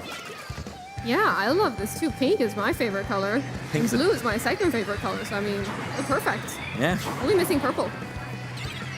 Early control here now from Golden Ratio, getting that tower, as I talked about, getting up on that plat. Marsh being able to attack the cooler up there and get control. As I mentioned, that little L shape up at the top, trying to take control of it, knows that it is a crucial spot, but Hanky Kanto do not want to lose control of it. Oh, Kaldemar had the jump, but ended up going down. Couldn't quite get the targeting he needed. And gets taken immediately. So as you can see right now, the tower is in control. Well, Hanky Kanto kind of has it. It's kind of pushing back to the center, but a good, nice first push. 54, half of the way there for that first push. It's a good start. Yeah, super great start right here. Ooh, beautiful shot there with the blaster. Blaster is such a fun weapon. It has one of the most satisfying sound effects if you hit that direct shot. The ding. Storm pushing everyone back, having to rotate round. A little bit of time lost there for them, but you can see the tower is still resetting to center. Wave breaker as well going out. It's going to try to put a little bit of pressure into the opponents. They're not stable grounded. Not a lot of ink over there to work with. Blasters thrive best when they have a lot of turf to work with. Blaster is one of those weapons that's really hard to make work when you don't have that ink. Checkpoint 1 pass. They're looking to get to, get to it anyway. Sendu masterfully dodging it. Sendu is a very experienced blaster player, likes to play blasters, and has for a very long time across multiple Splatoon games. Another wave breaker again on the higher side. They've taken the lead. They're getting past checkpoint 2. Hanky Kanto now with the lead. Does have that stop immediately almost. Maggie there just trying to break out of the line because it's taken down immediately. Trizzy there to support though. Phoenix on the side. Arc alone gets taken down.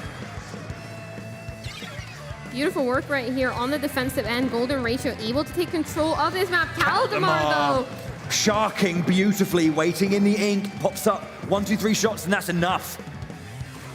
Trizzy now though with a very aggressive ink brush push. Able to get one player, able to get another player as well. Arc getting punished by that. Are they going to be able to get the third one? Looks like they're just waiting around, lurking, waiting for their opportunity to go in. The killer whale coming out.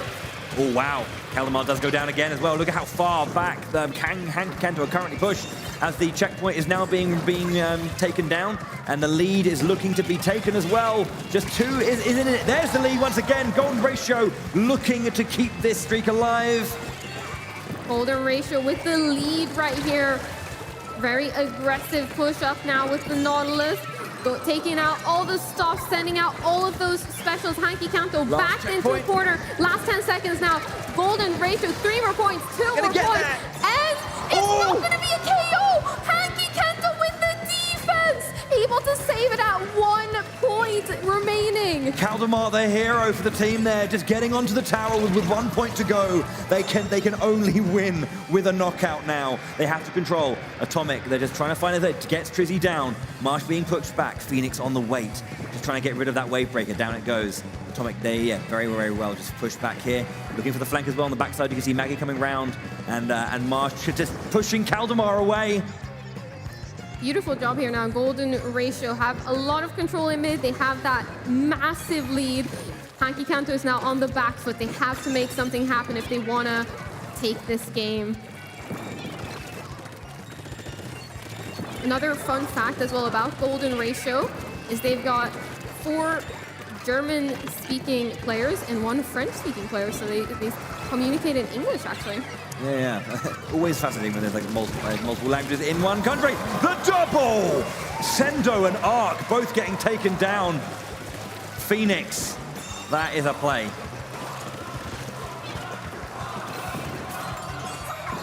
This is looking really good now for Golden Ratio. Got those tri-strikes charged. 20 seconds left on the clock as well. Hanky Kanto need to get control and push now, but they are down 3 members, 2 members now. Just need to get back into it. 10 seconds left now. Hanky Kanto have to get on top of this tower. Maggie, though, doing a good job at delaying, making sure that they don't push it too aggressively. The wipeout coming out as well. It's going to be the nail in the coffin. Golden Ratio taking game 2. Very fascinating position. You could see it on the face of Hanky Kanto. Kaldemar shaking his head. Not the game he wanted. They've been in this position before, but they haven't been in this position against Golden Ratio, who have been playing immaculately so far. Very, very clean play across the board. Very so well coordinated, supporting each other very well. Devastating power plays as well. Yeah, Golden Ratio playing incredibly well, but now Hanky Kanto, they have to reverse sweep if they want to take this match. Now, the thing is like they, yeah, I mean, and hopefully we're not they're not in a similar situation they were just in. Let's have a look at that moment when Kaldemar prevented the knockout with that last-minute clutch recapture of the tower with 1 point on the board. Let's check that replay. It's just so close. You can see they were completely knocked out and slowly pushing their way through this tower. It was looking like 100% they had this knockout. Yeah, I think Kaldemar just goes around the side there and just, yeah. Man, that's so tight. Yeah, as you see, I think it was Maggie there just being taken down just as that kind of swap was taken. So it was really, really tight. You know, they were just sitting there being like, it's over, we've won. They did win eventually anyway. It doesn't matter, but it could have mattered. It could have mattered. Could have mattered. It could have been the difference from who took that game. Hanky Kanto now have to reverse sweep. We know they can do this. We saw in the Nordic finals, they reverse sweeped Yifly to get into that finals, to get into the grand finals. Yeah, of course. So they definitely have the mental to be able to do this. They just have to make sure they're playing consistently and getting those wins. Of course, of course. Let's also just show, I mean, we saw some epic like holds from Hanky Kanto, but let's have a look at Golden Ratio and the strength that they have, and let's have a look at some of those epic double splats that they were getting. I think this is Phoenix here on Sendo and Arc, just getting the 1 immediately up 2. Excellent work. Phoenix is just doing so much good work with this Nautilus here. Excellent stuff. Finland, the Nordics. Have to clarify, because there are multiple countries there for the Nordic region. Wonderful flags. You have lovely flags. Speaking of flags, that is our flag that we are going into the next game. So game 3, Golden Ratio are 1 win away from Sunday, the semi-finals. Hanky Kanto are looking down the barrel of a reverse sweep in order to stay in this match and stay in this tournament. Splat zones on Museum D'Alfonsino.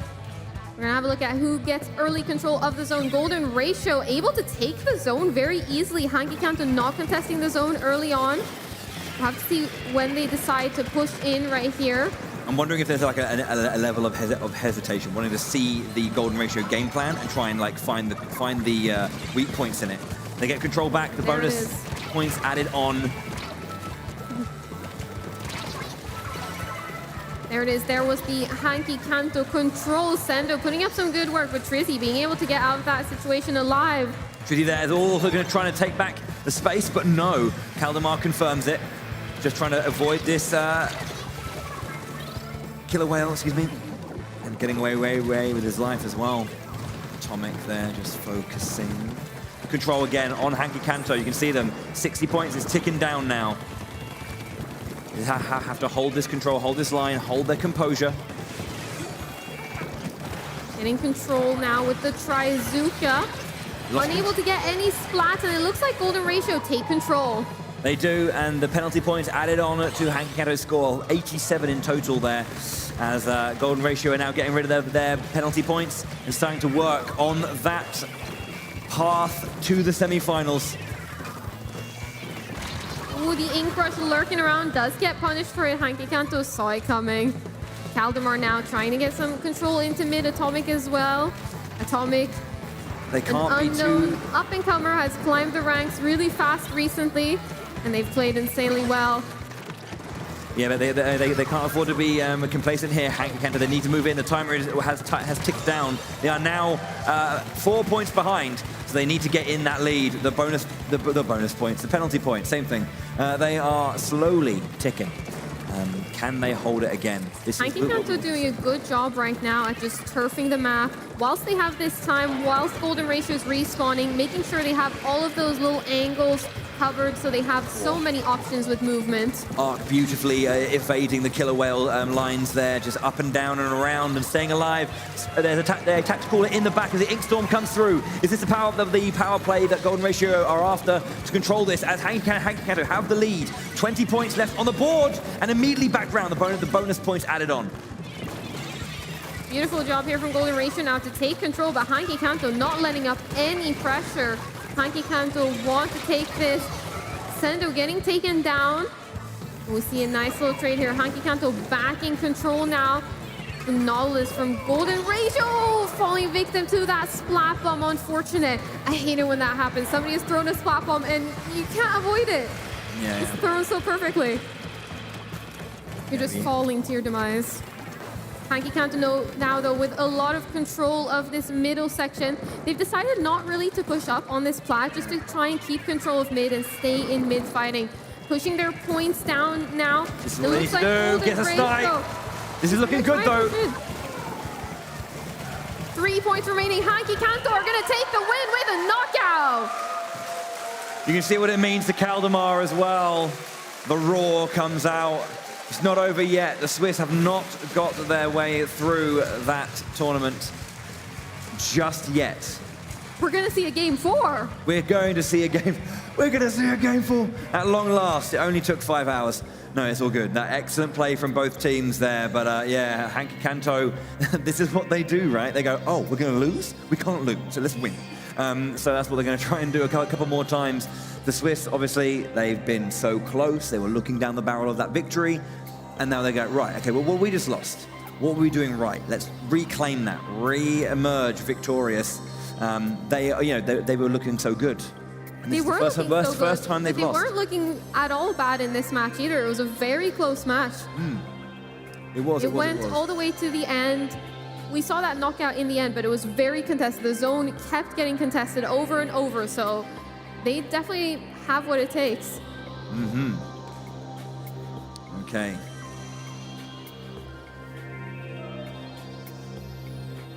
How are we feeling now for this next match? Rainmaker. I was going to say, yeah, I think Rainmaker, Ilteo Ali. Brand new stage we haven't seen before, because it's our first game 4. You know what that means. What's that mean? Brand new stage we haven't seen before. We should talk about the stage. Okay. Let's talk about the stage. With our favorite tablet. Let me we love the tablet. Showcase everyone the stage here. We haven't seen this one yet. No, we haven't. First time ever in the world ever. Cool. So what do you reckon? This map is very long and narrow. It has this distinguished section up here, which has a bit of height compared to the bottom part of the map. This section is really important to make sure your backline weapon gets anchored in and make sure they can rain down a lot of pressure down below. Often you might see a crab tank being used up here just to rain down that amount of pressure. Yeah, I believe seeing this during the Nordics, actually, yes. Having that control, obviously, you can just spread out so far, especially when it comes to opening up this play towards these two checkpoints, because they're fairly close together, these two.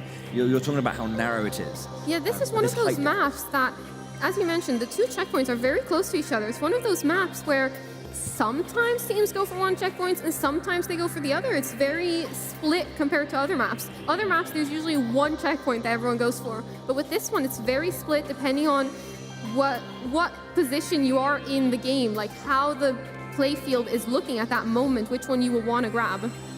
Yeah. And then, of course, obviously making your way to that back line. I mean, I would kind of feel, surely, like the left side looks like it's a little bit closer to it. And there's more linearity, but this choke point down here does look a little bit worrisome.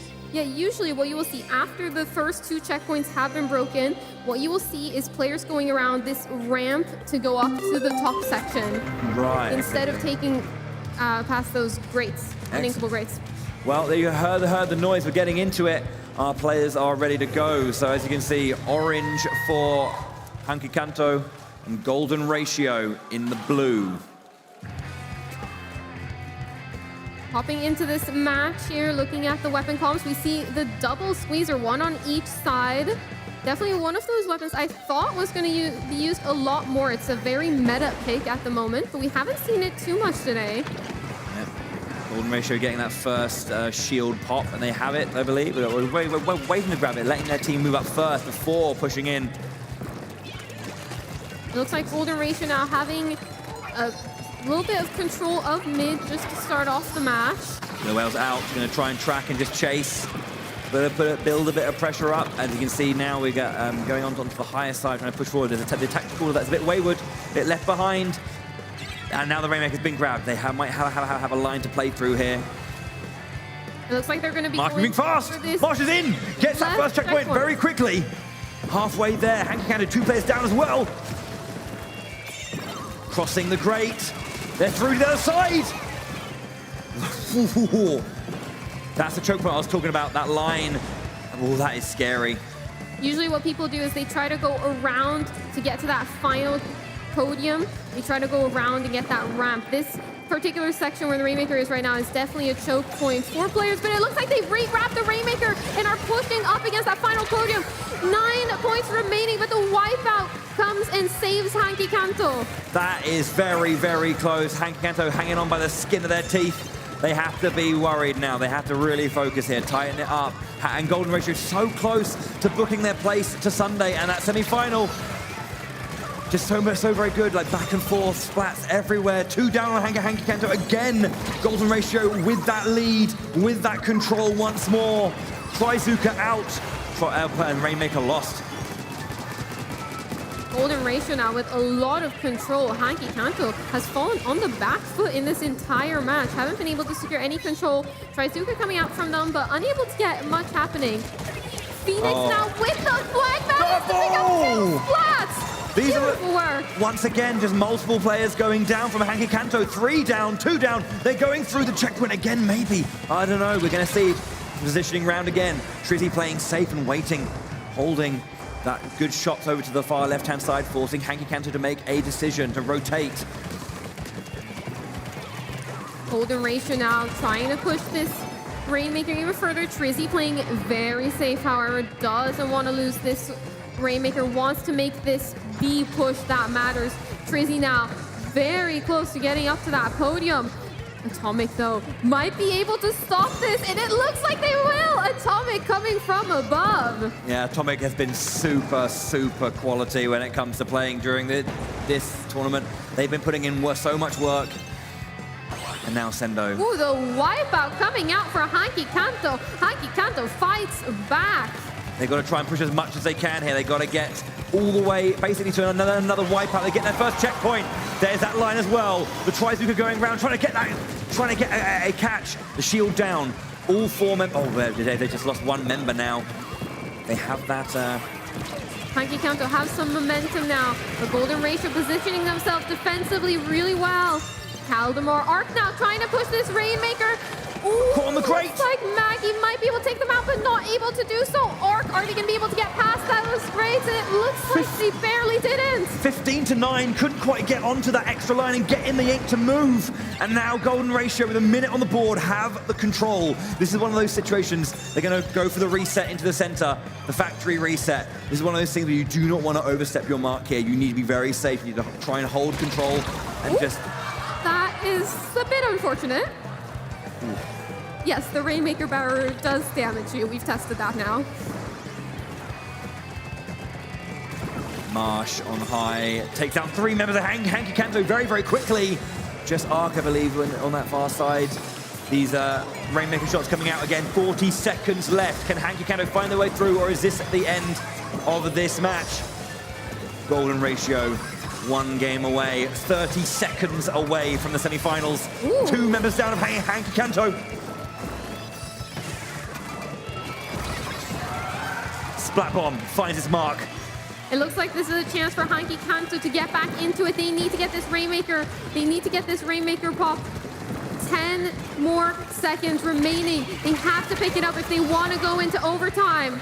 A big maelstrom of splats back and forth. Atomic there, sees the line. The Splat Bomb's there, gets away. Atomic holds it. It's overtime. This is it. It's now or never. Can Hanky Canto stay in this game, or will Atomic go down? Will Golden Ratio go through? This is a tense moment here for Hanky Canto. Atomic is holding on to their ticket to stay in this tournament.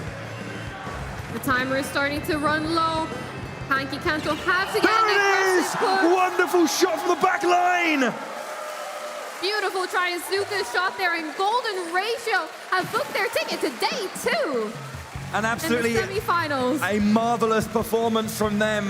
Hanky Kanto, you can see what it means. They didn't expect it to be on the receiving end of a loss when their opponents had already won. Golden Ratio, excellent play. God, look at the smiles on their faces. That is a big win for them. That is a massive win for Golden Ratio, top 4 in the European Championships. Huge, huge play. Wonderfully done by them. Hanky Kanto do have to stay on stage to play their final game, but just like in Group B, excellent play from Golden Ratio. The Swiss team have made it. Alrighty, okay. Make some noise one more time, ladies and gentlemen, for Golden Ratio!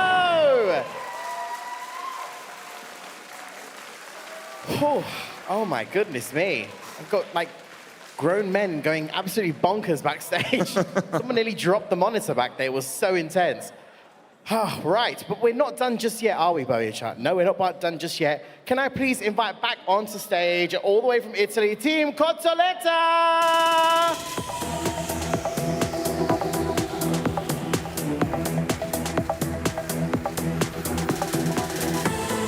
Okay, welcome back, Cotoletta. Welcome back. We're going to get these guys straight away set up into their next set of games. Cotoletta, of course, will be going up against Hanky Kanto, which will be our decider for our second and third place in this group. But before we do that, let's take a look at the bracket. Bo and Charlie, of course, we need to update that bracket. We finally saw a Game 4. We finally saw a Game 4 in that round. We finally saw one, yeah. And here's the bracket on the screen just now. So, of course, Golden Ratio goes through, Charlie. Yeah, Golden Ratio booking their ticket into the semifinals. This is huge for them, and they played incredibly well. Yeah, very, very nicely done.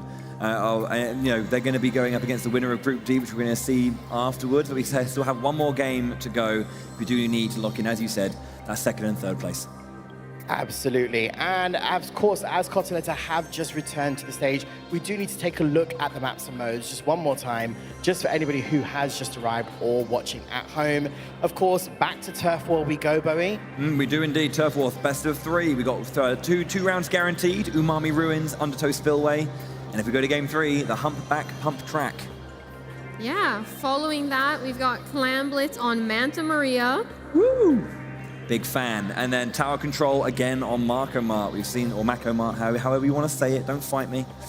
And if we again get a Game 4, it would be Splat Zones on Flounder Heights. That'd be a good one to see, of course. And if we go Game 5, that would be Intense Rainmaker on the Inkblot Art Academy.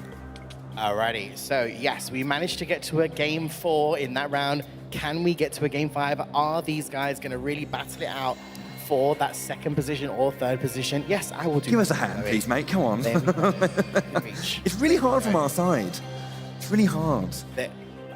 There we go. All right. So I believe we're going to take a look at a quick little highlight clip of Golden Ratio on the big screen, just as our other teams get set up. These were some of the best bits for Golden Ratio on the big screen.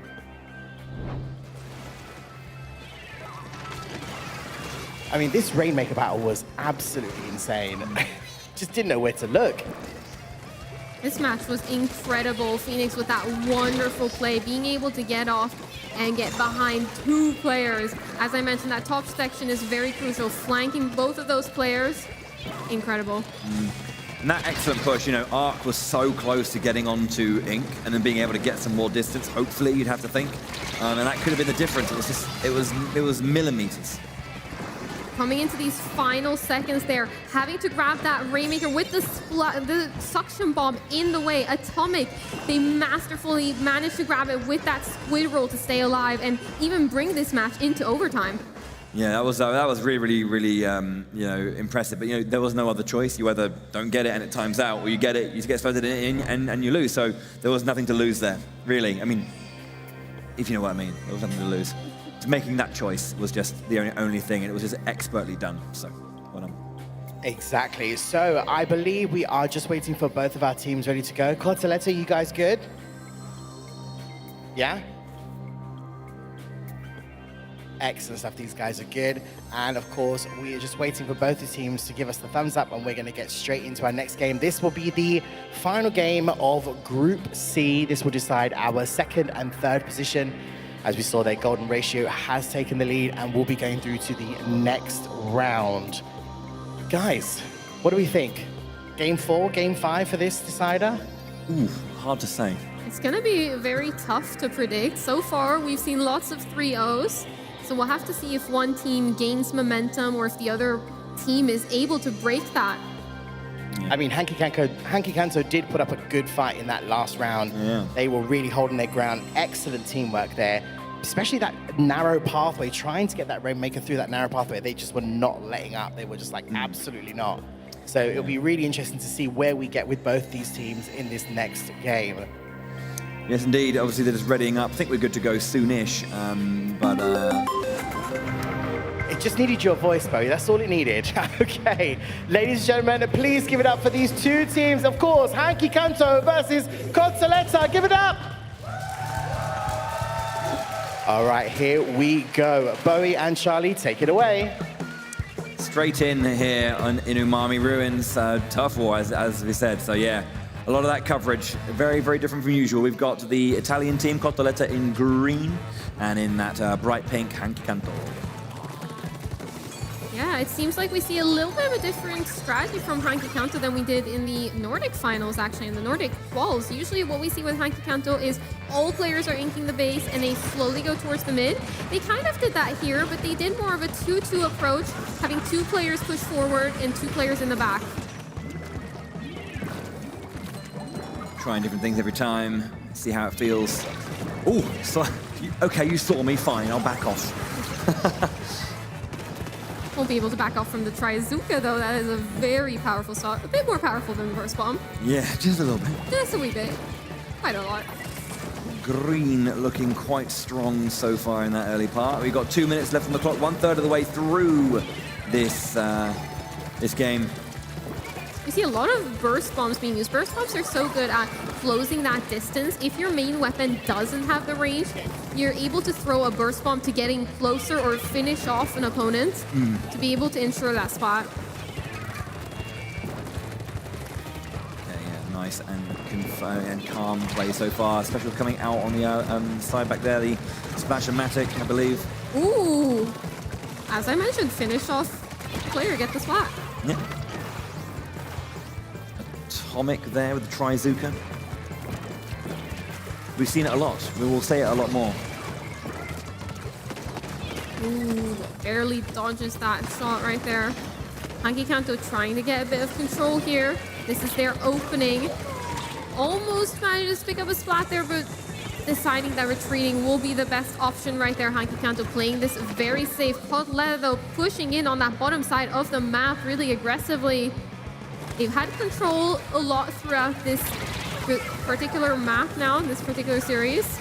So we'll have to see if they can hold the Cotoletta now with a big lead coming into these last 45 seconds. Yeah, this is when we're going to be starting to see those power plays come out, these last final pushes. Bit of a charge. Nice quick shots. Arc goes down in the back line. Beautiful shots right there. The charger coming out.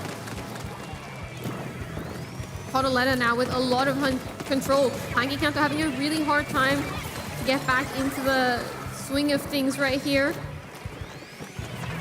Waiting, yeah, it is quite a tepid back and forth here. It's been a little bit slower pace in general. The last 10 seconds are going to be a big play coming out here. 10 seconds will go down immediately. 5 seconds left on the board as Hanky Kanto just trying to cover as much as they can in these last few moments. Nice final finish from them. Hanky Kanto managing to take down 3 Cotoletta players right at the end there. Will that be enough for them? What do we think?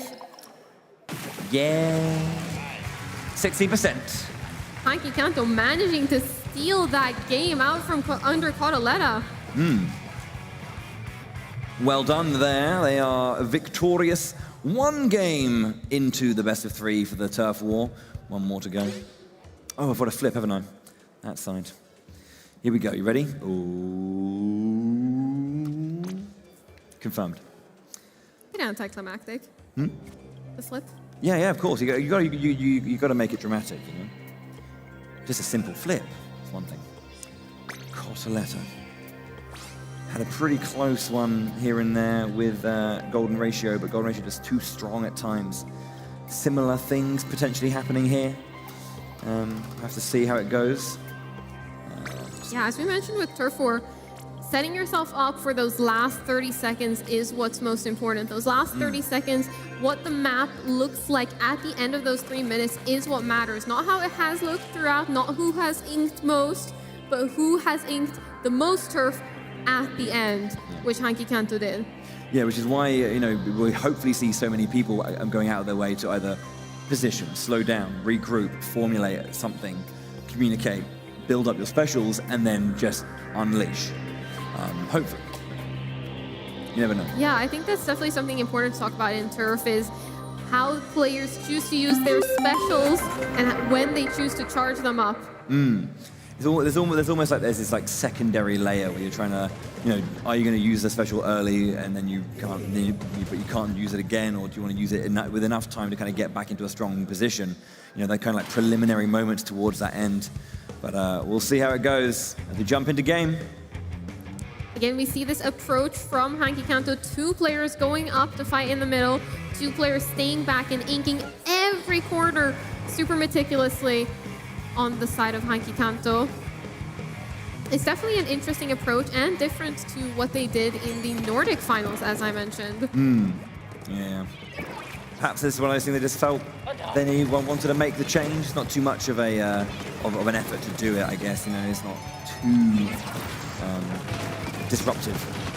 Drop down there with Crab Tank just firing onto the spine and back. Ooh, Trizuka shot coming in. Careful. Being able to dodge those Trizuka shots masterfully. Beautiful job there from Hanky Kanto.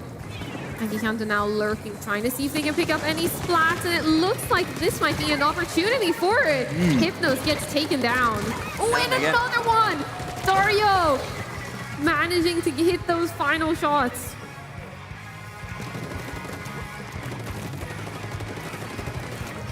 Now, though, just inking a little bit up on this glass area, throwing out some burst bombs, seeing if they can get some control. Yes, indeed. Just, again, using these walls and this glass, this side location, this flank, just to cover, throwing the odd bomb here and there. Yeah, nice to keep that control so far. Making their way back into the fray as we have the big bubbler in the center there, protecting the very, very middle. Beautiful work right here from both of these teams. It's been very contested throughout this game. We see that Crab Tank coming out though. Oh, picking up a spot on Sendo. Beautiful job right there. Making sure Cotoletta can get a lot of turf from this one Crab Tank push. Trizuka now as well coming out. It looks like Cotoletta has a lot of control. 1 minute left. Yeah, looking really, really strong indeed. It's not over yet, of course. We're going into that final moment, that big power play minute. We're going to be setting up and preparing for those final moments. So how can our teams here just support that? Curling bombs going out just to cover this flank. Keep a lot of pressure on that right-hand side. The spine's being taken in. The big bubbler once again. Seems like Hanky Kanto is fighting back really strong. 30 seconds left now. Are Cotoletta going to be able to hold on to their lead that they had at 1 minute? Kalmar going down in the center there. 20 seconds to go. Hanky Kanto down a player right now, but the center still being contested nicely. Curling bomb out to the right-hand side. Flank coming in. You can see one of the Hanky Kanto members on that side. Takes a spine, but again, Atomic once more. Getting a couple of splats in that center. 5 seconds left. It looks like Hanky Kanto once again, in the dying seconds, has taken control of the map, but we'll have to see what the judge say. We ought to see a little sneak peek of the map with that super jump. But it's up to Judd and Little Judd to decide who wins this. Ooh! Hanky Kanto taking it away from Cotoletta. 1%. I saw Sender was just like, sorry. Just raised his hand in like apology there. That was good. 0.9%. Yeah. So once again, we go back to our little spinny, flippy chart to give you the lowdown. 2-0. Gosh, this thing's stressful. It's going to be 1 turf war point secured there for Hanky Kanto. currently up in this series. There you go. Yes, indeed. They are looking good. Nice couple of close wins from them. Yeah. But yeah, we're going to be getting ready for our first Anarchy battle then. But yeah, there's still smiles on the faces of Hank Kanto. Like, you know, the big prize maybe, you know, looking a bit tricky after having lost that previous one. But, you know, still just enjoying playing and, you know, having good fun moments regardless. So that's good. Yeah, most definitely. These players have fought really intensely in these matches now. This turf war match being really close, and twice now, Hanky Kanto stealing it in the final moments. Yeah, well, we mean, stealing it, earning it. There's a very, very fine line between those two. Call it what you want. I think it depends on what side of that you're on. If you're lost, you've stolen it. Yeah. Bless. I don't know, yeah. But we're just going to be getting ready. As soon as they're ready, we will be jumping in. A few more members, I think, just readying up, I think. The spectators ready to go. Shouts to our spectator, by the way. Doing a great job of following the action, showing us some lovely moments as well. Yeah, Should be, I believe, Clan Blitz on the old Manta Maria again. Yeah. And if I'm not mistaken as well, Hanky Kanto did play this combination at the Nordic final. I mean, of course, yeah, Clan Blitz, Manta Maria, of course they played it. But no, it was a lot of really, really good moments. I seem to recall a very wonderful, like, strong play from Atomic. They were holding down the line, kind of like you know, they got the power play, but they managed to like just completely push back the opposing team, whilst their team were just covering or just throwing clam after clam into the basket. So yeah, really, really nice stuff from them. They experience and quality on this map. So let's see if they can bring it. Clan Blitz Manta Maria is that classic combo. It's the first one I think many people think about when they think about Clan Blitz. It's definitely very well-known and very well-liked combo. Yeah. Some things just work, you know? Some things just work well. That said, speaking of working well, the audio is telling us that we are into our next game. Clan Blitz Manta Maria. And as you can see, we've got the yellow and blue. Hanky Kanto in that yellow. Cotoletta in the blue. Sendo on that blaster, and Benny GT wanting to challenge Sendo, the blaster master, with a blaster as well.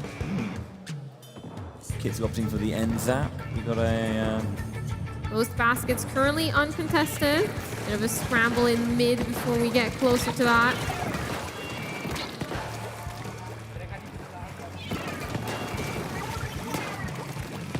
Bubba doing a great job defensively. We see a nice push from Cotoletta there to be able to break through it.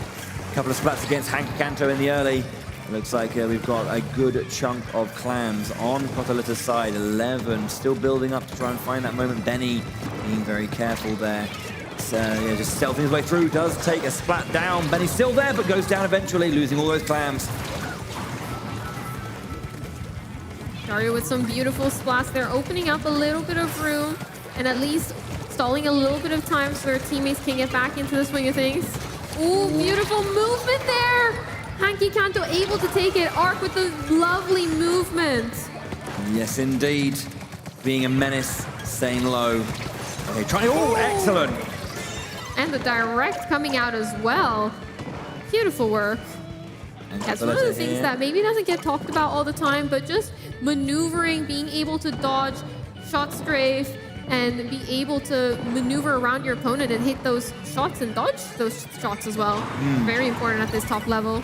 Yeah. Barrier, there was no more clams put in. The barrier goes back up. Bonus points on the board.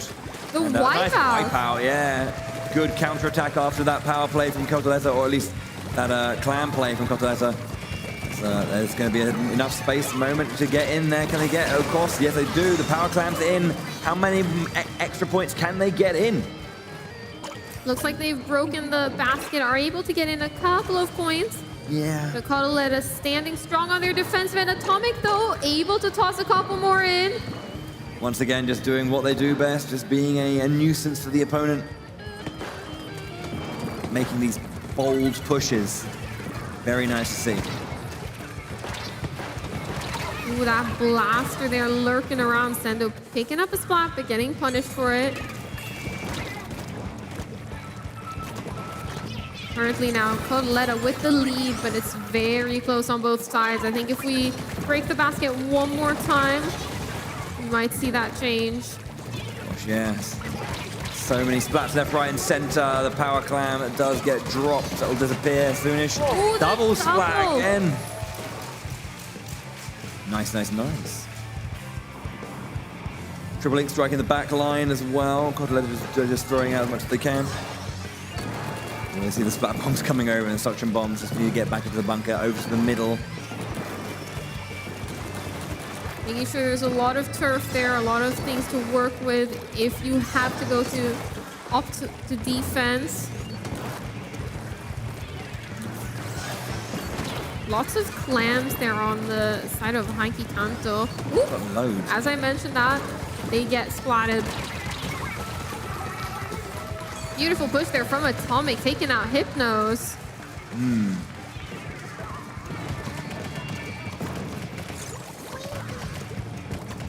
Oh, yeah, just so much focus on one side, and then Hypnos with that flank extra.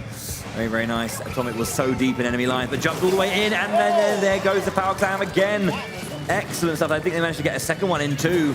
Big stuff there. Well, that casual play, we see, well, I say casual play, that nice and easy breezy approach, you know, to get someone forward, super jump to them, and then jump in. Lovely. There's a nice wipeout there, though. So Hanky Kanto will reset that timer, get the bonus points on, and start mounting their offense back against Cotoletta. That was a beautiful push right there. Hanky Kanto now backs against the walls. 40 seconds left. They have to try and push this. They have to try and take the lead. They've got some clams to work with. They just need to take control of that street section behind this bunker. Senta now trying to work on that.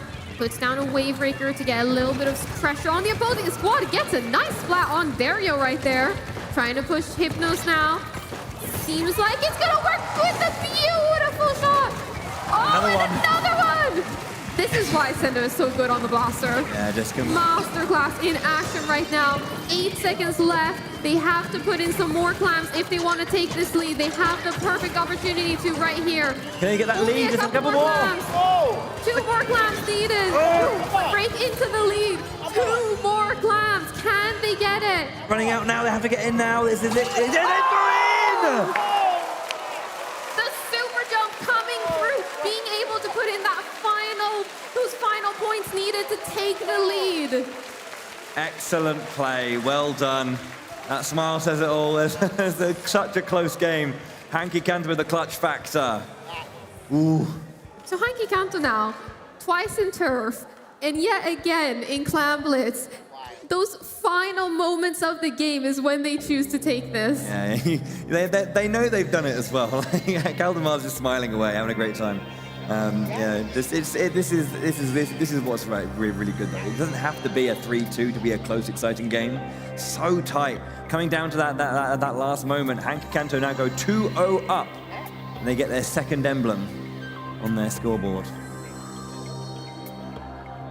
Cotoletta now on the back foot, has to try and mount a comeback. They've been doing really well. They just got to hold on in those final moments of the match. Yeah. Speaking of final moments of the match, I believe we have a replay of that final super jump in. It's really good to run that and have a look at that moment to see how it's positioned to get that jump going. Oh no, it's not that moment. I was wrong. I'm sorry. I misheard.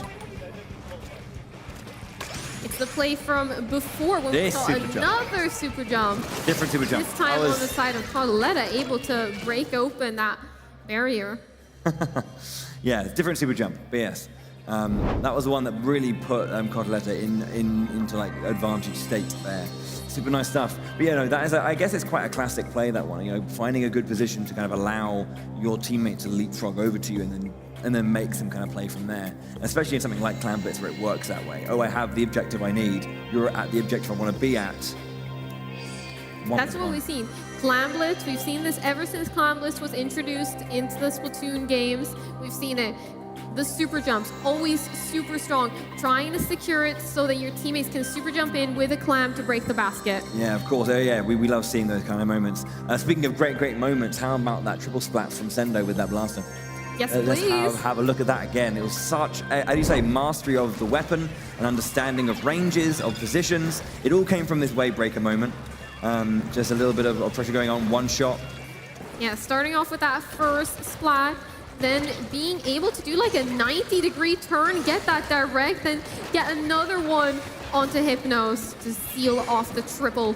Yeah, to hit around the wall, that was excellent stuff. So well done there. I mean, this is the thing. Like, when you have a weapon, you always want to show off and style with it a little bit, and to kind of show why you understand it so well. You know, this is the same thing with Sarah and the Splatoon Stamper. You know, just so much, just like, you know, great plays and moments from that.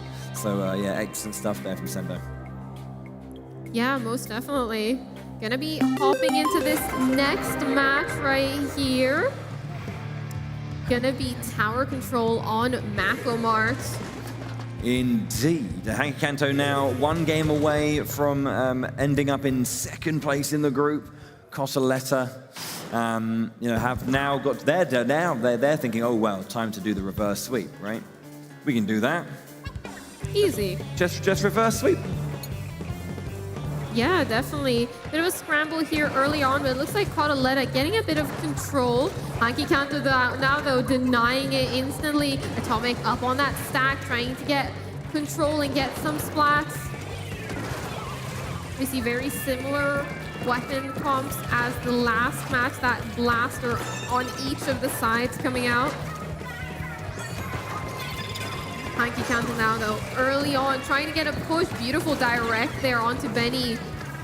Wavebreaker again being used earlier. Oh! For that mid. Oh, so close. How does that play work? Usually a splat charger jumping in aggressively versus a blaster. Did not think that would work. You never know. You know, they'll never expect what you Wipe out. Beautiful job right there. Cosoletta now mounting their first push. They're going to be taking the lead here in just a second, and they're going to be trying to push past this first checkpoint. This first checkpoint usually gets pushed past pretty easy. It's the other 2 that are much more difficult to get past.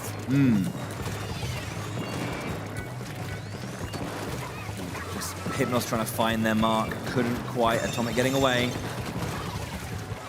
Hypnos choosing to back off out of that and staying alive was very key there.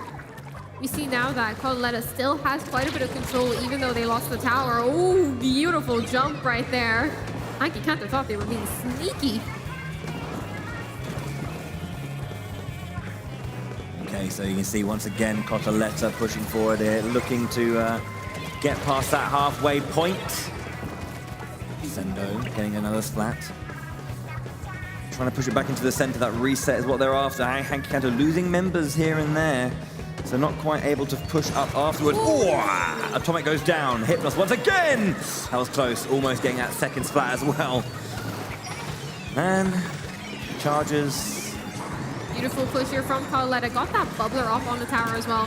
Fun fact about the bubbler is it lasts much shorter if it's on the tower than if it wasn't on the tower. Oh, Atomic again going down to Hypnos. Hypnos is just zeroed in on Atomic's position. Caldemar too. These close range snipes seem to be working out for Cosoletta.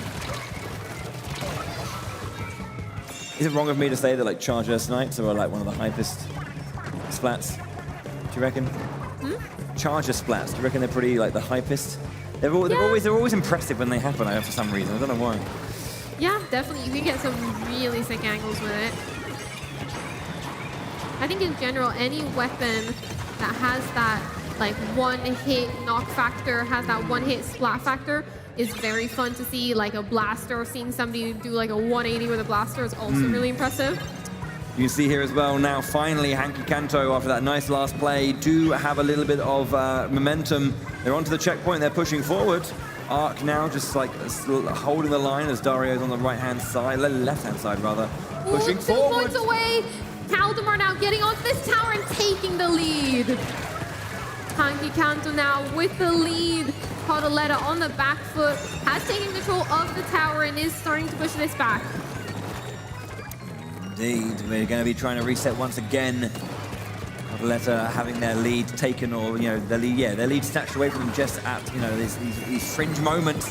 Pablo getting taken down, Tactical out, getting a buff immediately as well. Going to try and work with that. Tower's been taken once again. By Hanky Kanto, just 1 member alive. I believe that's Arc, I think. Yeah, he gets taken down. Basically a wipeout with 1 minute left to go, and then this is it. Can Cosoletta this time actually hold on to their lead and keep that victory in place, or will Hanky Kanto seal it once again at the last minute? Couple of splats there. Cotoletta now pushing this very aggressively. 40 seconds left. They don't need much to be able to take this lead. It looks like they're going to be taking the lead potentially. There it is. Cotoletta back with the lead again. This is it. And they get almost a wipeout there once again. They're past the checkpoint. They're pushing forward. 25 seconds left on the board. Hanky Kanto have to do the overtime play once again if they want this one. Raizuka coming out. Big pressure. And that is much more than a lead, zeroing in on Hanky Kanto, taking that game with a knockout. There we go.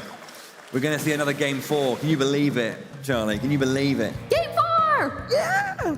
So, yeah, exactly. I feel that energy. Yeah, exactly. We love game 4s. Close games. Team close game. But yeah, nicely done there by Cotoletta, holding the line and not letting those kind of like, there's just about losing it and having to fight back to gain it, just to lose it again. You know, they managed to hold it this time and get the knockout. Good stuff from them, nice and clean. So yeah, game 4. Remind me, let's have a little look. We're doing, Flounder Heights. Splat zones on Flounder Heights. This is a really fun match that we got ahead of us now. There's a fetching hoodie there. It's very Nintendo-y. It's almost like we're at the Nintendo European Championships in 2023. Really? Yeah, Bad Bell, Germany. Amazing. Who'd have thought? It's always exciting to be at events like these. Great players, great games, enjoyable times. What? My wonderful friend Nims is looking at me, shaking his head. What did I do wrong, sir? Everything, right? Okay. Thanks. I'm sorry. I'll be quiet then.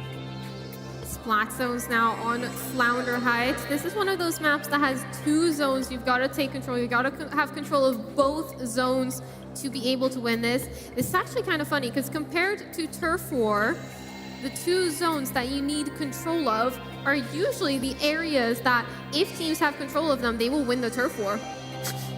They are those areas like at the top of the map. Yeah, of course. Yeah, it's nice having this kind of like whole splat zone thing, because it kind of like it kind of widens it a little bit without also kind of like making it too wide. Like multiple, it's like multitasking. You know, the coverage of 2 areas, always trying to like bounce between the 2. But we're getting into it. So here we go. Flounder Heights, splat zones. Will this be the last game, or will Cotoletta force the game 5 against Hanky Kanto? Let's find out. We get into game. Yeah, let's get into this match right here. Both teams now trying to get control of the zone on their side of the map, as we see right here. Now it's all about how do you choose to approach this? Do you choose to cross across those gates? Do you choose to go up the wall? Dario now, being able to go up. Teammates get punished, but being able to charge and go up that wall really fast. Beautiful work right here. The Squid Search coming out, going up that wall. Just getting a few points on the board. It's enough of a lead to win if it stalemates now. Caldemar goes down. Beautiful control here, just on this wall. And dodging that splat bomb. I thought that splat bomb was going to be it. Yeah, they've been on that wall for a long old time. Atomic gets taken down, does not win the 1v1. No, almost going for a second, but yeah, Dario eventually goes down. Caldemar winning that encounter, and Hanky Kanto now taking control of both of these zones. We see a player from Cotoletta jumping out, deciding to regroup with their team. Beautiful push here from Caldemar with that tri-slosher. Yeah, so much aggression as well, just pushing really far in, not letting them breathe. But it does eventually get taken down. As you can see, the points ticking away. Cotoletta have to work their way up this hill.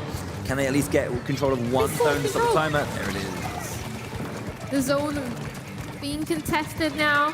Cotoletta are going to have to be forced to back off, but getting a spot there on Sendo. Hanky Kanto remain in control right now, but this might be an opportunity to push in to that back zone, and it looks like it is. Cotoletta grabbing control of both zones there. Excellent Very stuff. nice and coordinated play. Yeah, despite all of that pressure, they did manage to weather the storm and find their way through eventually. Trying trying to get nice. Splat gets taken down from a falling. I believe that was Kaldemar, I think. Didn't quite see the name. Beautiful spot there. Now Caudeletta with the tacticaler out as well. Being able to get those team buffs. Okay, both zones in contention currently. Looks like it's almost going to push over to Caudelletta's side, maybe. There it is.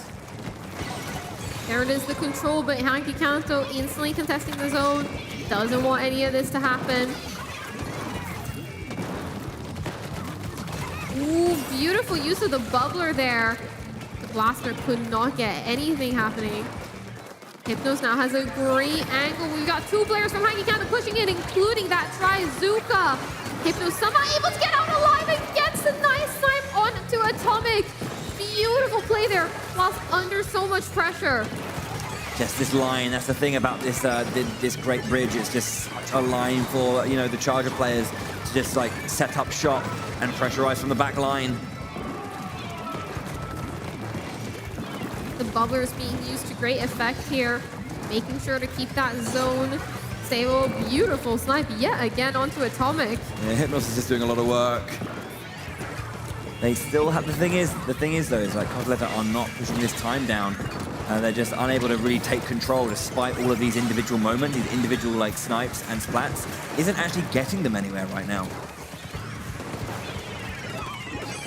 Both zones very contested right now, but Caudeletta is making a push in with that Trizuka as well. Hypnos, they got control of the zones. Caudeletta now losing control. They need to get these zones under control if they want to start pushing down towards that lead. Yes, indeed. 1 minute left on the clock as well, as that second space is being contested. It gets taken again. There's a long way to go. 38 points after the bonus points have been done, but can they hold on to it for long enough? Ooh, that tacticaler, the blaster shot actually shooting into that tacticaler. I could feel that. I am a Luna Blaster main, and walls and tacticalers are your enemy. If you hit into that, your shot does not explode the same as it would normally. 25 of those penalty points going down right now. Hanky Kanto with that control. Ooh, I say that. Turn around. Trizuka. Trizuka to the face. Yeah. Nice little spin jumps as well. A little bit of happiness there. Yeah, looking through. I mean, 15 seconds left. They need to get control now. They need to hold it. If they want to force a game 5, they need to hold this all the way through to that full 41 points left on the board. The zones are currently contested. It's going to be a very short overtime. Yeah. It's done. Hanky Kanto getting their victory. There it is. 3-1. Caudeletta put up a good fight, forced the game 4, but Hanky Kanto will not be denied at least one victory here at the European Championships. 4-4 Splatoon 3. Very, very well done. Very well done indeed. Yeah, beautiful work right there from Hanky Kanto to secure that in the end. Oof. That was some serious games. Yeah, it was really, really good. Serious games. Big Please, fan. ladies and gentlemen, give it up for both teams one more time. Hanky Kanto and Caudeletta. Thank you so much to both of these teams. You guys fought valiantly on this stage. Please make your way to the side of the stage. Thank you.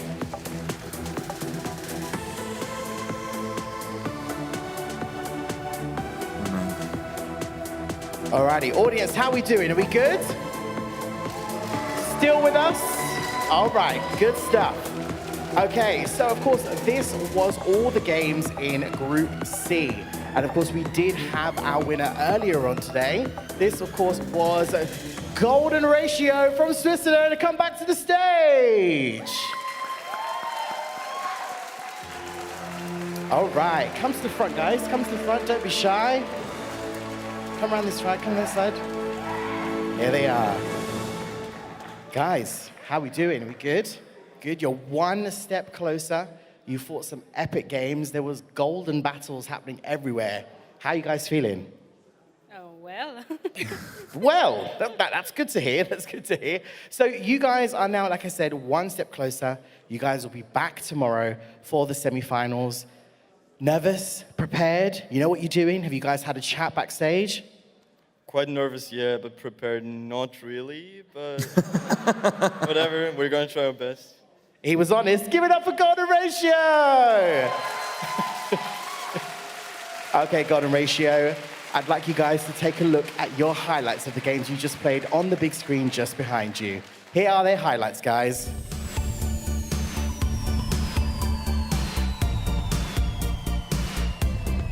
Look at that concentration.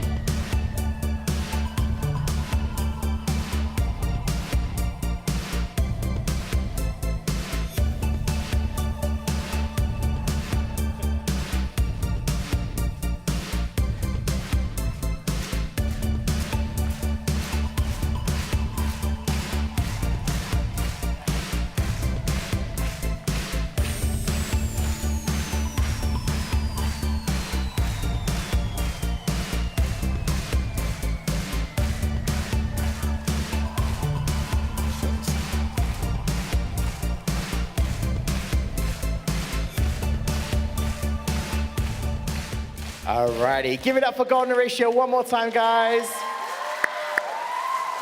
Thank you so much, Golden Ratio. Please make your way to the side of the stage. We will see you again tomorrow. Give it up one more time. Give it up to leave the stage, guys. Round of applause. Okay, so we have had Group A, Group B, Group C. Guess who's next? It's Group D. Okay. Are you guys ready for Group D?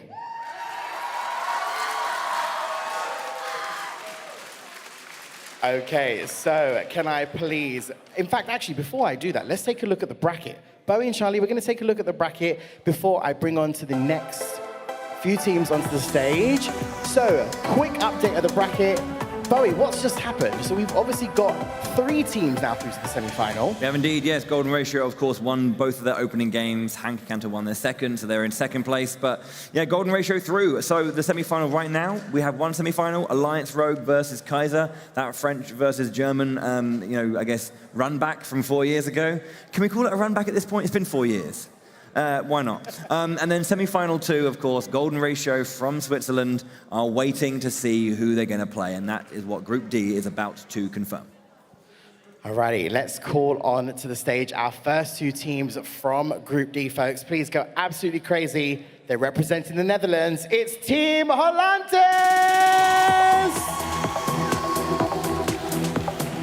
Hello, welcome, guys.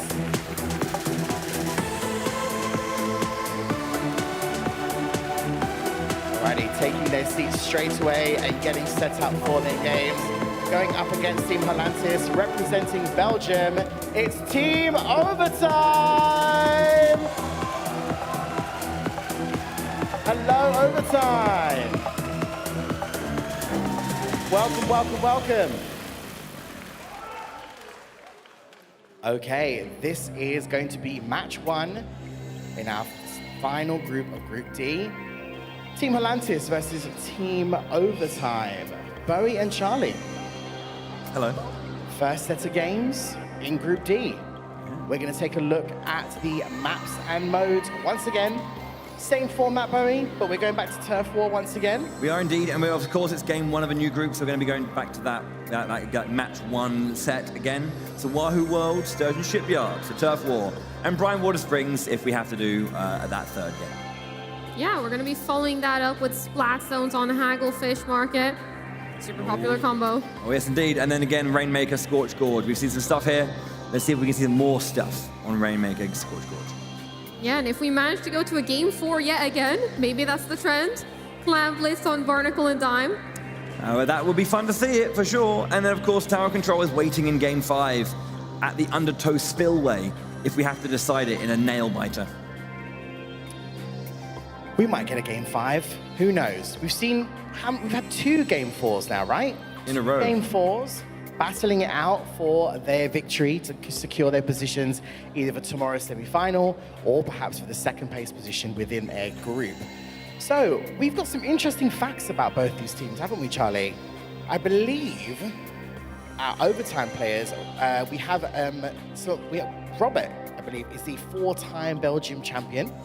And we do, of course, have Brian the drummer's in the house. Brian, I don't think he can hear me because he's got his headphones on, but Brian the drummer, of course, from Team Halantis is in the house as well. So it'll be interesting to see the mix-ups between both of the teams. You guys, I'm sure, have seen previously some of these players play before in different championships.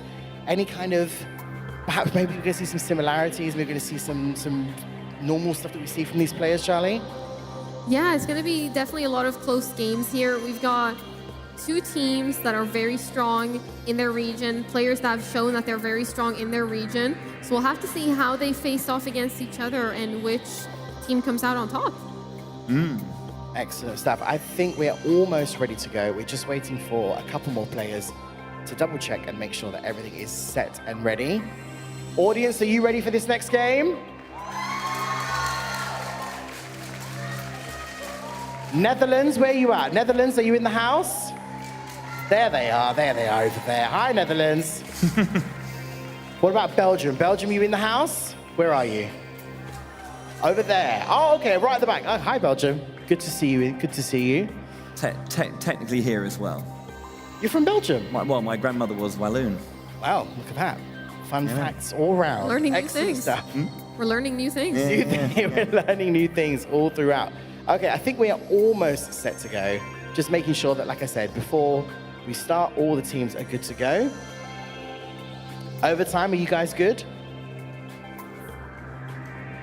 I think so. Just in your own time. I know. They're getting ready. Halantis, can you hear me? No, Good. They good. can't hear. That is good. That's a good thing. They're zoning out. Because if we're saying what's happening in game, they're just like, one second, I'm just going to listen to the commentary. Right, arcs on the left-hand side, crack on. You know, it doesn't really work out that way, does it? Okay, so we are going to take a quick look at Wahoo World on the deep dive of the map. Okay, sure. I believe you have that set up just for us to take a look.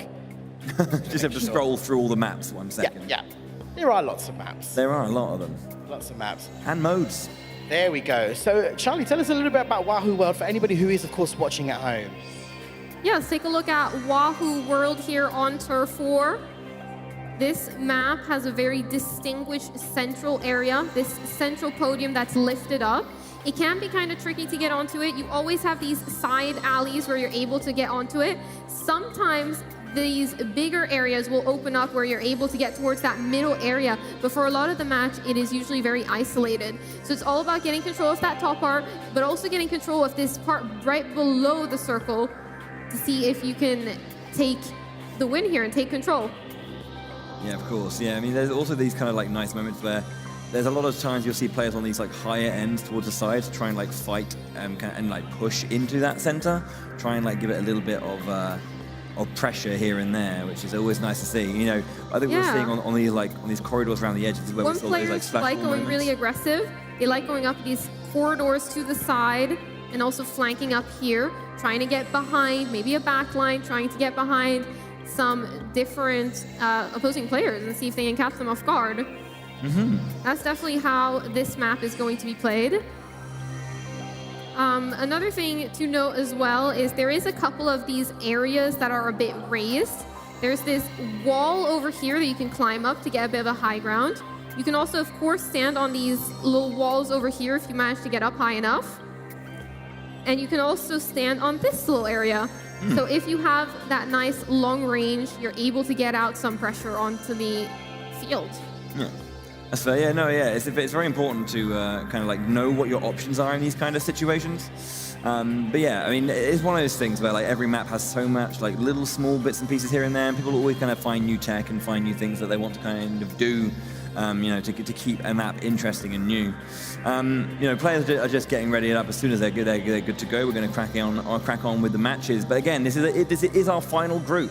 You know, after today, we're going to have locked in our 4 semi-finalists. And of course, we'll have said goodbye to 9 other teams. I think, no, 8 other teams. I can count I'm very good at maths. 8 other teams. But again, everyone's been playing fantastically, no matter whether they're winning or losing. It's just, they are the 12 best teams from, in each individual country, and that is represented here. Excuse my stutter.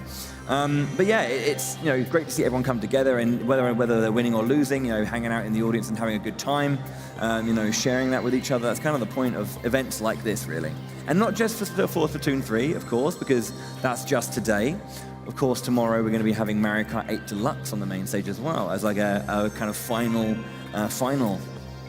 Yeah, absolutely. I was actually going to say, so obviously this is the first Turf War map that we've just taken a look at. We can look at the next map, which I believe was, we have the next, there it is. You have the next Turf War map as well. Yeah. You can take a look at that.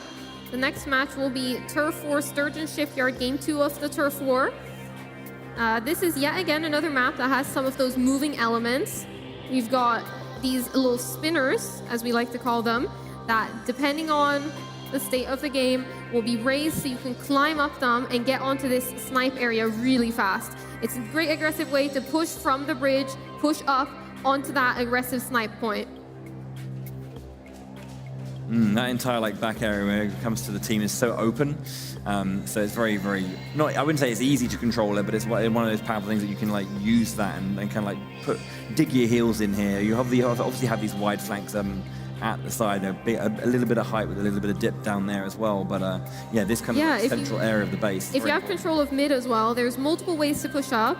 You can push up through this side, and of course, as I just mentioned, the side to get on top of that snipe. This area, if you have control of this area on your opposing square and control of mid, you have a lot of aggressive pressure where you open up an opportunity to take these steps up and get all the way back into this huge area of the base right here. So there's a part of me that's feeling like, should we be gutsy enough to say we're going to see a Game 3 and have a look at the third map? I mean, we could go for it if you want to. We haven't so far seen a third game. And that's really sad. I think that these teams should force the Game 3. We haven't seen it so far, but if we do see it, it will be on Brine Water Springs. I love this map. This map's really, really fun because it's 3 very specific points, right? You've got the central spot, and then you've got these 2 lines up. These 2 big areas for each of the bases, and they're just hard ramps to go up. And obviously you have the lower bits towards the very, very end where these trees are as well on that lower side, but that's mostly to kind of rotate and kind of control mid. But they're fighting up those ramps is really hard. Yeah, I think this map is very different to many other maps that we see. You've got that huge ramp that leads up to the base, up to spawn.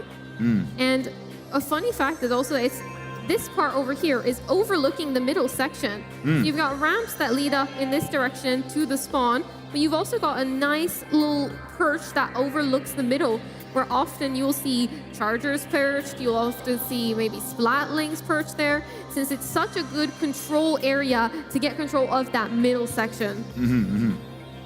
Indeed. Okay, guys, tough question for you two. Go for it. Out of the 3 Turf War maps, which one is your favorite? Of these 3, I'd probably say Brine Water of these 3. Really? Yeah. There's beauty in simplicity, my friend. No, I agree with that. I am a big fan of Sturgeon Shipyard though, and I do like Wahoo. Wahoo is great because every time we start there, I actually say Wahoo. Wahoo! I do. You have to though. Yeah. You're contractually obligated to say Wahoo. I'm not. I'm really not. I just enjoy saying Wahoo. Okay. Audience, do we like saying Wahoo? There we go. See? It's great. It's the crowd's favorite. Of course you're going to have the audience on your side. They love you. You have to say it. You have to say it. It's great. Okay, I believe we are almost there. I can sense the sound coming. I can sense it. I can see the flashing lights. They're about to bless us any moment. Now, we just need to double check. Of course, folks, technical difficulties do happen, so do apologize for that. But we are almost there and good to go. It is a live show after all. And it is. And what good live show doesn't have a good old technical difficulty? I mean, it's part and parcel, isn't it, really? Of course, yeah.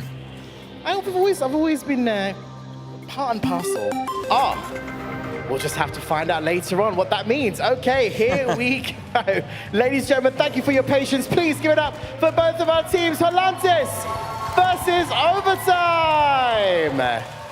All right, Bowie and Charlie, take it away. Okay, we've got overtime there in the purple and Hollantis in the yellow, orange kind of color. Fitting. Yeah, as we said, you've got that spinning dial in the very, very center, trying to make our way up to mid. No one's taken it just yet. There's a little bit of skirmishing on the lower side right now. There we go. Let's try and find our way forward now. We've got a crab tank already out, trying to find a way in, to try and get a line if they can. Firing artillery shots over the top, trying to be a bit of a nuisance. Trying to climb up this wall to get up to that top mid section. As I mentioned, it can be very hard at different stages of the game to get up there, but now these big paths are opening up to that middle section. Inkjet shots coming out, just pushing back the members of overtime. Noah now trying to mount an aggressive push. Got the burst bomb, but just choosing to lurk around, see if there's anyone here that they can get a pick on. Choosing to go further up, though. Here we go, Crab Tank once again. Powerful shots being fired into the center. If they can just find anything right now, they're just firing blindly, but sometimes that does help. Just want to just cause some chaos. Get a little bit of action going. You see the Dutch team now just is taking control of center. There's a little bit of a skirmish, but it goes in the favor of Noah from Belgium. Tactical, it still has a few items left on it, so it's not going to be utilized to its maximum currently. Corner, lots of pressure, not much to do. Tryzuka. Beautiful Tryzuka shots over there. Trying to get a bit of pressure, open up a bit of space for their teammates to come through. 1 minute left already, as you can see. Currently very, very good for Hollantis. Raise your Struwwafels aloft in support. Busy bomb coming in towards that middle area. We see those Tryzuka shots. Ooh, both of them missing. Very close, though. 2 hitting right there. Oh, gosh, yeah, from the flank there. Quite quick. Didn't see it. Red Neil making their way down. Yeah, you can see the pressure coming back. They were stuck in enemy turf. Couldn't quite stay alive long enough. Flow into the center. Trying to cover as much as they can. Quick shots there. It's been a very contested map so far. Both teams have had a lot of control and had a lot of turfs. We see the crab tank now coming out. Last Looks like it's going to be an seconds. aggressive push here from overtime in these final seconds. Are they going to be able to get enough turf to win this turf war? Last second down. Let's have a look at that one. Let's check that map. Juds, give us the lowdown. How's it looking? Ooh, strong for overtime, I think, overall. Confirmed. 10%. Oh. Okay, so first game going over to overtime. 1 point. That's on that side, yeah. Clean game from overtime to begin with. Nice, strong stuff there. Yeah, it was a great start. A very contested turf war match, though. Yeah, of course. Turf war is, it's one of those ones, I guess, because you're forced to run down the timer, it's always, hammer and tongs until the end. But, yeah, the Hollantis team here, nice casual, chill position. Yeah, it's all about just charging up those specials. When do you use those specials to be able to secure pressure and just secure the game in the end? The audience there, very much enjoying their time on the camera.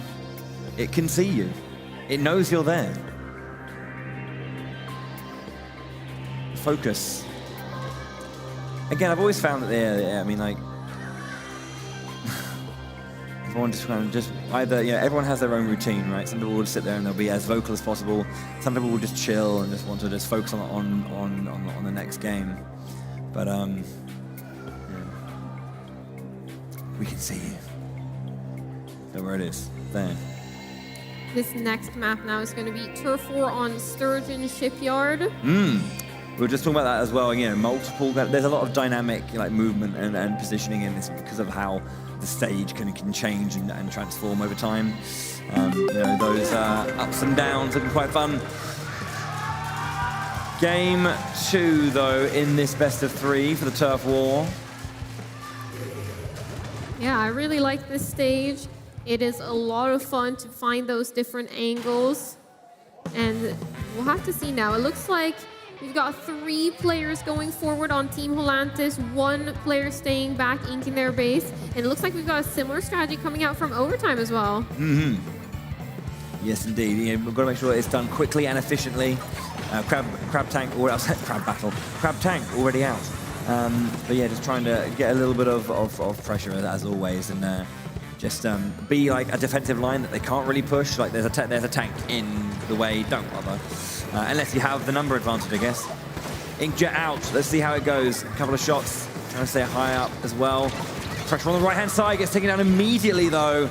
That distraction to the right get taken out from the left. Nice 2v1 concept there. Overtime now looking to get back towards this bridge in the middle. Looking to get up on that snipe and see if they can take control of this bridge. They're starting to mount this aggressive push going in.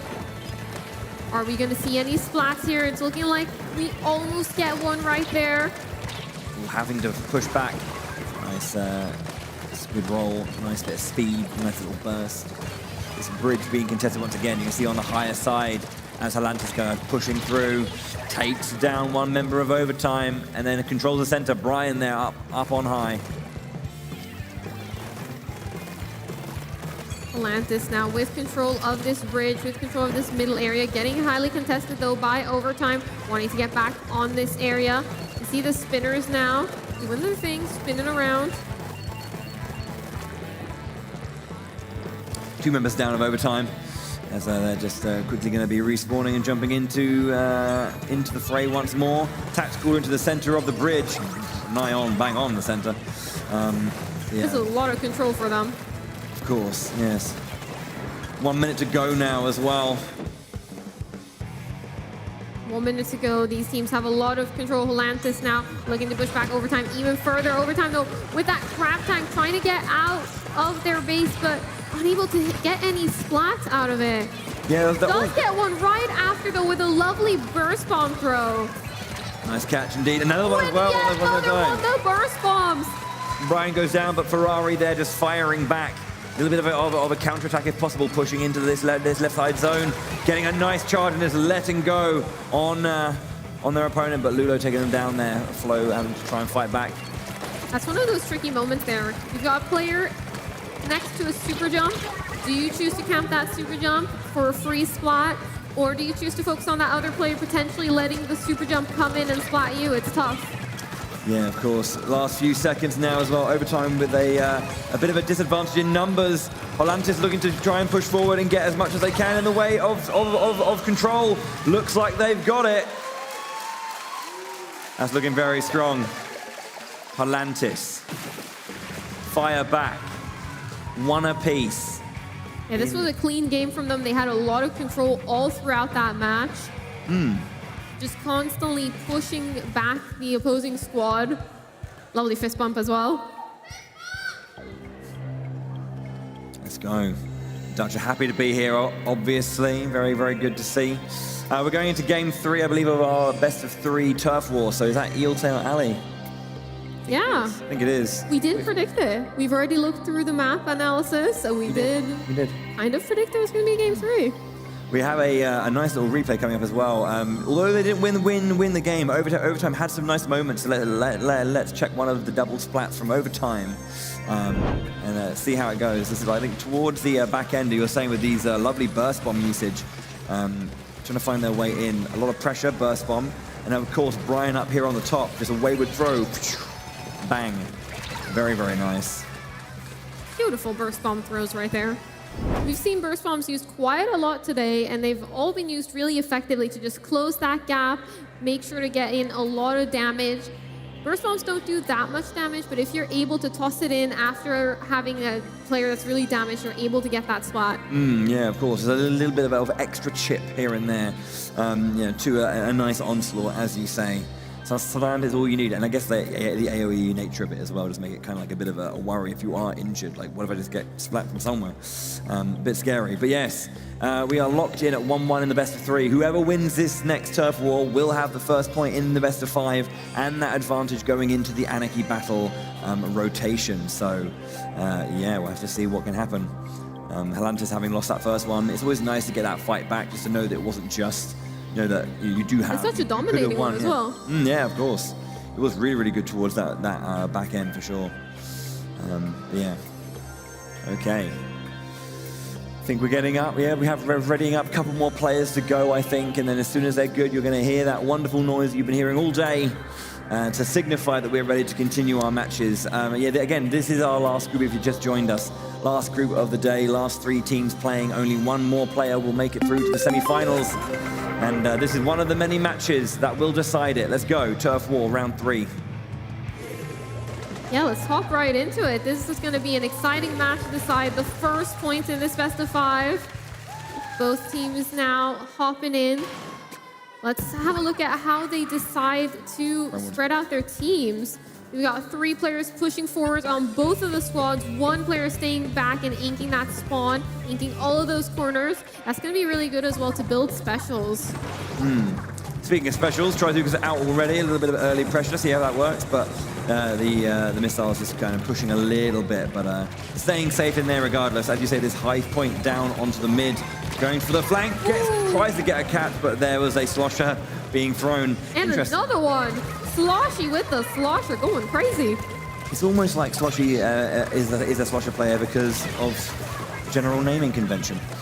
Flo, though, getting a quick splat back, trying to push into the center. These bright pinks covering the ground so well. Missiles, ahoy, off they go.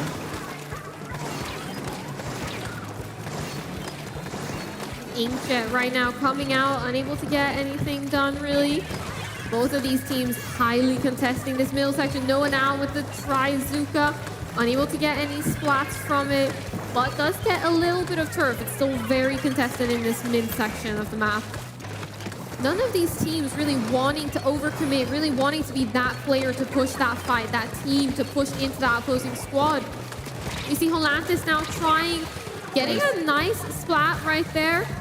Beautiful work here from Helantis, getting a little bit of space in mid, but overtime now. Getting a beautiful splat with that Trizuka, the crab as well, the added pressure of both of them. And then Sanction bombs onto that top to try and get rid of that perch control that you were talking about earlier. That perch being able to look down onto that mid so well. Have they seen a victim in the water there? No, as you can see, also got a little bit of pressure coming in, nicely evaded and baited round. Flo letting go of their own missiles, off they go. Nice, took one down as well. A little bit too much pressure there for that member of Helantis. Beautiful work right here, picking up another spot. Got that Trizuka charge, waiting for the super jump to land. And there it is. Beautiful. Big fan. Oh, wow. Okay, Brian just getting caught, unfortunately, on that perch. A little bit open and free. Does get taken down. Grabs a little buff as well. Overtime now, having a lot of control. It was, for a lot of the match, it was a big scramble to get this middle section, but overtime now closing in on this one player. Wow, that Helantis player, oh, they were dancing between life and death there, but falling down in the end. But we've got the last 10 seconds. This is the moment that matters the most. Trizuka on the backside does get a splat on Red Neil. There's a wipeout there. Overtime going to be pushing through. Oh, celebrations coming through from overtime as they get that very, very necessary win at the very end of that game. That means that overtime do win the turf war. They get that first point in the best of 5, and they have that early advantage. Yeah, this was a very contested point. Both of these teams going ham, going crazy to try and get that point. But in the end, it was overtime coming out on top. It was indeed. Exciting stuff indeed. We are now entering our Anarchy battle phase. We're going to see how. What we're going to do though is before we get into our next game, have a look at those replays though, because overtime playing pretty well, and let's have a look at one of those pushes of theirs. Nice strong pushes. This look towards that final minute, as you see. Getting these splats. Try Zuka here, another shot coming down, waiting for that jump was perfect as well. Yeah, nice stuff. Those kind of plays, yeah, getting like 3 splats at that point, 30 seconds left on the board roughly, can feel pretty good. And the celebration as well from the Belgian team, very happy to get that one done. Nice to just go, whew, you almost a point down. We can reset and focus on the Anarchy now. Yeah, up next we have the Anarchy modes. Quite different than Turf War, but having that map control like you do in Turf War is going to be super important in these Anarchy modes. I believe it's Splat Zone's Hagglefish Market. Yeah. Yeah. Going for our first Anarchy battle there. Yeah, we've seen this a lot. Obviously, it's we're going to see it every single game 1 or round 1 of each group. So we've seen it a lot. You say a popular one. People enjoy it. It's very, very, very nice in general. Good map in general, but nice mode on a nice map. Big thumbs up to that one. So we'll have to see exactly how our players can approach this one. What do Halantis want to really do to kind of get that one? Because again, that was so close between it. It was a game 3 in the Turf War. This is similar, but scaled down a little bit. But I wouldn't say that Halantis necessarily were doing much worse. They just were on the receiving end of the loss. Yeah. We'll have to see now coming into this next match. I think something to keep an eye out is just the Inkjets getting a lot of a height around that zone on Hagglefish Market. Yeah. We'll have to see how that comes into play now. Yeah, of course. And we're jumping in right now. So Halantis in the dark blue and Belgium in the nice orange there. Jumping into game, let's see how it goes. Anarchy reigns supreme sometimes. Yeah, both of these teams scrambling to get their positioning right on their way to mid. It looks like Atlantis doing a good job at inking the zone, but overtime coming in with some of those specials already. The Trizuka being able to pick up a splat as well. The Tacticooler is down, and as I mentioned, the Inkjet super aggressively by that zone does get taken down, however. Halantis with this early lead is ticking away, and right now, overtime, haven't really got an answer for it yet. Just not wanting to engage in that central spot until the team is ready and together. But every second they spend contemplating is another point taken away. Ferrari, was that Ferrari? I think it was. An excellent shot there on that down the flank to take down overtime. Yeah, we see a lot of control here. Only about 40 points remaining now. Are overtime going to be able to get into this zone and stop this? It looks like it's very contested. That ballpoint doing a great job of picking up the triple splat. They keep control, and there comes the next one as well. Ballpoint Splatling writing its name in history there with that particular play. Excellent work. Halantis with 20 points left to go, just ticking time down very, very quickly. Overtime need to force something, but after a close splat Turf War victory, it's going to just be an immaculate Splat Zones game from Halantis. Yeah, we see the ballpoint there inking the zone in those final seconds just to ensure that they got those last points. 1-1 then, the score in this game. 1 point each. We're going to a game 4 guaranteed? Game 4, let's Guaranteed, go. guaranteed game 4. Thank you to the one person who really, was it you, Pixel? It was, wasn't it? Yeah, of course, yeah. Pixel. Game 4, let's go. Okay, so I think we do have a replay I just heard, and I think we know what part of the game it's going to be. We obviously know what this replay is going to be. Let's have a look at that moment once again, just because excellent ballpoint positioning. And just, yeah, you can see overtime were coming in. They were about to lose control of the zone here, but Brian doing a great job at picking up one splat, backing off at the same time, and being able to push forward with their team to pick up all of those splats. You have to say, I do think that was Brian getting all 4 splats on the entire team. I mean, it wasn't a wipeout because they weren't all down at the exact same time, but it was essentially a wipeout from one player. Just Brian going full Shinken.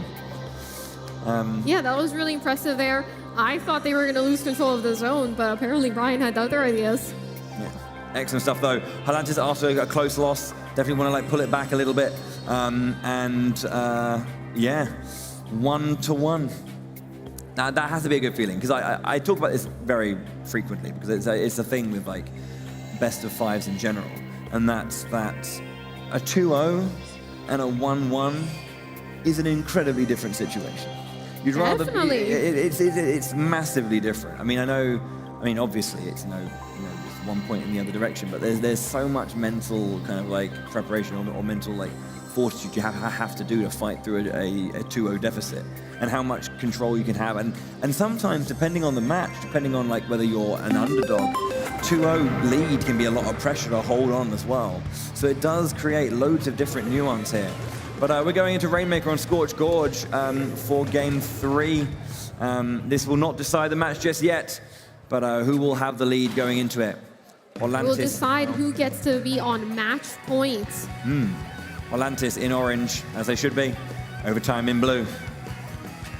Yeah, both of these teams now scrambling to try and get this pop. It looks like Robert doing a lot of work to be able to get that Rainmaker pop. Robert is one of those players that are known for playing the Ink Brush, one of those top Ink Brush players. Okay, you can see they have visual on their opponents. They early point is 8 points in favor right now for Volantis. Looks like they got themselves to that first checkpoint nice and quickly as well, pushing overtime back, but there we go. They denied it once, but they couldn't deny it the next attempt. Push back a little bit. They're losing a bit of their control. There's the overtime shield pop there. So yeah, they get control back of their checkpoint, but that checkpoint is gone fully. They need to try and find their way to fight back. Currently, just they can see there's a bit of an onslaught coming up this hill. Can they get what they need? Rainmaker being grabbed by Volantis, but they do lose 2 members in the process. So overtime have the control. You can start pushing back. Ooh, beautiful direct shot there from that sloshing machine. Not enough though to take him out just yet. Might be able to get the next splat going. Seems like the Rainmaker is going to reset into the middle. Looks like Ferrari is there ready to be able to pop that Rainmaker barrier. Yep. Unleashes the barrier, does have control. Ferrari going to be just holding point whilst the team tries to restructure. Jay gets a catch there on Rednear with that Trizuka. Oh, the suction bomb gets caught on the rail, unfortunately. Although overtime do now have the Rainmaker both pushing up really nice and quickly. Broke through the barrier as well. And they're going to keep control of the shield too. This is the play they've been waiting for. It is now very close. They have the opportunity to take the lead, and they do it. They managed to push it all the way to 39 remaining points. Excellent. That was a great push from them to take the lead, and they still have control. If they're able to pop this Rainmaker now, they're going to be able to take it even further, a couple of points more. That's really good, just using these jumps just to kind of get as much momentum as they can in their own turf. Jumping over the enemy turf as much as possible just allows them a little bit of control. As you can see now, Volantis have taken control back. They have the Rainmaker, and they're going to start forcing a little bit of a play. They lose it, though, immediately. Trizuka, that looked like a double splat, I think. Yeah, from beautiful Noah. double there with the Trizuka, though. Rednear able to get that amazing play. This Rainmaker now is a bit in an awkward spot. Yeah. In that bottom corner. But it looks like this is a chance for Volantis to be able to get it if they're able to not fall off, which they did.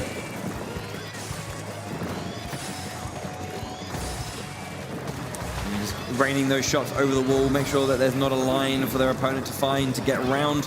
Flank and maybe try and take out the Rainmaker. Getting a shot again. Wow, triple! Unfortunately, unfortunately, there's nothing to really be done about it. There was a lot of casualties on both sides, but nice though. Brian holding down the line. That ballpoint splatting again, just trying to push back the shield. It eventually gets popped by overtime as Noah is just snaking back and forth. Ooh. Trying to get it off the edge to reset it as he saw, but yeah, I think that was an attempt to get it closer into the middle, but ended up bailing and trying to send it off the map, where they would have had a chance to do it if they went for it a bit earlier. Volantis maybe looking for their own kind of push, trying to get that down. There's 24 points are the difference, and that distance is closing in. 1 minute left on the clock though now, as Brian and Redneal opt to leave it behind as they're going to push. Redneal now on that previous checkpoint. Ferrari pushing forward. Brian as well with the thing. Can they find that line? Brian under pressure. Brian goes down. Rainmaker lost. 40 seconds left. this was their chance. Looks like we've got some great defense coming out of overtime here. Doesn't seem like they wanted to pop that Rainmaker barrier from the comms. Yeah, I could hear that. Yeah, there's a little bit of confusion, I guess, on communication. But you know, keep it calm. Restructure. Rainmaker reset now. Back into the center. They need to hold. The thing is, at this point, they need to hold the line. They can't let their opponent have one more play. So you know, making it pop and resetting it like that gives Halantis one last chance. 3 seconds now going into overtime. They lost the Rainmaker though. Overtime. Breathe a sigh of relief. Ooh. 2-1 to them. Yeah, beautiful game right there. In the end, they came down to a nail biter. They had a chance to make a final push. Yeah, I think the games have been lost that way, where you don't need to make any more plays with the Rainmaker. Just protect it, keep it in its shield, push beyond it, make it hard for your opponent to get behind your line, and then get to the Rainmaker as well. You know, games have been lost that way. So that's why there is that nervousness to pop the shield, potentially lose the Rainmaker, reset it, put it in the hands of your opponent. But, you know, it didn't work out that way. They managed to shut down their opponent. They got the win. They're 2-1 up. They have to just win one more. A bit of a risky play there at the end. And we heard that maybe there were some regrets after popping it. That's one of the things with the Rainmaker barrier. If you keep it colored to your side without popping it, it makes it that much more difficult for the opponent to then, they have to, first of all, ink it to neutral. Then they have to ink it and pop the barrier and grab it, instead of just having to grab it or just having to splat someone to get the chance to grab it. Yeah, of course. We're going to have a quick check at a throw over to a replay very, very quickly as well. Maybe an unlikely special here in the replay, but we're going to show you a little bit of killer whale action in that previous game. So yeah, there will be, the killer whale will come in, and actually there's this massive turnaround that comes from this. I feel like we might have missed it, but yeah. Oh, another killer whale. It was the Rainmaker, excuse me. Yeah, it's off the back of that triple, the killer whale being able to stop that push. Had that killer whale not happened, we would have had a very aggressive push right there. That was a good replay moment. Yeah, we all know. We all know. Yeah. Okay. Cool. So 2-1 there for overtime. Looking to end this game now. As the pensive faces of the audience as they look into the bright lights and dream of what could be. Overtime though, yeah, as I said, yeah, they are 2-1 up. And I think, I'm trying to have a look at this. The order of this game is we have Spark versus Overtime afterwards. So if Overtime win their game, they're sitting down for their second game, and again, looking down the barrel of semi-final. To play both your games back-to-back has got to be a bit scary, I have to say. Yeah, or maybe the momentum will help carry you. Yeah, you never know. You never know. Some people play it in different ways, but here we go. We're going into our fourth game for the first time in this in the round one segment of each group. So yeah, let's go. Clam Blitz.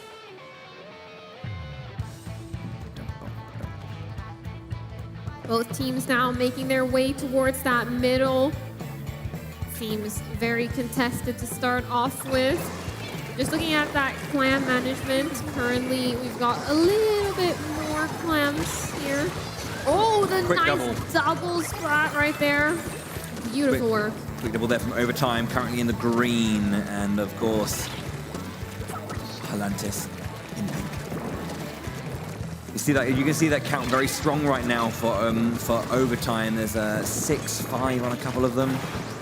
Obviously, you need to get 8 to get that power play. Ooh, Nice yet again, the directs with that sloshing machine. Getting punished, however, the Try-Zuka coming out. Yeah, try to find that line. Couldn't quite find what they wanted, though, and does go down. This is quite tricky, I have to say. You know, there's a lot of open space to get to that, to get to the basket, obviously, which means it's quite hard to actually like find your way in without like massive bit of sort of stage control. So I have to see. Yeah, the baskets are quite deep down into the base, so you've got to go quite far to get towards them. Ooh, that is a good spot bomb. Power climb, as you can see, it does, however, make you visible to your opponent, so they know where you are. They're looking for you. A couple of splats there for overtime. They have a little bit of time to push forward. This Killer Whales doing a good job at assisting the dodges as well. Beautiful work right there. I believe though that was Brian at the end. They're just shutting it down. But still, overtime just pushes back. Yeah, gets rid of that power climb just to make sure that they are not being spotted out. Although they do get caught by the sensor there. That Inkjet now coming out, trying to pick up a couple of splats. Looks like they've got a lot of control now with the wipeout following. Excellent, yeah, they finally make their way through. Great chance to push up and break the barrier. There we go. The stalemate has been broken. Ooh! Moving in. There are a few clans in there, keeping that basket alive and open, just resetting that timer a little bit. But you have to think that's probably the end of it, as overtime are now here to defend. Barrier back up, bonus points added on.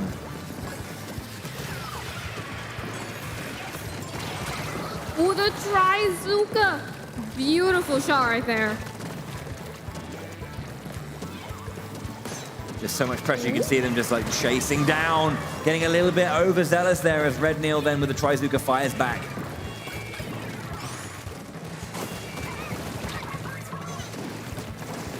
We got yet another power clam here. Looks like they're able to hold control of it.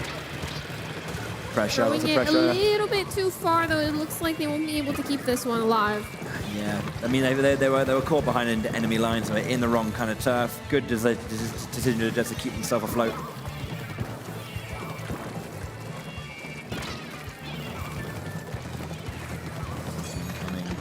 Great stuff so far from Halantis, currently with that lead. A lot of clams here as well, 7 clams. Usually that ink brush is actually one of those weapons that gets brought out quite a bit in Clamblets. This might be the moment to shine, grabbing one more and making their way behind the entire team. What a flank from the brush! That is so classic Clamblets. Pushing forward, the timer though, that's going to be, oh, they managed to jump in, and they get another power clam through, and they have taken the lead. Overtime with a steal, 1 minute left on the clock. Robbie gets a couple in as well. That is one hell of a play. That's what the ink brush is good for. Halantis has had this lead for so long, so much control, and they even had so much zone control, but they just let one player through the cracks of their defense, and it looked a bit like it's going to be a little bit of a different story here. They need not just this power clamp, they need to get a few in as well. Time is not on their side. 20 seconds ticking down. Can overtime hold the line? Looks like we have overtime actually looking to push the advantage now as well. Last 10 seconds. Was that play the game winner for overtime? It looks like it might be. They're taking this into overtime though. Are they going to be able to push and get the lead? It looks like they might be able to toss it into the basket. They just need a few. They just need a few. Overtime need to hold the line there. There's no one from the Dutch team there. Brian's coming through. And it closes. Overtime, hold the line in overtime. What an incredible play to steal the game from Halantis. The shock on their faces. They thought they had it, and one play was all it took. That's a heartbreaker. It's a heartbreaker for the Netherlands. Overtime breathing a sigh of relief. Gosh, that's a horrible way to lose. Man, oh man, that was awesome. But an excellent way to win for overtime. In overtime. In overtime. In overtime. Ladies and gentlemen, please give it up for both teams one more time. Come on, give them a cheer. That was some excellent play. And now, of course, Team Halantis, you are not done just yet. Please make your way to this side of the stage. We will see you shortly. Overtime, you're still in this. We good? Yeah, we're all good. Excellent stuff. All right, folks, we are going to bring out our next team in this final group of Group D. They are representing the United Kingdom. Please go absolutely crazy for Team Spark! Welcome, Team Spark. There they are. Alrighty, Team Spark, please take your seats and get yourself ready. I love it. There's flags, there's bottles of water. They are prepared. Okay. So before we get into the next set of games, Bowie and Charlie, we do need to take a look at that bracket because that bracket has been updated. It was an excellent game. It was an excellent game, but over time they're taking their win over Halantis in wonderful fashion. Tight games like that, that's what it's all about. Absolutely. Now, Charlie, overtime, of course, do need to win this round, and then they will then go through to the semi-finals. If they don't, of course, if Spark do take this, we'll then have to go to our next set of games for them to win another point. It's going to be a very tough match here for overtime. Spark is a very well-known team. They have a lot of experienced players, lots of experience playing at that top level. Absolutely. And in fact, speaking of overtime's amazing play just in that last round, we're going to take a quick highlight look on the main screen at that final game we just witnessed. I believe it's going to come up on the screen just in a second. There it is. Yeah, I think we know what moment this was. The score is 100 on overtime side. Robbie there, getting behind enemy lines and being right there for the super jump to come in for that second power clam landing. Beautiful. That's amazing. So cool. Let's go. Look at that victory. Look at that. Let's go. That was a victory right there. Okay, so of course, as Team Spark have just joined us on the main stage, we do need to go through, of course, our maps and modes once again. Turf War, back at it again, Bowie. What maps are on Turf War? You've seen it 3 times before, but we're going to go back into it again. The second match of Group D now. Let's have a look at our Turf War maps. We got Crableg Capital and then Flounder Heights as our first 2 guaranteed maps, and with Hammerhead Bridge waiting in the wings if Game 3 is met. Yeah, it's going to be followed up by Tower Control on Inkblot Art Academy. Big fan, big fan, big fan. Game 3, Splat Zones, Museum d'Alfonsino. We've seen some epic games end. Quite an art theme here with both of these Anarchy modes so far. Going to be followed up by Rainmaker on Eeltail Alley for Game 4, if we get a Game 4. The Game 5. Oh, it would be a nail-biter, of course. Clam Blitz on Hagglefish Market. Oof. Absolutely, a nail-biter indeed. So we've seen lots of Game 4s now. We've seen right down to the wire, plenty of overtimes. Will we see a Game 5 in this final group? Yes. Yeah. Okay. Sure. Yes. What do you think, Charlie? I don't know. It's going to be really tough here, but we've got some great players, great teams, so maybe? So maybe, okay. Maybe. Okay, we are just waiting to go for both of our teams. I think we are just about there. We're just making sure that everything is set and ready to go. Audience, are you still with us? Okay. Okay. Belgium, you still in the house? Where are you, Belgium? There they are up there. Excellent stuff. It's a silly question, really. Should I ask it? Team UK, are you in the house? There they are, right at the front, waving those flags high. Excellent stuff. Okay. Here we go. I think I can sense the sound is coming. It's there, see? I told you. All right, ladies and gentlemen, go absolutely crazy for these next set of games. Team Spark versus Team Overtime. Bowie and Charlie, here we go. Here we go. As I mentioned, you know, dude, well-known player, been on the scene for a long, long time, content creator, you know, competitor. You know, hasn't been here for a while, so definitely wants to make sure that his time here is not misspent and is going to be in the final, but we'll have to see how that goes. Overtime have won their first game. They are looking to secure their place tomorrow. Yeah, definitely. It seems like we got a lot of early control here from Spark. We've got the specials being used as well. Lots of control here. Dude holding a very high line, just trying to splat some opponents. It's just this back and forth. No one's really pushing super hard here, just yet. With a minute to go, it's been quite a tepid start to the match, but that is somehow how it goes. Very smart there. As you saw, the missiles targeting down Dude there, but those grates protecting. Yeah, no one's really committing to like an over, you know, overly pushing out and getting super aggressive here. It's just, you know, just testing each other's, just testing the waters, pushing each other back and forth. Yeah, a lot of contested ground right here. I think that's, was that our first splat of the game? I think it might have been. I don't think so, but it's definitely been very calm so far. But as I say that, Robert making a beautiful play right there to push up very aggressively on that opposing squad. We see the crab tank being used as well. Does get decimated, but able to get a splat out of that. Excellent ducking and diving. Did not go down without a fight. Took one down, and then there's going to be a second one. Excellent work. Brilliant evasive maneuvers. Oh my goodness, what an incredible play. Robbie doing some good work here, though. Spark, we've got the Try-Zuka going down the center here. 47 seconds left on the clock. We're hitting end game.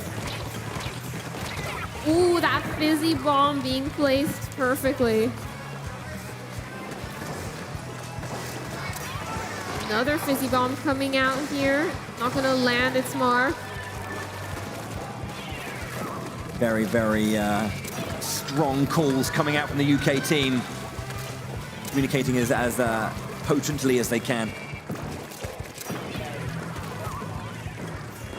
It's a very contested mid right here. Coming into these final few seconds of the match. Who is going to take this? It's looking very contested at the moment. Both squads trying to get some damage. But Dude with the wipeout. Yeah, Spark in that last moment getting that. Is that enough? You can see the excitement on the team Spark. That moment of the wipeout, they get that control back. That was an incredible play right there. This match was so close, and in those final seconds, the wipeout, Dude playing amazing there. Excellent. Yeah, that's what it's all about, those final moments, and you can see what it means to the UK team. Already in high spirits. There's a lot of energy coming from them. Loud calls, great, like, strong communication, as loud as they can be for each other. They're trying to really pinpoint those moments and lock it down. Is there a tournament coming up? Brilliant. Overtime, though, losing that game after winning so many games in clutch moments at the end. They lose a game in a clutch moment at the end. So that's how it feels over time. That's how it feels. Right, back into focus mode. The scoreboard. I need to do the scoreboard, don't I? Bless it. The very important scoreboard. What's on this side? Oh, there's that one. There we go. I honestly, can you grab this? It's really far away from me. Can you get that side? I'll take that last one. Cool. Excellent. We have a replay coming up as well. Yeah. We need a replay of those final moments. Yeah, I want to have a look at that super dodge that happened during, it was like mid-game, where I believe it was Robbie. It's an epic moment here. Yeah, of course, Robbie was up against two opponents here, and just surrounded by like enemy turf, came out of exactly, dashes in. Oh man, I can't talk enough. So fast. The little spin as well. Excellent work there from Robbie. That was just immaculate evasion. And then came up for a second. Like, somehow making it out of there alive. You got wrecked. You have to say, UK, you got wrecked. No, that was good. Close game, of course, as we were saying. Those kind of moments are just like their highlights regardless of who won. Just like excellent play. Just excellent moments. But UK and Ireland don't have their first point on the board. They have their first round on the board. But yeah. Okay. Yeah, it's going to be interesting to see here this next match, how it plays out. we had a very contested match here, very contested mid, up until those final seconds and that final wipeout. Yeah, it really was like, again, the first like minute and a half, like very little splats, very little interaction. It was just teasing back and forth and respecting each other. And I like that, but then you have to turn the screws when it matters most. So let's see, we're jumping into it. Overtime in blue, Spark in the yellow. Fitting colors, let's get right into it. Looking at the strategy here on the side of Spark, looks like we have 3 players going up a little further, 1-2 players staying back. Trying to charge up those specials as we go for that push. We've got the tacticaler coming out from overtime already as they're inking a little more, trying to get that killer whale charged up. Dude just waiting there, just trying to control this top part of the bridge, and does it. Tries to get out. Okay, has to evade. It has one more shot, throws it out, but yeah, nothing there, but apart from pressure. And pressure is important. That inkjet coming out as well, manages to take down 1 player.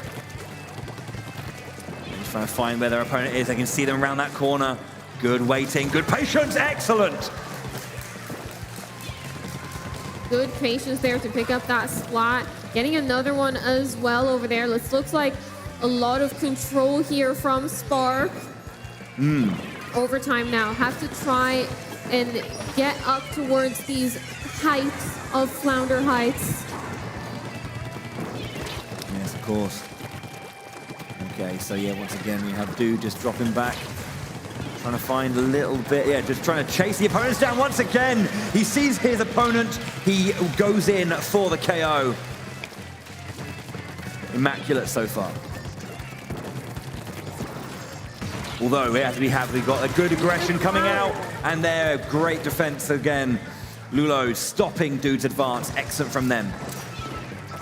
Yeah, beautiful work right here. Overtime now, putting in the work to try and get up towards that mid area. It's looking a lot more contested now. Spark having to back off, having to respect that. But it looks like they're gonna pick up yet another splat. Dude, putting in the work, does get punished for it. Yeah, just one of those things, being able to find your target, make the decision, make the call, go in and execute.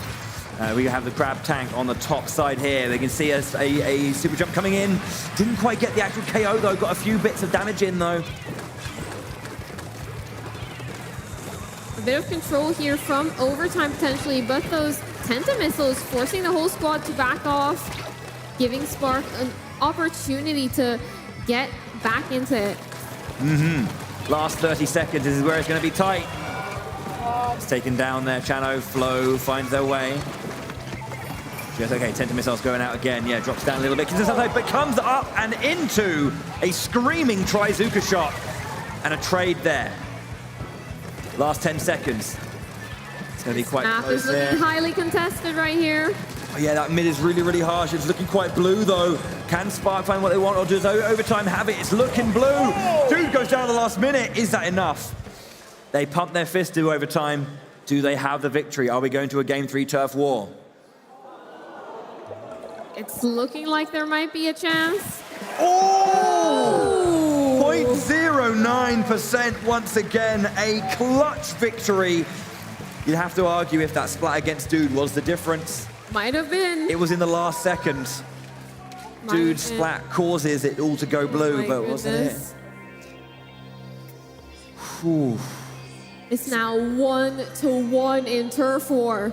Less than 1% in it. That is happy times for overtime. It was one of those moments where, you know, I mean, oh yeah, even Spark were like, man, really? That was so close. But that's the difference. It's very, very neck and neck amongst these players.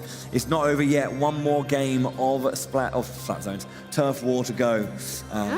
So yeah. The decider, who is going to be getting this point right here? Yeah, I think it's Hagglefish Market we're going to again. Is it? I think so. Maybe. Much. Hammerhead Bridge. Oh, okay, yeah. Oh, yeah, Hammerhead Bridge. Yes, yes. Sorry. You are right. Okay. This is the decider. Whoever wins this turf war has that first point in the best of 5 and will be in a very strong position. And it's one of those things that, you know, we talk about the volatility of turf war. And, you know, again, if it's a 2-0, you'd feel, you know, justified in that victory or that loss. But if it's a 2-1, again, that volatility comes back into play where it's all coming down to just one of them. Yeah, we'll have to see. How can it go? Neck and neck so far. Great play and great positioning from both teams. Nicely matched, nice and even. Yeah. Makes for exciting games.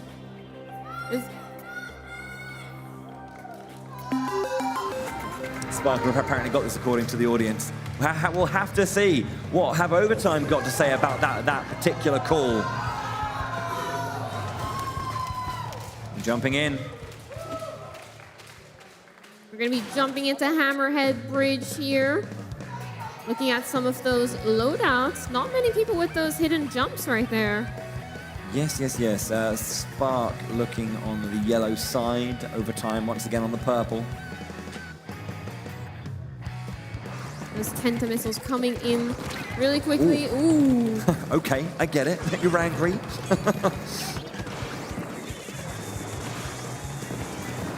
Firing those arcing shots, trying to find whatever they can, but slow movement, but they got found out by that bomb, had to move back quickly.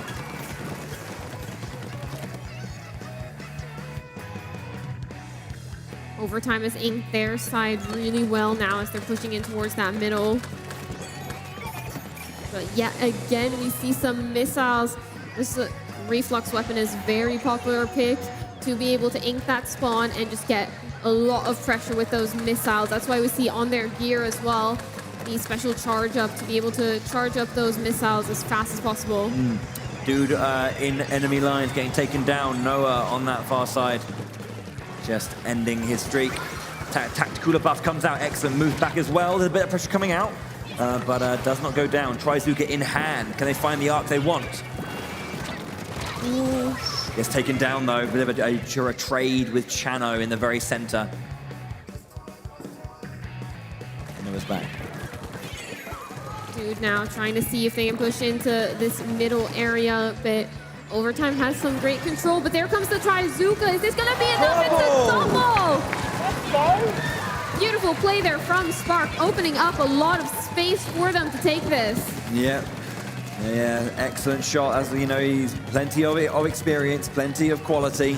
Nicely done there from Dude. How much more can he do, though? There's a lot of pressure coming in. He's forced back to the side. Triple in strikes going out in the very, very center, trying to control. 1 minute left to go. Taking one down. Chano, I believe, calling strongly. Overtime now on the back foot. Spark being able to take control of this match. We've got yet another Trizuka charge for Dude. We'll have to wait for the moment he chooses to use it. Yeah, these dying seconds, they need to make a decision now of when they want to make their play. Oh. Taken down by a very clean shot, as the Tenta missiles going down as well. Okay, back in. Never got a chance to use that Trizuka. Overtime now fighting back, trying to get more control here. Big calls, big calls. Dash shot there, Flo gets taken down. Excellent splat. At the last 10 seconds, they're going to be pushing for it now. They have control of the mid. Do they hold it or do Overtime push back now?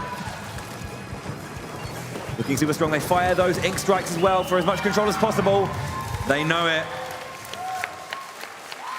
They know it. Judd knows it. That's going to be a game win for Spark right there. Excellent stuff from them. They do take that turf war. Smiles on the UK faces. Overtime, you know, they did lose, but they still have a little bit to go. Let's update our a very important scoreboard here. What's that? That is a 2. What's that? Yeah. Oh, right. Yeah. Okay. We do have speaking of the man himself, I think we have that Trizuka double splat replay ready to show, to see that quality live and in person. Here we go, Dude charged up. He's ready to go. And it was just one shot that just caught 2. Excellent stuff. That was an absolutely beautiful play there by Dude. It opened up space for them. This middle area was so contested, but after that double splat, Spark was able to take control and push the opposing team out. Teammates having a great time there. Yeah, of course. It was an especially good Trizuka shot just because like they had already forced their opponent back a little bit. They were on the retreat, so just arced it over them. So it kind of was going exactly where they were going to be retreating to. It was a great decision rather than going for like the direct shot, actually arcing over. Really nice work. Excellent stuff. That was the 2-1. That means that Spark have that first point, and they have the advantage going into our anarchy mode.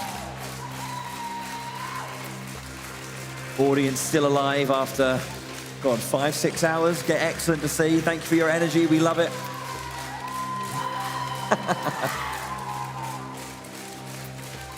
I think this is one of the matches people have been waiting for. They've been wanting to see Spark play. Spark, one of those fan favorite teams. Yeah. It's always nice. I mean, obviously, all the teams are filled with great players. But there's always one or two players here and there, well known, have a good presence within the community, and to see them succeed is always a nice thing, But it is a team effort. You're not just looking at those 1 or 2 star players. You're looking at these players, looking at these players. Are you okay? Are you all right? Spark definitely has a great roster of players. It all started with the short-term goal of winning the UK and Ireland championships, which they've done. But now their next goal, their long-term goal, is to win the World Championship. But to do that, you've got to win the European Championship. To win the Worlds, you've got to get to Worlds. You got to get to Worlds. Exactly. And you got to win today. Yeah, of course. We have got that trophy, we have got those medals, but that ticket to Tokyo at Nintendo Live 2024 is what's online as we are entering our next match. We have got Belgium, overtime, in the purple. We've got Spark in the lime green in the UK. Tower Control, Inkblot, Art Academy. Let's go. This map mode combo is always very important to get that early start, get that good start. It's looking very contested right here. It's looking like overtime is having a pretty good start. Trade-off, nice and early. Spark 2 down. Overtime with the early lead. Noah on the tower, pushing forward. Flo looking to get a nice flank. Duna and Takimi just holding back a little bit. Try to just come out. Barely missing those Trizuka shots right there. Trying to get up to the top part now, inking that railing, using that to get up to a very vulnerable position of the opposing squad. Spark now, though, doing a good job on defense, shutting out this push. Yeah, Takimi getting a nice splat. Flo getting flanked as well. There's Lulo in wait, just kind of trying to find their way around. Chano engages, takes them down, gets that win on that 1v1. Now Chano and Noah on that far side. Oh, Noah wins that one. Chano goes down. Dude's facing back. Can't be too far forward without his team. Beautiful work right here. Spark now trying to get a little bit of control in this match. We see Chano pushing up ahead with that slosher, trying to get a splat, but choosing to back off and help their team with the tower. Seeing that suction bomb, not wanting to go in too aggressively. UK loud in their calls. Very clear command as they're trying to push through and get a little bit of a lead if they can. 74 when they lost the tower, 10 points in it, Nebula. They are now on that tower. Get off it a little bit. Chano jumping in. There's a lot of pressure coming in. Chano goes down as well. Nebula has to phase back. Overtime, hold on right now from that aggressive Spark push. Trying to mount their own push now. 64 is not the solid lead you want, so want to take that lead even further. Trizuka now available for use. Are we going to see it? Here it comes. No splats so far, but one more shot left. Does get punished for it. Unfortunate there. They had the Trizuka out as well. One more shot in hand, but lost it. Dude now in the center. Has the space back from that splat bomb. Tower's been taken. There are 2 specials available now. Are they going to go for a big power play? Trizuka out. Lulo down. And there's the big play that Spark needs to push this, and they take the lead. Excellent stuff there. They threw everything onto that top side, kept that space lower. The Tacticula came out, the splash wall to keep them safe. Pushing forward, taking the tower again. Checkpoint 2, they have that lead. Looking to try and get as much distance as possible. Dude trying to support his teammate. They're pushing it now towards that final checkpoint. This is great amount of ink right here. We've got a lot of control for Team Spark. But yeah, Chano needs to take down Floaters, not lose this flank. Can they get the victory? That's close! Oh. It's a trade, it's a wipeout as well. Overtime, stay alive. 15 is the remaining point available.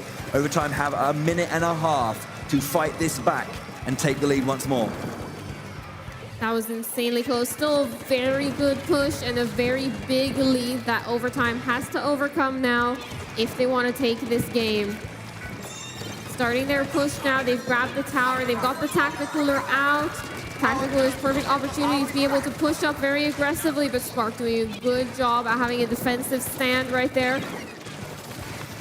Tower lost again on the side of Overtime. Going to be resetting back to the middle. Spark with a 2 splat advantage. Nebula goes down in the center. Robbie just facing back a little bit of that height. Push galore. Middle is very contested at the moment, but Robbie doing a good job with that ink rush at pressuring Spark back. This gives their team enough space to be able to grab that tower and start a little bit of a push.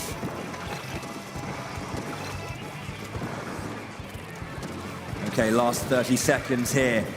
The lead is in the side of Spark, but as you can see right now, Overtime have the control. They've taken down 2 splats. They're at checkpoint 2. They're going to try and push here. This could be the play they want and the play they need. Can they just get the necessary splats? Dude is down. Dude is down. Here it is. 20 points in. They're so close to taking the lead. 10 seconds left. Can they get it? Spark. They take the tower back. It's pushing back and forth. 5 seconds. Overtime are down. Spark win the game. Spark able to build that defense right in the end there. Stop that big push from Overtime. So much emotion in this UK team. They really want this one. But as you can see, that was such a brilliant push from Overtime. They did so well to get into the base. They'd taken down key splats, and they had that line, but they just lose it at that last moment. Such a heartbreaker for them. Spark now up 2-0 on match point to win this. Overtime now working towards that reverse sweep if they want a chance to make it to day 2, or if they want to guarantee to make it to day 2. Of course, yeah. I mean, if Spark win this game, Spark have beaten Overtime, who, beat Helantis. So that means that if Overtime lose, they're hoping that Helantis can win against Spark to force that tiebreaker and force it to come down to who just won the most games. Yeah. So let's have a look at that last final moment. Super exciting. Overtime pushing for that win. Let's check that final moment and just see exactly how that wipeout went to secure Spark that second point in this best of 5. It was this moment here where Dude went down and they felt like they had it. Super exciting stuff here. But then from the top and the back, that was it. It's this point here, that height allowed to get the flank. Overtime were looking so far forward, they forgot to look to their side, look behind them. And unfortunately, that's what cost them the game. Yeah. Insanely close match there in the end, coming down to those final moments. Spark now need 1 more game. God, Splatoon's exciting, isn't it? Definitely is. That's what we're all here for. Oh man, I don't know. Like, I've never been like a top player of this game. I've never played it to any kind of level to really understand what goes on in the minds of players at this caliber. But just watching it is so fun. Well, I don't know. I've always felt that. Always felt that. A great spectator game. Would you agree, audience? Great spectator game. I think it's fair to say, yeah. Yeah. I agree, yeah. Okay, cool. So Overtime, they have that game in hand, but they cannot afford to lose anything. They need to bring this back now. You can see they're very calm here. They're slowing down. They're just chilling out a little bit, communicating where need be, focusing on the next game. Let's actually have a look at what's next. Let's scroll forward a little bit on the old jobby. What do we have left? What is next? It's oh yes, Flat Zones on Museum d'Alfonsino. I think everything, we are good to go. Yeah, we are like rushing forward. Just wanted to make sure. We've had some close games here actually on the old museum. Yeah, definitely. Was that dude pog champing? Can't believe it. Splat zones on Museum d'Alfonsino. Zones is one of the stronger modes for Team Spark. So it's going to be interesting if they can take it. I think these are nice statistics to know about teams. That teams just have a preference for certain modes, you know? They just do. And they'll go for it. Okay, Belgium once again in the purple, Spark in the orange. Splat zones will it be the decider for Spark to stay in this one, or will Overtime start mounting their comeback? Hotly contested start.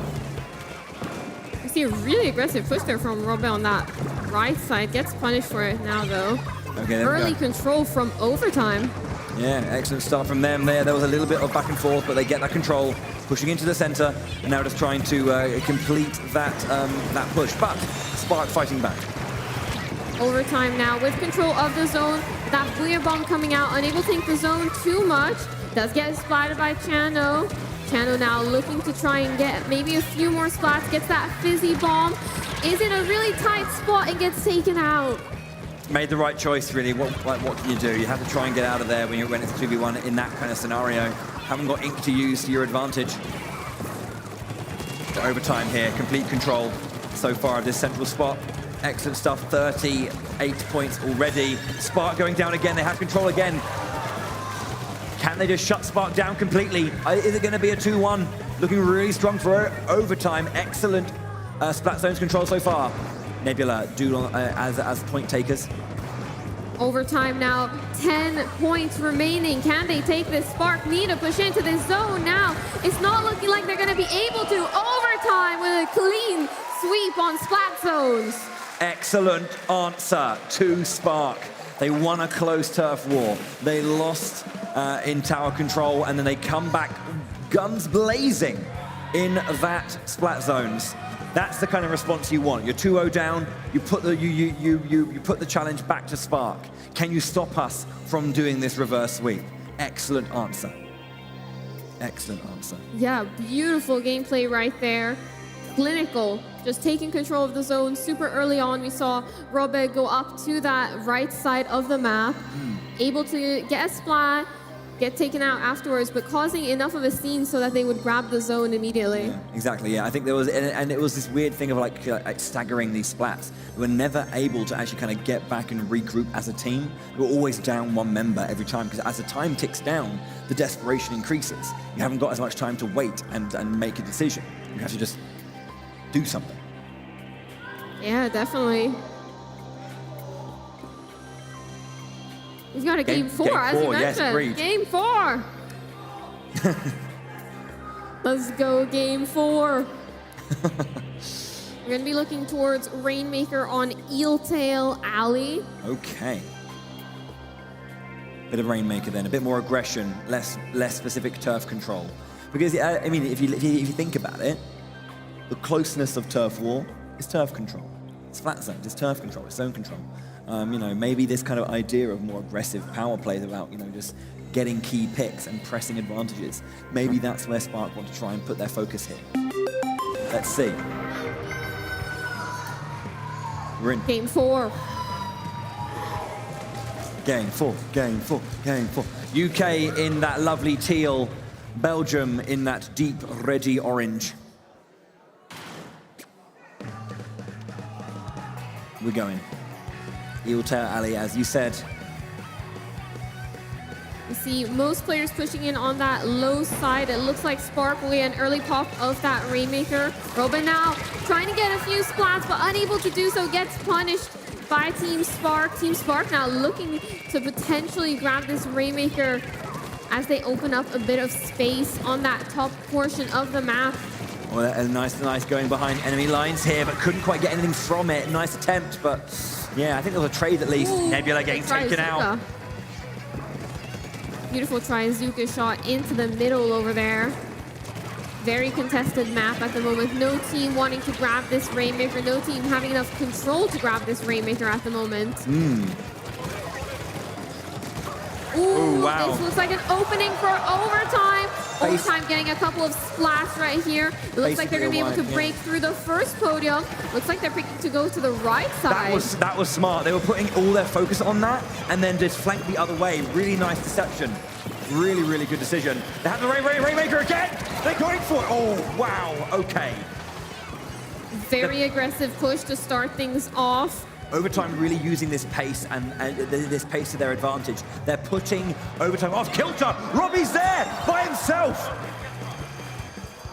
Pushing that lead even further down. Spark now forced to defend, grab that Rainmaker. Looks like they have enough control to be able to take this out without having to reset it. Wonderful long-range shot there. Flow goes down. Two shies on the side of it. Overtime. Tactical unused there. Mostly unused. Got a lot of control here now from Spark as they start to mount their offense here. Trying to choose which checkpoint to go towards. It looks like they're keeping both options open, but looking towards potentially that right side if they are able to get some splats to go up there. Yeah, tap dancing with the killer whale, jumping in and around, trying to push towards that checkpoint. We've got 2.5 minutes now as Robbie goes down, but loses the Rainmaker again. That was a great prediction there to know that Robbie was going to be dropping down around that corner. Good play. Overtime now with a lot of control on this map. Yeah, but they have a wipeout now. This is the point where the UK want to push in. Spark going for the first checkpoint. Down it goes. Instantly going to be able to get that tower, that shield. Hopefully, they have that control on this left-hand side. Control that space. Have to space back a little bit though. They can't be too aggressive here. Splash ball to defend. Trizuka out. No splats from that Trizuka. Both teams opting to go for different checkpoints. Yeah, this is very, very tense here. Excellent work from Overtime to just put so much excellent decision-making into the early game. But now Spark have to fight back. They're still not through. They've got their first checkpoint. Yeah, Flow goes down. Excellent shot there, but gets taken down by a stealthy opponent there. Waiting in the wings. Nebula pushes forward. Inkstrike's coming out. Chano doing the best they can to control the space, press their advantage. Nebula now has support. Flow in the center, gets taken down by Dude. On the left-hand side, Takimi, Chano, trying to push up that line. Can they find the line they need? Can they get through? They take, 7 in it! And Spark are almost down. 7 points are the difference between Spark and preventing Overtime from continuing this reverse 3-0. Somehow, Overtime, being able to hold that line, being able to hold that lead.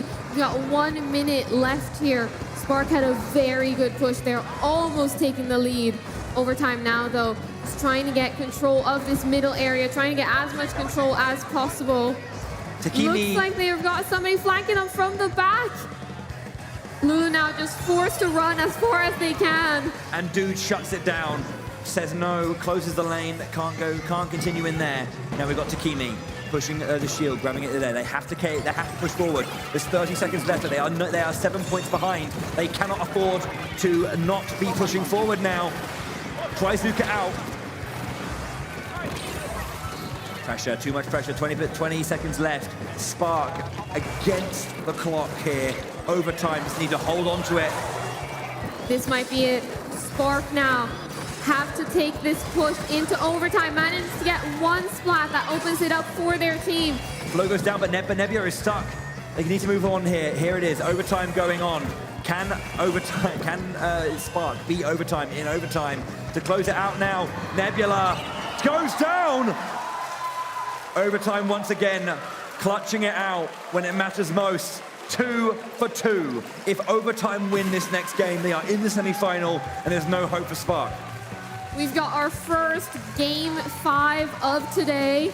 Overtime holding strong right there throughout that Overtime. And of all the modes we're going to end it on Clan Blitz. Game 5. Overtime. It's very, very tense for them. Spark know they can do it, but they have a lot of pressure. They had the 2-0 lead. Overtime bring it all the way back to game 5. That is a lot of questions to be asking of Spark right now. Overtime 1 game away from making the semifinals and making day 2. I think we also have a nice replay here if you want to take us through it. That push from Spark that was defended at the last bit, that 19-point push. Let's have a little look at this one here. Yeah, let's have a look at this push right here. Team Spark, beautiful push. We see a couple of the players spreading out, getting some of those key splats, opening up space for Nebula to come through right at the end. Overtime, though, able to get that splat. I'm pretty sure that was the killer whale that was able to pick up that splat, and then the continued pressure from Overtime to be able to stop it. Yeah, excellently attempted, but there was too much. The Overtime early play was so strong, and that hold was imperative. It was very important, of course. They managed to do it, and that was the deciding moment of Game 4. We have our first Game 5. It is tense here in Germany. If you're watching at home, I hope it's tense for you as well. Obviously, the audience here on tenterhooks.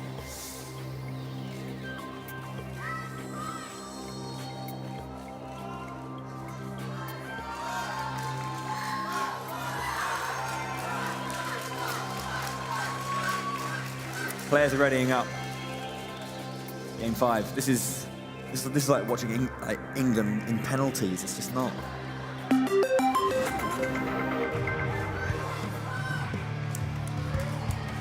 Here we go. We're gonna be hopping into the final match, Game 5. We've got Clamblitz on Hagglefish Market. Take it away. Yeah, we got this. This is the Game 5. Whoever wins, well, it's either Overtime or in the semifinals, or Spark hold and force a potential, and force the next game to be even more intense. Robbie now has special available, going to be going for One thing I want to note here, we saw both teams each had one player go to that bottom right side, potentially grabbing some clams and just making sure that it stays in their color. Okay, so yeah, the clam count here, 6 to 5, nice and even. As you can see, these baskets are waiting the power clams to be broken open. Robbie goes down, so does one of our members of Spark here. Flo gets taken down as well. You can see a lot of these clams here. Can they get this? Oh, it's a trade again! Back and forth. There is no real leader here. It's just consistently so close. UK, you can see they have this. They have the zone advantage at least. Both teams currently scrambling. Spark has good control of the mid, looking to make a push here, looking to get a lot of clams. They've got 14 clams as a team right now, looking to build that push onto the Overtime side. Overtime, though, doing a good job at staying back nice here. Flank. Robert trying to get the flank through. Excellent awareness, really, really good response and reaction to that.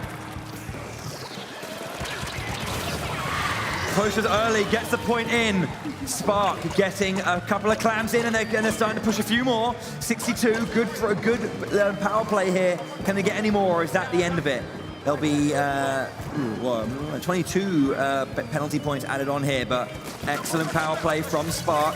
The questions are now being put back over to Overtime. What can they do to respond?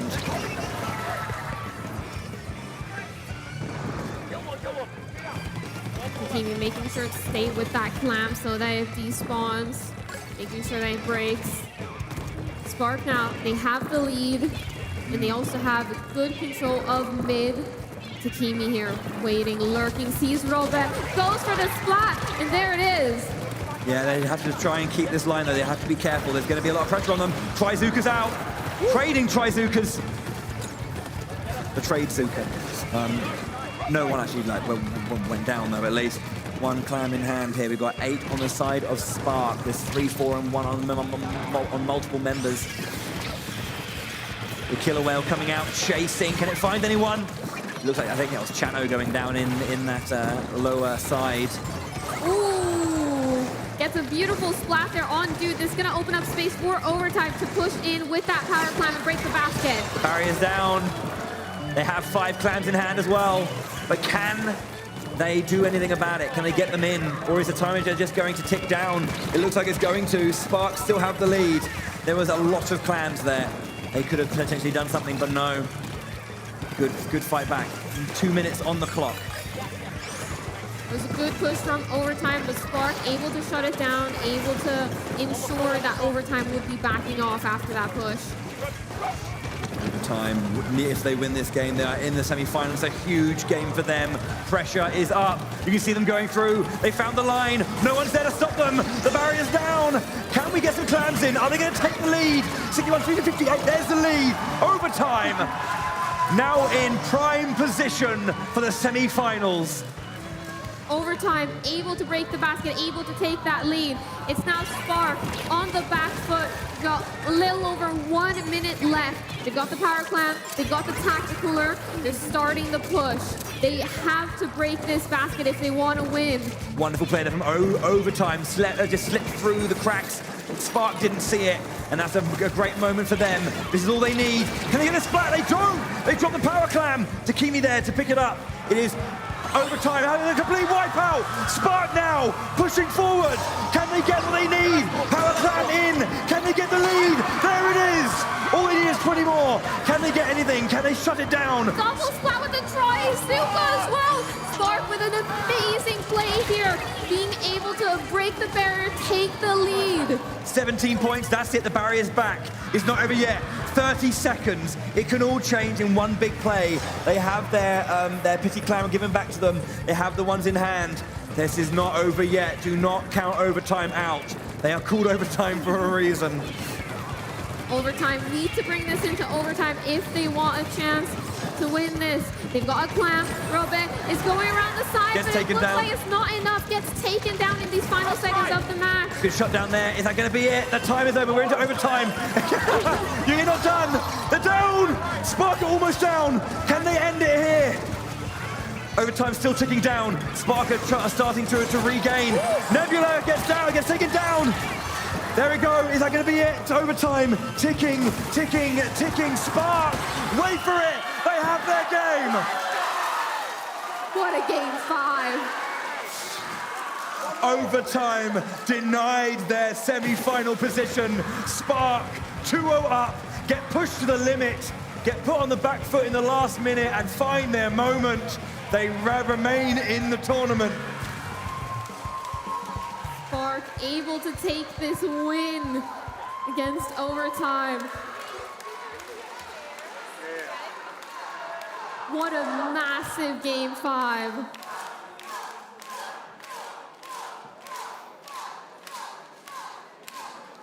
I'm not even playing.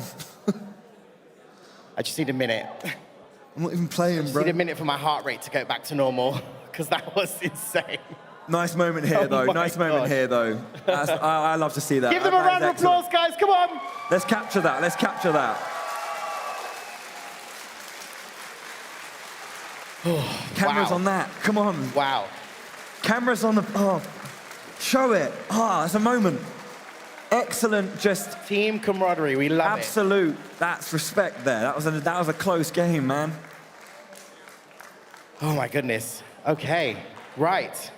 Thank you so much, of course, to Overtime. Overtime, make your way to the side of the stage because I need to bring back our other team who were, of course, in Group D. Guys, are we okay? Are we good? That was quite intense, wasn't it? I needed a minute to breathe. I was like, whoo, damn, game 5. Oh my gosh. Okay, coming back to the stage, please welcome Hollantis!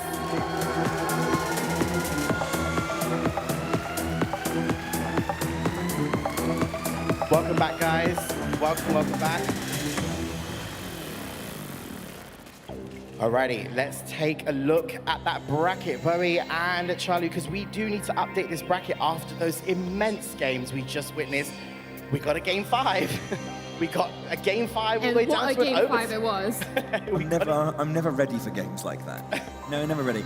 Like, Overtime played incredibly, and it's an absolute heartbreaker they aren't in the semi-finals right now. Absolute heartbreaker. Spark, however, they held the line when they needed to most. And now, Overtime are putting their fate in Hollantis' hands. And that's scary for them as well. That is indeed very, it's gonna be intense once again, I think. But we managed, Charlie, in that round. Not only did we get a game 5, the game 5 was settled on an overtime as well. I mean, they were called overtime, and I guess that's something that they wanted to deliver. But That was absolutely immense. I mean, we got to see all modes, all maps, and just incredible gameplay from both teams. So we are just going to get our next set of games set up. Just a reminder for everybody, who, of course, who is watching at home, and of course for our live studio audience, we're going to take a quick look at the Turf War maps and modes, and of course our Anarchy Battle maps and modes. Bowie, where are they going back to? Of course, it's Turf War. What are the maps? We're going back to square one. Turf War again, indeed. Best of 3. Umami Ruins, Undertow Spillway guaranteed, with Humpback Pump Track waiting in the wings if we go to game 3. Yeah, game 2, we've got Clamblitz on Manta Maria waiting for us. We are indeed big fan of that one. Tower Control in Mako Mart. Just to make sure I get all the different pronunciations there. If we get a game 4, we'll be seeing Splat Zones on Flounder Heights. And should my heart need to beat any faster and just suddenly stop, Rainmaker in Inkblot Art Academy. That felt targeted. Oh, goodness. I'll be all right, don't worry. We'll be all right. So before we go on, because I know you've already forgotten, reset. Thank you very much for doing that, honestly. That's okay. Like, that's all right. Okay, so let's reset these back. Reset the bracket. Oh gosh. Right, there we go. So, of course, ladies and gentlemen, of course, watching at home, and to our live studio audience, this is our final match of the Group D category in these games. Are you guys still with us? Are you having a good time? All right, excellent stuff. I think people are still recovering from those final games we just had, but we are going to get straight into those next games. So Team Spark obviously still on stage. We've seen some excellent play from all of the players there, Charlie. Holantis back at it. Do you think they've seen perhaps maybe what's been going on with Team Spark? They may have an inkling, should I say, about what they're going to do next. What do you think, Charlie? Yeah, I mean, we just came off of a very close match here. Spark has some momentum going into this next matchup over here. We'll have to see if Holantis are able to bring it. What about you, Bo? What do you reckon? Yeah, I mean, again, Spark, you know, there's a lot of tension there as well, so that's going to be gnawing at them. Holantis had a close game with overtime, you know, as well, so... All right, and there is the sound, folks. Audience, you know what to do. Give both these teams a cheer. This is match 3, of course, with Team Spark and Team Holantis. Bowie, Charlie, over to you. Hopping into this match, we see lots of different weapons here. We see the Reflux in the back, trying to charge up those Tenta missiles as much as possible. That's often how they're used in Turf War. Early lead, though, from Holantis, being able to secure this middle section. But don't count Spark out yet. We're only 30 seconds into the match. Trizuka's coming out again. Oh, very nice. Oh, the double! Nebula and Chano going down to the Trizuka. Excellent. That was a beautiful play right there, hitting that inkjet as well in midair. That's not an easy shot to hit. Beautiful work there from Holantis, being able to push Spark into a corner.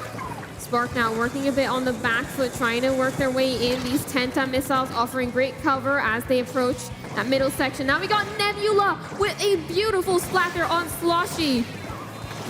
Yeah, indeed, that inkjet being very, very strong. Excellent positioning as well to keep themselves safe on recovery. So after a strong start from Holantis, Spark's starting to really, find their moment. But Holantis here again, just trying to pile on the pressure. Can't get out of the corner. Oof. Good job there from Sloshy. It was very close there. Nebula was pulling off some insane jumps to get back. Okay, so yeah, a minute and a half, about halfway through this first Turf War in our final group stage match of the day. Ooh, exciting. Setting up a stage for a brilliant day too, I have to say. So far been brilliant. 1 minute left. 1 minute left. We've got Spark pushing aggressively towards that middle area of the map. We've got Trizuka active yet again. No spots with that one. Yeah, it looked like just, oh wow, double right in the center. Spark almost is completely taken out. Holantis with a beautiful wipe out there. Trying to ink every little bit here as they look into these final sections of the map.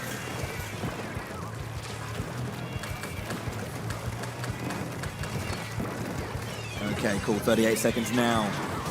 Just needing to see what we can do. Got a few splats back and forth. Halantis does lose a couple. Spark loses one. Time for the big power play moment. Get ready for that finale of our game. Takimi just covering as much as possible on that side, looking to get into the center. Tenta missiles going out, but put a bit of pressure on the opponent as you're pushing forward. Looks like they've taken a couple of splats here. There's still 15 seconds out. There's enough to fight back if possible. This is 10 seconds left of the match. Spark having control of that mid area now, being pushed back so far into their spawn on large portions of this, but Halantis now fighting back. It's going to be a very contested map. Is that last moment enough? They lost the numbers, but was there enough time for Halantis to really take control? I think so. Halantis being able to take that win. They played this turf war match to perfection, pushing Spark out. Almost lost it there at the end, but able to take the win. Oh yes, 4% in it. Very, very good start for Halantis. And by extension, a very good start for overtime, remember. Yeah, we haven't seen, there's been no ties. Obviously, we'll go into more detail about how that works if it happens. But we're still very early doors in this match. First turf war match going over to, or game going over to Halantis. Spark here wanting to make sure that they don't drop that second and are on the back foot when we enter Anarchy mode, because that is when we get very, very intense. Yeah, I don't know. Good start. Halantis, obviously, as I said, like, even though Halantis, I think it was it a 3-1 or a 3-0 for overtime over Halantis? I can't remember now. It was a 3-0, yeah. Despite that, it wasn't like Halantis were out of any of those matches. Were really, really close, really tight moments across the board. Overtime, just clutching out wins in overtime. And I think that, you know, that I think the scoreline belies how close it was and how intense this match is going to be as well. Yeah, definitely. They've got a lot of strong players on their team. They've got multiple national championship wins under their belts. So they've definitely got the experience. Of course. Experience has a lot to say when it comes to situations. The biggest part of these kind of things when it comes to, you know, situations like last time, the Game 5 situation, experience and dealing with pressure and not crumbling when you need to play your best. It's the thing. Let's go. Hopping into Game 2 of Turf War right now.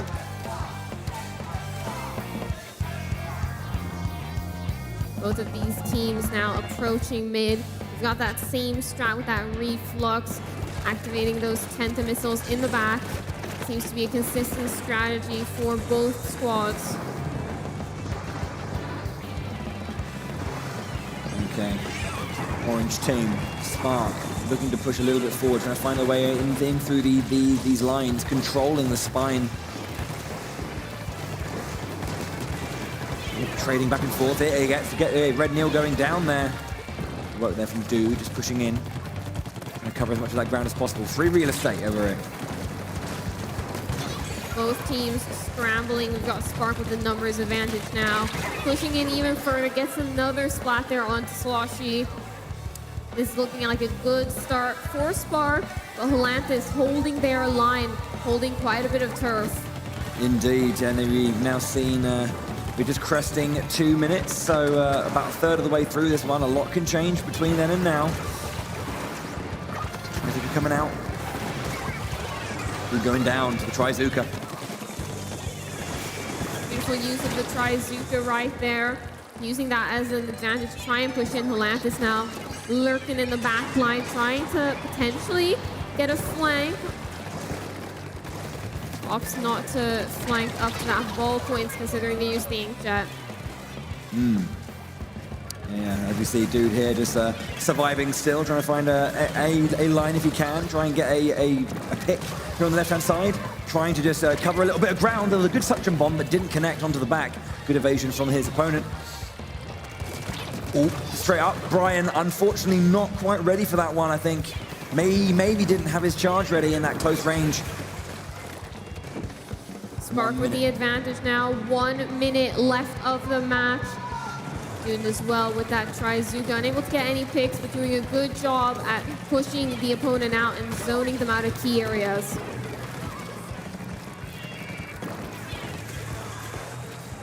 Okay. Little bit of the tentative wait. That was incredibly done. Just kind of waiting in that line, coming out, popping out, and executing a game plan to perfection. 2 down. Once again, clean shots.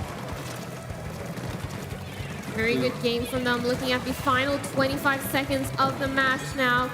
Spark had a lot of control. They're starting to lose a lot of ground. Helantis pushing in very aggressively. Spark trying to hold their line with these specials as well.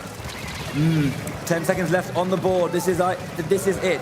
Helantis do take a couple of splats. Can they do what they did last time and take control at the very, very end and call themselves the winners of this turf war?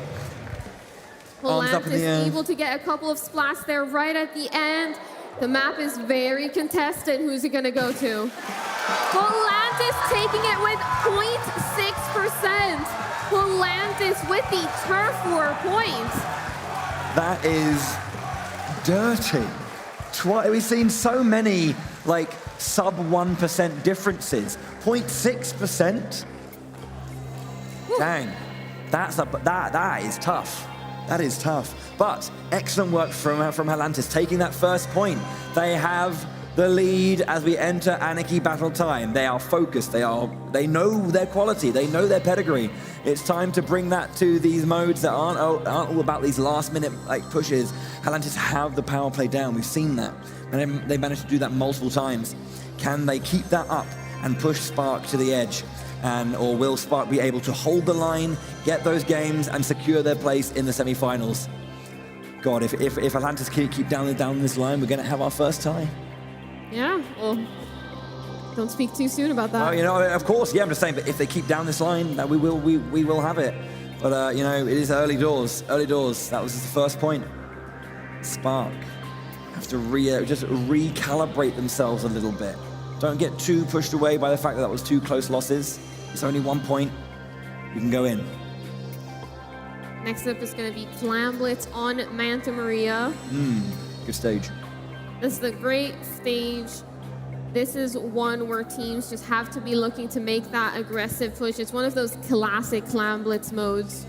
Yeah, and we've seen some great plays on this stage already today. Just really, really nice stuff.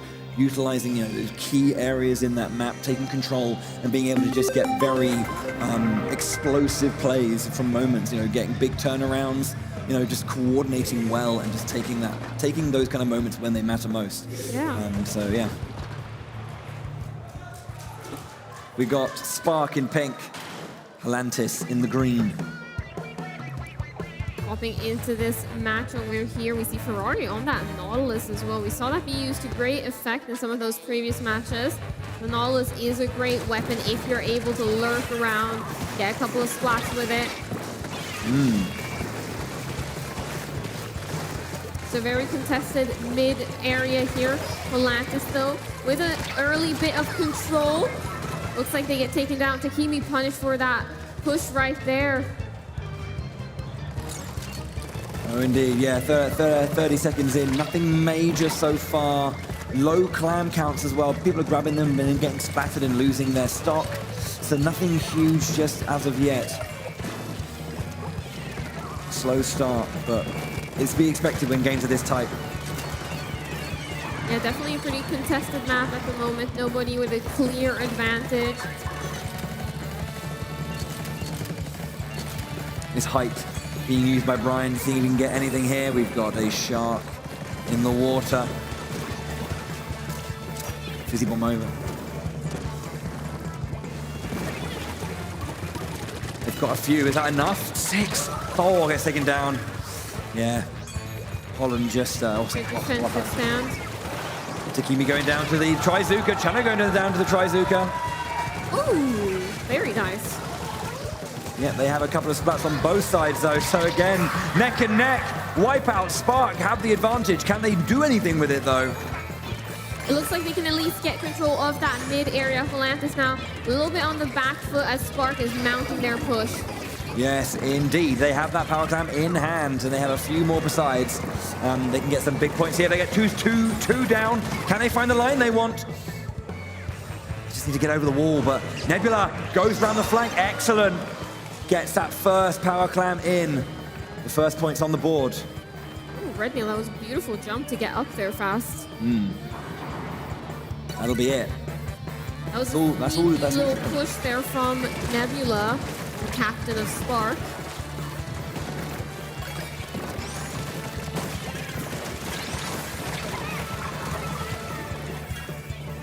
Takumi just waiting in the back, trying to grab a few clams there. Slight numbers lead currently for Spark.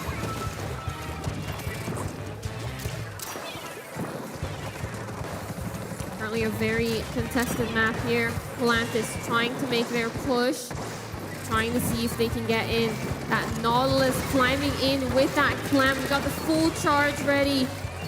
Able to open up a little bit of space. They were too busy focusing below.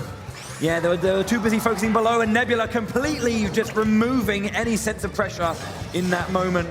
Excellent stuff, although we do have Volantis again. 2 clams in hand. Sloshy goes down again. They need to let that reset. Volantis now still having a lot of pressure. They weren't able to break the basket. The Spark defense was able to stand strong, but Volantis now with a lot of pressure. Yeah, Volantis do have access to one of their the power clams as well. In Brian's hands, I believe. Going through, can they find a way? They got the inkjet. Have they got the line? Seems like it's only a matter of time until they break that basket, but Spark, their defense standing strong, the tri-strikes coming through, but Volantis still able to break the barrier and take the lead with some additional clams. Yeah, that is what they need, because if they just got that power clam in and nothing else, they would be in second place because they were the second one to do it. Yeah, Spark wants to get on the back foot. They need to make sure they can get a little bit more going next time. They need a power play. Only a minute left. 4 minutes have gone by and nothing happened in this big explosive moment.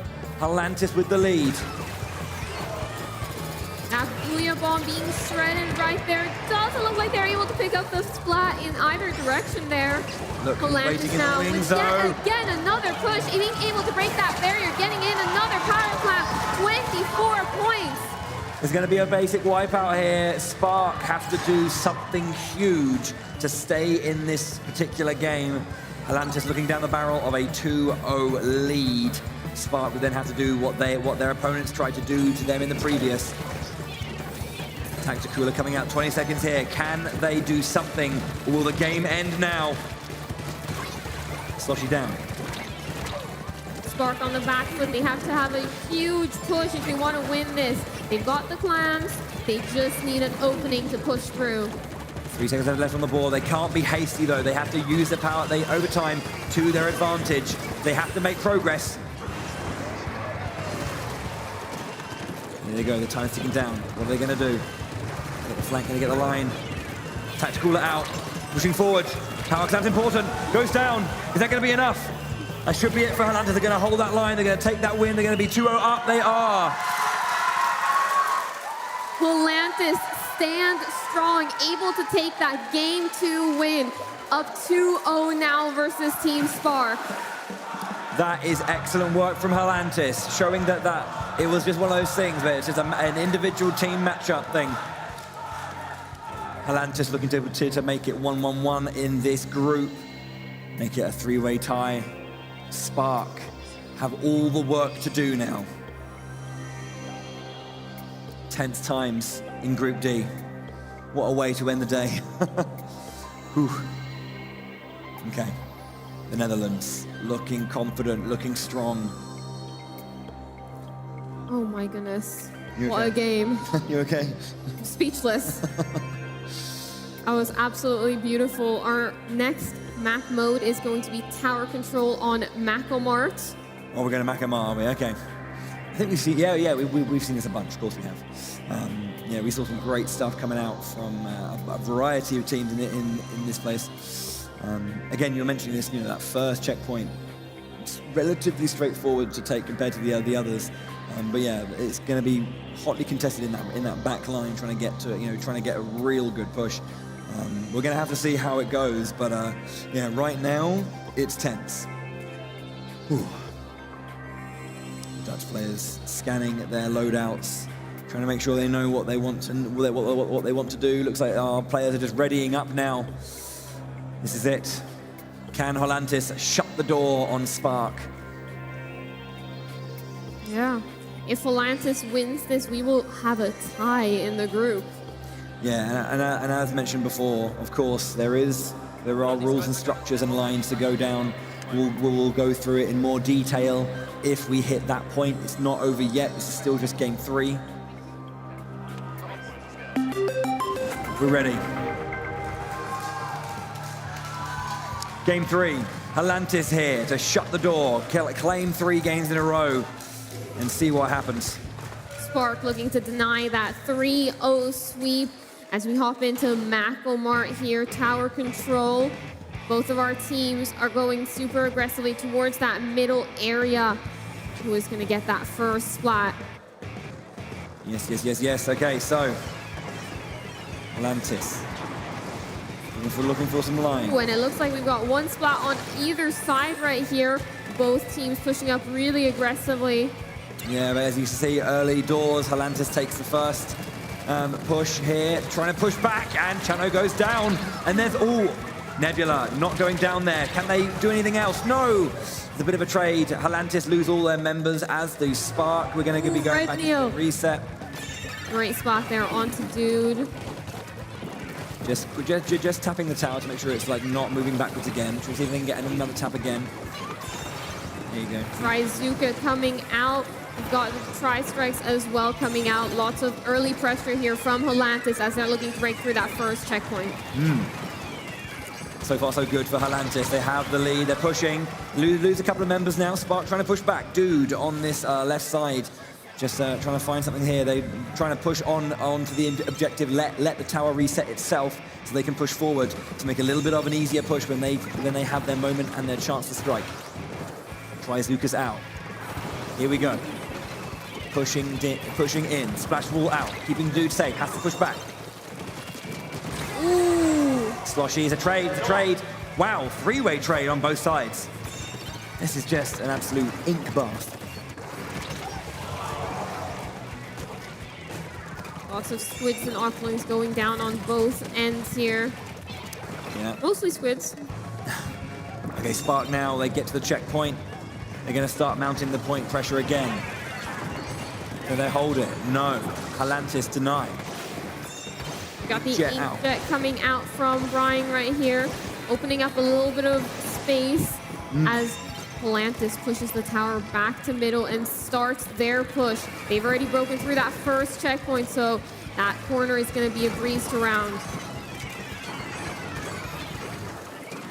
Okay, Halantis with 2 members down again. Spark being able to try and push. They got the tower. Trizuka over the top. Catches. Can they get another one? There's 2 down again. The Trizuka coming in very handy for Team Spark. Going to try and press the advantage again. Get onto that checkpoint. Get the points rolling. Lose a member again. Off the back of that very nice Trizuka play, Spark's going to be able to push past that first checkpoint. They're a couple points away from the lead, and it looks like they've been able to take the lead. Spark pushing the tower even further, pushing it towards the second checkpoint. Currently at the second checkpoint, Spark looking to push through this checkpoint as fast as possible, and it looks like they've done it. Over onto the third checkpoint now. Only a little bit left for that knockout. Excellent work, just dancing around the tower. Brilliantly done, but their advance is halted there. Nebula did such a great job of just controlling that tower, holding the line so well. As you can see now, the Dutch are pushing in a big wave of purple, pushing through the center zone of this map. And again, Halantis have the work to do. Spark need to hold the line. Halantis now have to push through both checkpoints if they want to win this match. Have to get very far, push that tower very far, but it looks like they're starting their push, starting to take those points down as they approach that second checkpoint. Lots of specials coming out. We've got that inkjet and a lot of pressure allowing Spark them to losing get members. through. Spark losing members. Halantis also taking 1 or 2. They're looking so close. There's 13 points in it, but again, great decision there from Brian to turn around. Ink strike on the tower. This is so close. Spark have lost all their members again. Halantis looking to push, looking to take the line. They've lost it. 10-9. Oh my goodness, Halantis, the tower is at 9 points. And they took the lead. They're going for it. Halantis with the lead. Spark have it in single digits, and Halantis take the lead in the last few moments. If they end it here, is going to go to the tournament center. Oh my goodness, last 30 seconds of the match right here. Pushing forward, trying to take some splatter if they can. 22 seconds. Spark have all the work to do now after Halantis with an absolutely epic push. The audience members taking a moment to breathe if they can. 10 seconds left. Spark needs to hold on to this tower, needs to bring it all the way up until 3 points remaining if they want to take this win. Slosher in the back, they get one, they get another. Three members down for Halantis. Spark here, have to push. Can they get past it? 5, 4, 3, they win it. Spark stay in the tournament. Spark taking the win in overtime. And they're making a replay? They're making a replay, man. They're making a replay? Oh my goodness. I need a breather.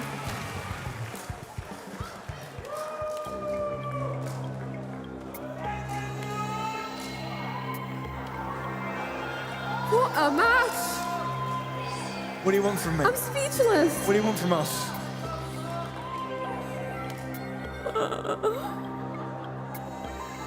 I've only got one heart. Oh my goodness. Spark now trying to mount that reverse sweep, getting back into this game. I think we need a replay of that. Let's have a look at this play. I think if I heard correctly, it was that kind of a last-minute push here where Halantis got the lead because it was so tight. They dropped it and lost it multiple times and just kept pushing. It was so brave here. Having it tied 9-9, they had to get on this tower just to be able to push it that slight bit further and take the lead. God, what a moment. It was just hanging there, 9-9, just waiting. There's nothing that could be done about it. If there is a 9-9, it's the player that, or the team that got there first. The other team, they get bumped back a point. Yeah, of course, yeah. Be the first to get there. Okay.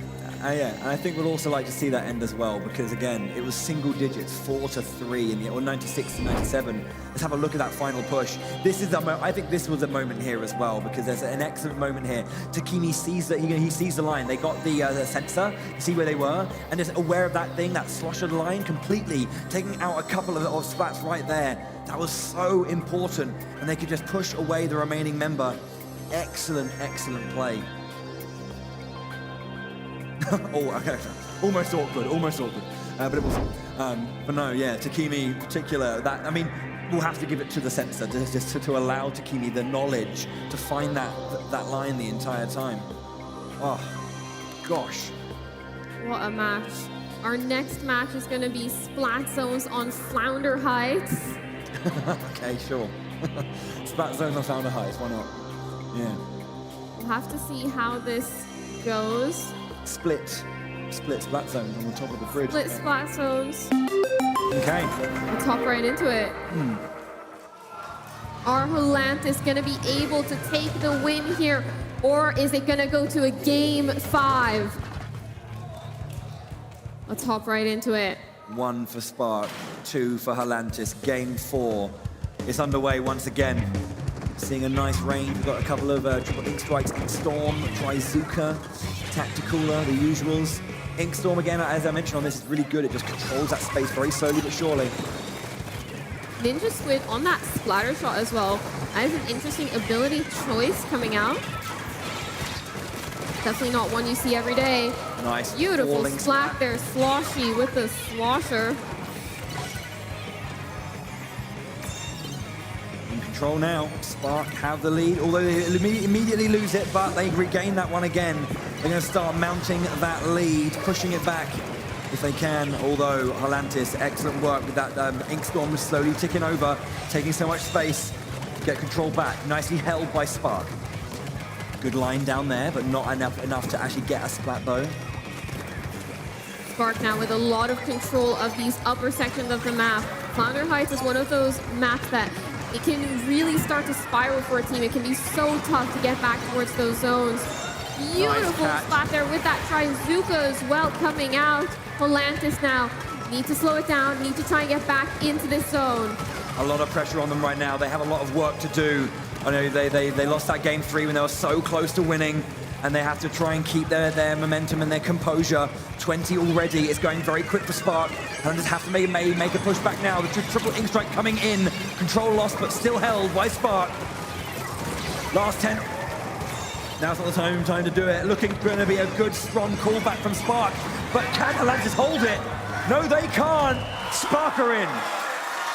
Spark with a quick win, managing to grab control of those splash zones and stay in control with the help of those specials right at the end there. Excellent control the entire time. You know, they had those nice moments, key splats coming out here and there. They never let go of that control. Excellent work. And yet again, we've got a game 5. This is tense because, again, I know what the line is of like ruling to go through when Tournament Center are doing it, and it's too hard to call what happens here. This is game 5. This is the final game of the day. So, I don't know. I don't know what's going to happen, actually. I just don't know. It's too... I can't filter. And we're going to go to Rainmaker on Inkblot Art Academy. Gosh. Okay, sure, yeah. Excellent map, excellent mode. I'm game. I'm game. Let's see what happens here. Atlantis have been so strong today, and now they're looking, and they were there, 2-0, and now we're in a game 5 scenario. Spark, who were 2-0 up, and then forced to game 5, go 2-0 down, and force a game 5.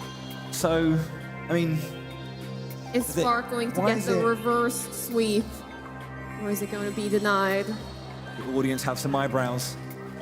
The audience have eyebrows. It's good. It all comes down to Judd and Lil Judd. Yeah. Why is the fate of these players in the hands of 2 cute cats? Ridiculous. Okay. Right. I don't know. What do you say? Inkblot Art Academy, Rainmaker. It's just too tense to call. We're ready. This is it. Game 5, final match of the day. Team Spark Atlantis, who will take it? Wow. Wow, wow, wow. Wow, wow, wow. Take it away. Yeah, here we go. We're into the Inkblot Art Academy. Those 2 close checkpoints right in the center. It's a real burst at the start. Opening shield goes over to Spark there. Atlantis in the bluey purple color. You can see that control is very, very much contested. That central block taken out. Got a bit of a scramble currently going on here. Trying to get a couple picks. Looks like Spark has the numbers advantage at the moment. This might allow them to push through that first checkpoint, and it looks like it will. Land the first checkpoint nice and early. The tactical are being very nice. The bus coming out, moves back from the suction bomb. They have to go up that unturfable area, though. That's the hard bit. Hold the line. There is a... Oh, nice trade, though. It could have been worse. It was a trade. Atlantis comes through, and yeah, they're looking to push back now. Brian and Ferrari holding the line up that back with a little bit of height advantage there. They don't let it go too much further. The Rainmaker reset. Spark now in control of the Rainmaker, in control of this middle section. They're going to be starting to push down their score. Beautiful jump to get up to the plat early and push it as far as possible. That inkjet though, Brian managing to hit that Rainmaker. Beautiful shot. Excellent, yeah, indeed. Spark go all the way down, so once again, they can't push too much further. Atlantis will let the shield be taken, though. Of course, it's on their side, it's on this height. They're happy to let that reset if possible.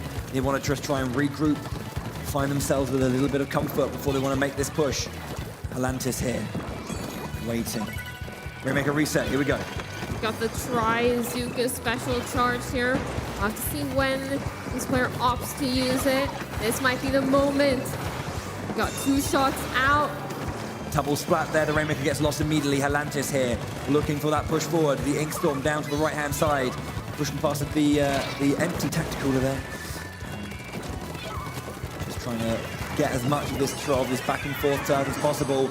Sloshy jumping in. Where are they going to be? Ink Strike's coming out as well. It's pandemonium in the very, very center right now. Spark now trying to calm down the game, trying to slow down the pace of the game. Halantis need to get control, need to push it past this first checkpoint. They don't have enough control to do so yet, but maybe this Trizuka can change things. Doesn't look like they get any hits with that. Yeah, Spark lose a member as well. There's waiting. They have the Rainmaker. They're maybe going to try and make their push here. Go around the left-hand side. Takimi goes down. They have the line. Can they get it? But no, the Rainmaker holder falls down after such great work from Slushy. Looks like they're able to pick it up now, though, moving towards that checkpoint. A couple of suction bombs in front of that checkpoint to deny the push up there. Red Nail forced into an awkward spot at the bottom of the ledge here, but able to move towards that podium. Those suction bombs, though, doing a great job at zoning out, but there it is.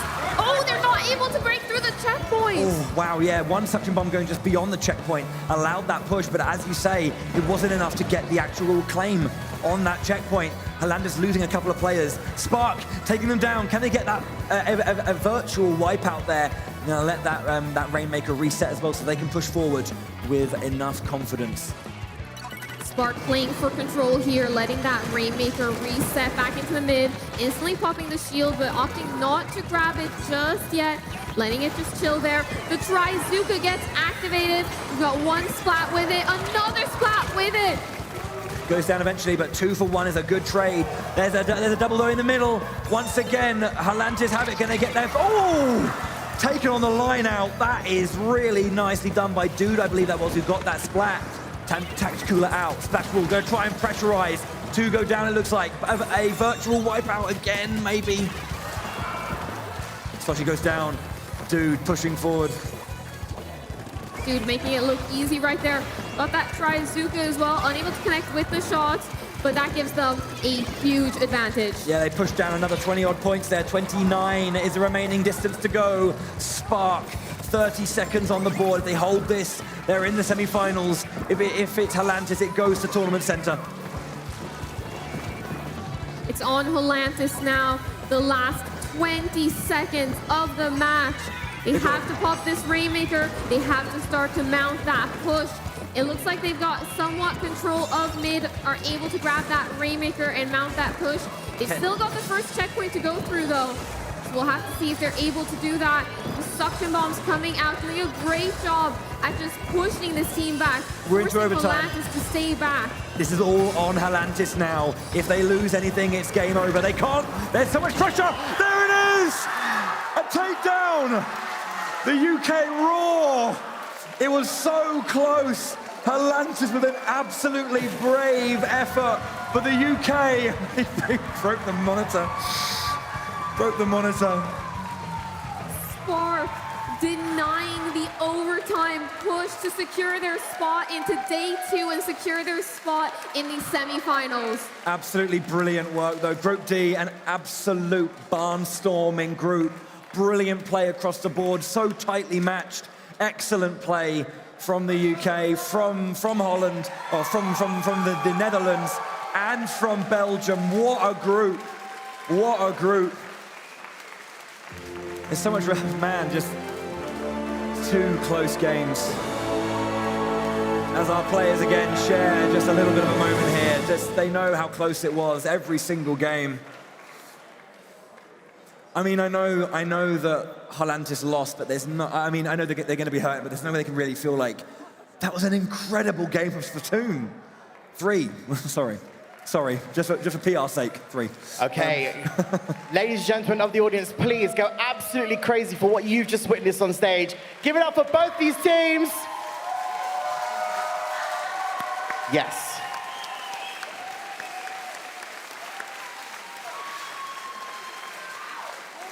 Alrighty, Spark, if you'd like to just come to the front of the stage real quick with me. Please stand at the front. Come stand over here for us. Guys, how do you feel now that you've made a lot of people have some heart palpitations today and raised blood pressure all across, perhaps everybody watching at home, and definitely me. I nearly fell off my chair about 5 times. How are we feeling? We don't lose this. You made it right down to the wire. Congratulations, you are 1 step closer. Dude, how are you feeling? Oh, Oh, that was such a close game, honestly. Like, Netherlands played so well, the Belgian team played so well, and all I can say is just that we tried our best, and we gave our best, and we managed to put it in. I just gotta say shout out to my team because, we're a new team. We've been practicing so hard. So it's just like, it's really nice to just like see that we're always getting better every single time we show up. So thank you. You can breathe now. It's okay. You can breathe. Ladies and gentlemen, please give it up for Team Spark one more time. Guys, thank you so much. You can now go and rest. We will see you tomorrow. Okay. Alrighty, ladies and gentlemen, and everybody watching, we are really quickly going to update the bracket, because that's very important, isn't it? Yeah, it is. There we go. Bowie and Charlie, in fact, I would like both of you guys to come and join me at the front of the stage. Let's do this. If you'd like to come to the front of the stage. Splatoon fans, this is what the bracket is currently looking like. We have our top 4 teams. Yeah. Oh, yes. We have our top 4 teams. So, Bowie and Charlie, come stand in front for us. Oh, yes. Yeah, there you go. Sorry, I'm just doing this. Just want to say, like, obviously... So, of course, earlier today, we saw, obviously, France with Alliance Rogue. We then, of course, had Kaiser from Germany, Golden Ratio from Switzerland, and Spark from UK. These are our top 4 teams we're going to see tomorrow. Guys. Group D was insane. Like, yes. Absolutely brilliantly contested group the entire time. They all were, but just like that kind of how closely matched all those 3 teams were. Any of them deserve to be here. Yes. All of them deserve to be here. Like. Absolutely. And Charlie, you can see we've already got the setup ready to go for tomorrow. So we are going to be opening with quite the show. Alliance Rogue versus Kaiser. I mean, that's going to be... What an opener. That is going to be quite the opener. We've got Kaiser on the home turf facing off against the winners of last European Championships, Alliance Rogue. Couldn't be closer than that. Yes, and then, of course, Bowie, that second set of semi-finals, Golden Ratio versus Spark. It's going to be quite the show tomorrow. Yeah. I mean, Golden Ratio showed up and put an absolute masterclass on. Dismantling Hanky Canto and beating the Italian team as well. It's excellent work from them. One of those ones where I was really impressed with their showing. So 2 very, very excellent semis, and we're going to have a fantastic final as well. Absolutely. And of course, guys, can I actually get a massive round of applause and a cheer for these incredible casters on stage? They have been giving you everything you need to know about all of the games that are happening today. Thank you, everyone. It's all her. You guys have been absolutely insane. Thank you so much. Oh, wait, you can't... You've got one more day. Let's give it up for our host, Nims. Been looking after you all day as well. All right, thank you so much, guys. So this was only day 1.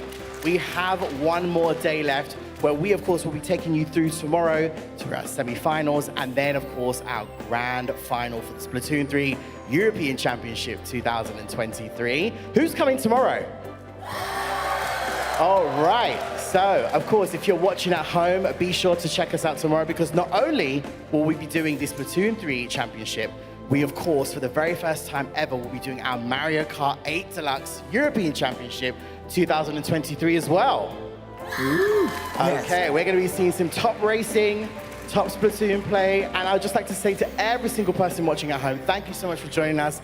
And audience, you've been absolutely fabulous. Thank you so much. Have you guys had a good day? Amazing. Awesome stuff. Thank you so much. My name is Nims. This is Bowie. This is Charlie. We've been absolutely, honestly, we're so honored to be here, and this has been an incredible show. Take care of yourselves. We'll see you soon. In fact, we'll see you tomorrow. Bye-bye.